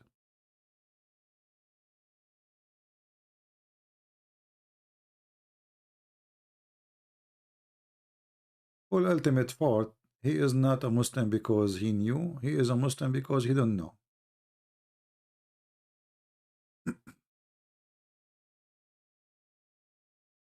Okay, here. Malki Sadiq, he have no father, he have no mother.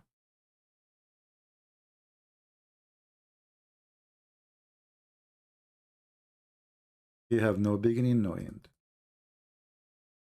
Always when you try to read something, Think about it. A person who have no father, he have no mother, he have no beginning, who have no end. You must say he must be God then. No. They don't know who is his father. They don't know who is his mother. They don't know where he came from. They don't know where he go.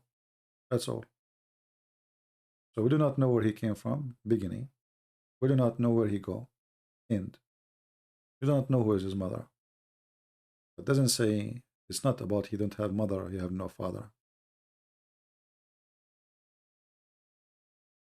Don't put too much air in the tire. You will make it explode.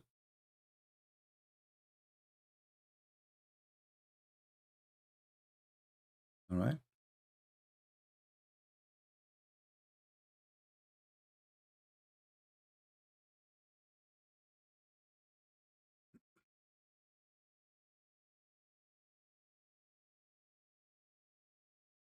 If we ask Mr. Big Man, is it true that your God, he will make all non-believers black? Yes or not, Big Man? I will be waiting for his answer. Big Man, is it true that Allah will make all non-believers black?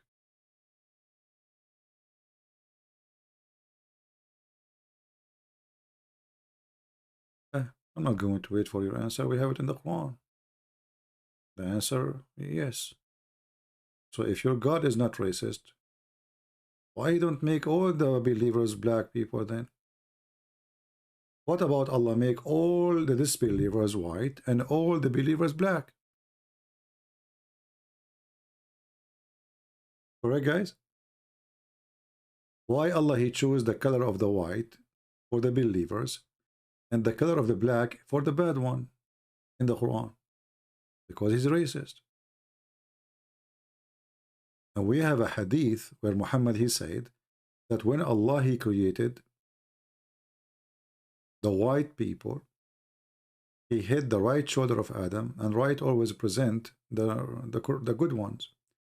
He hid the right shoulder of Adam, and from there the offspring of the white people came like white ants. And he said, you go to heaven and I don't care.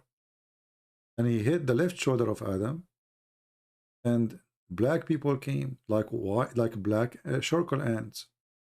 And he said, and you go to hell and I don't care. Is that me statement or your prophet? It's your prophet. So Muslims, they try to fabricate duct tape, try to make Islam as a multi-ethnic. The fact it's not. Muhammad, he made fun of the Asian people too. According to Muhammad, the people of Gog and Magog, they are Asian, and they are specifically the Turkish, the Mongolian.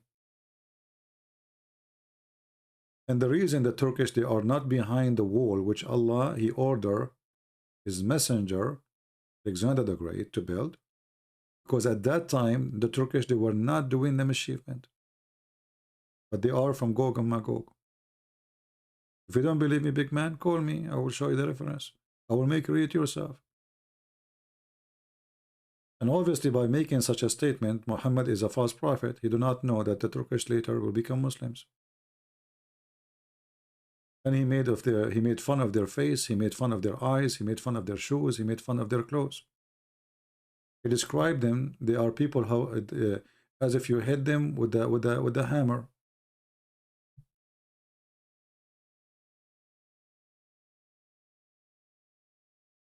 So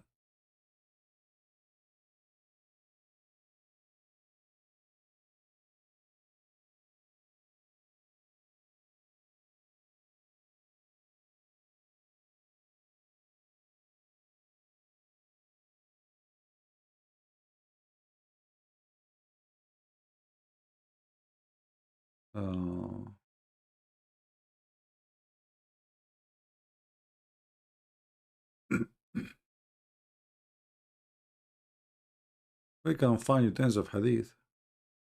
But anyway, and then the Muslim, they fabricate a hadith. It's called the last sermon, which is a false hadith.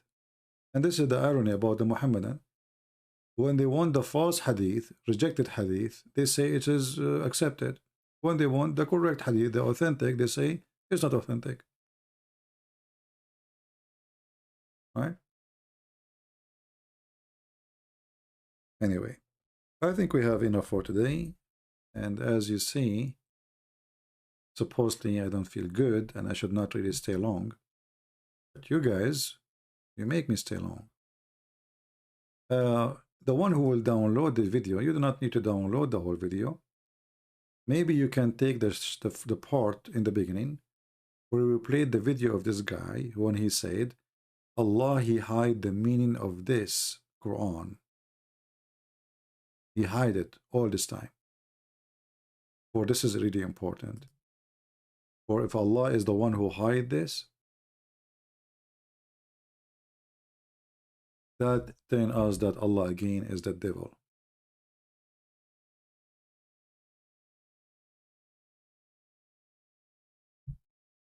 Allah is the devil.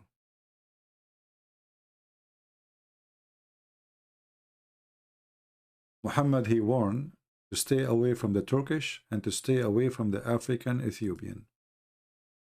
Why? Because both of them, for him, they are evil.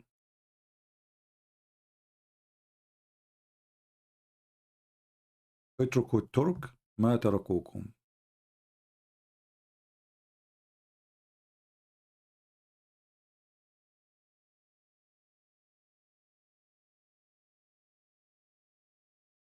And he described their faces as Asian in a very, very, racist way.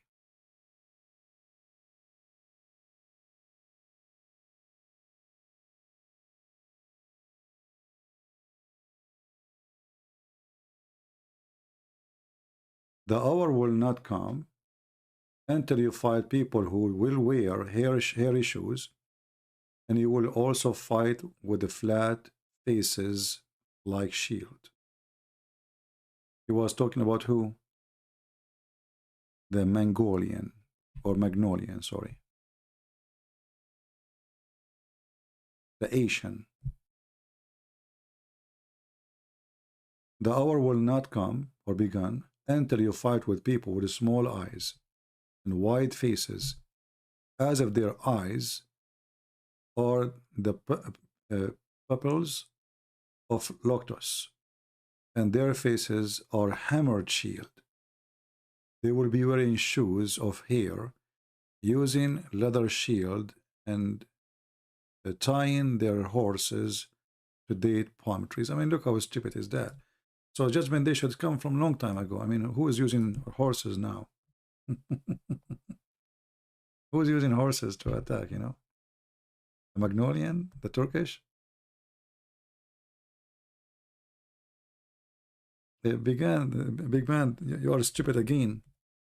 Because this is a sign of Judgment Day. But those people, they became Muslims. You are being stupid again.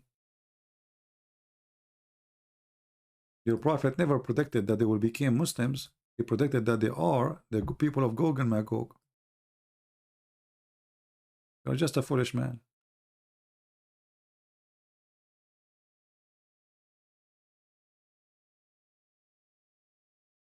According to your prophet, those are the enemies of Islam. And you will win against them. What happened? You lost. And they won.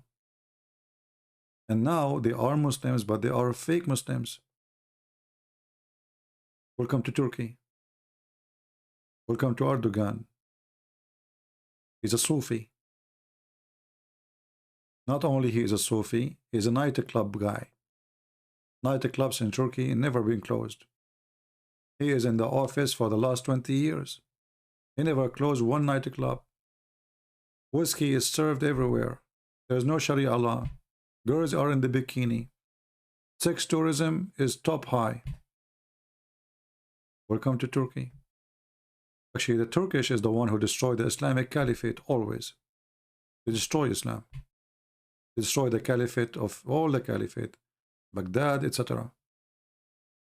Turkish was always behind the failure of Islam. And now the Turkish trying their best to control Islamic countries. They use Islam as an agenda, as a play card. But they are not really Muslims. All of us, we knew that. Anyway, I think we have enough for today. I apologize.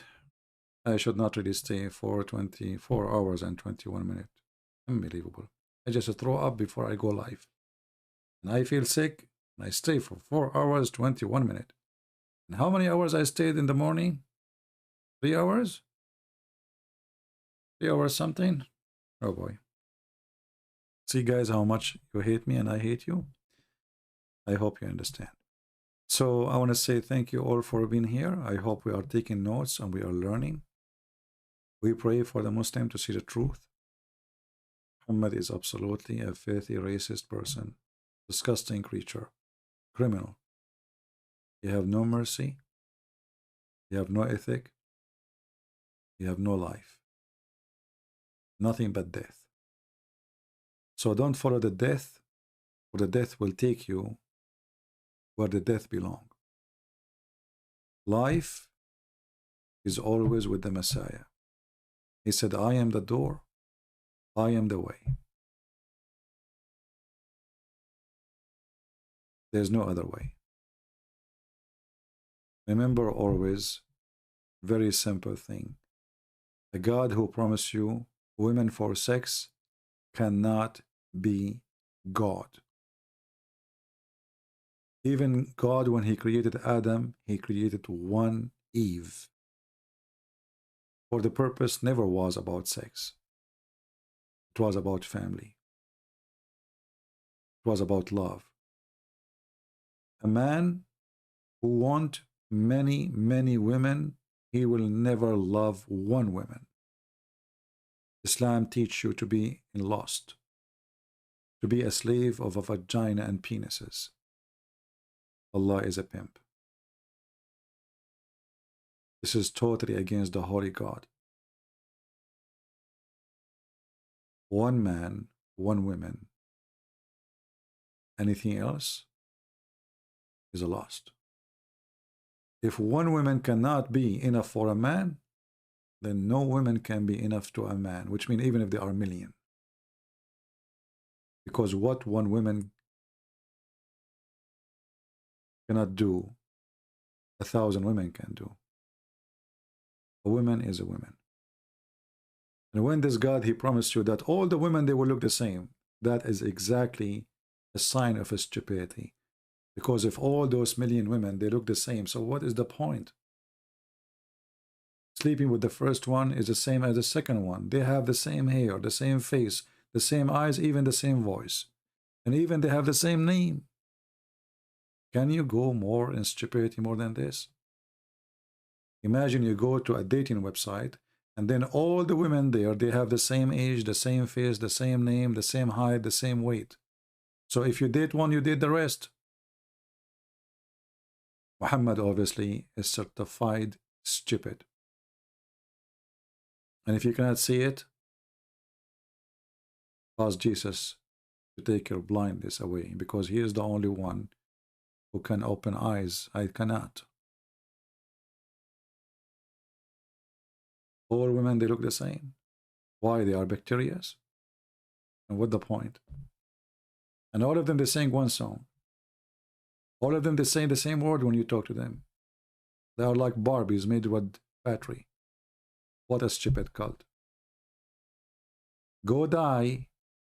Dream about your penis. We Christians, we die looking at the Lord, for he is holy, and his house is the house of holiness. Everyone goes where he belongs. The fly go to the garbage. The bees goes to the flowers. Everyone goes where he belongs.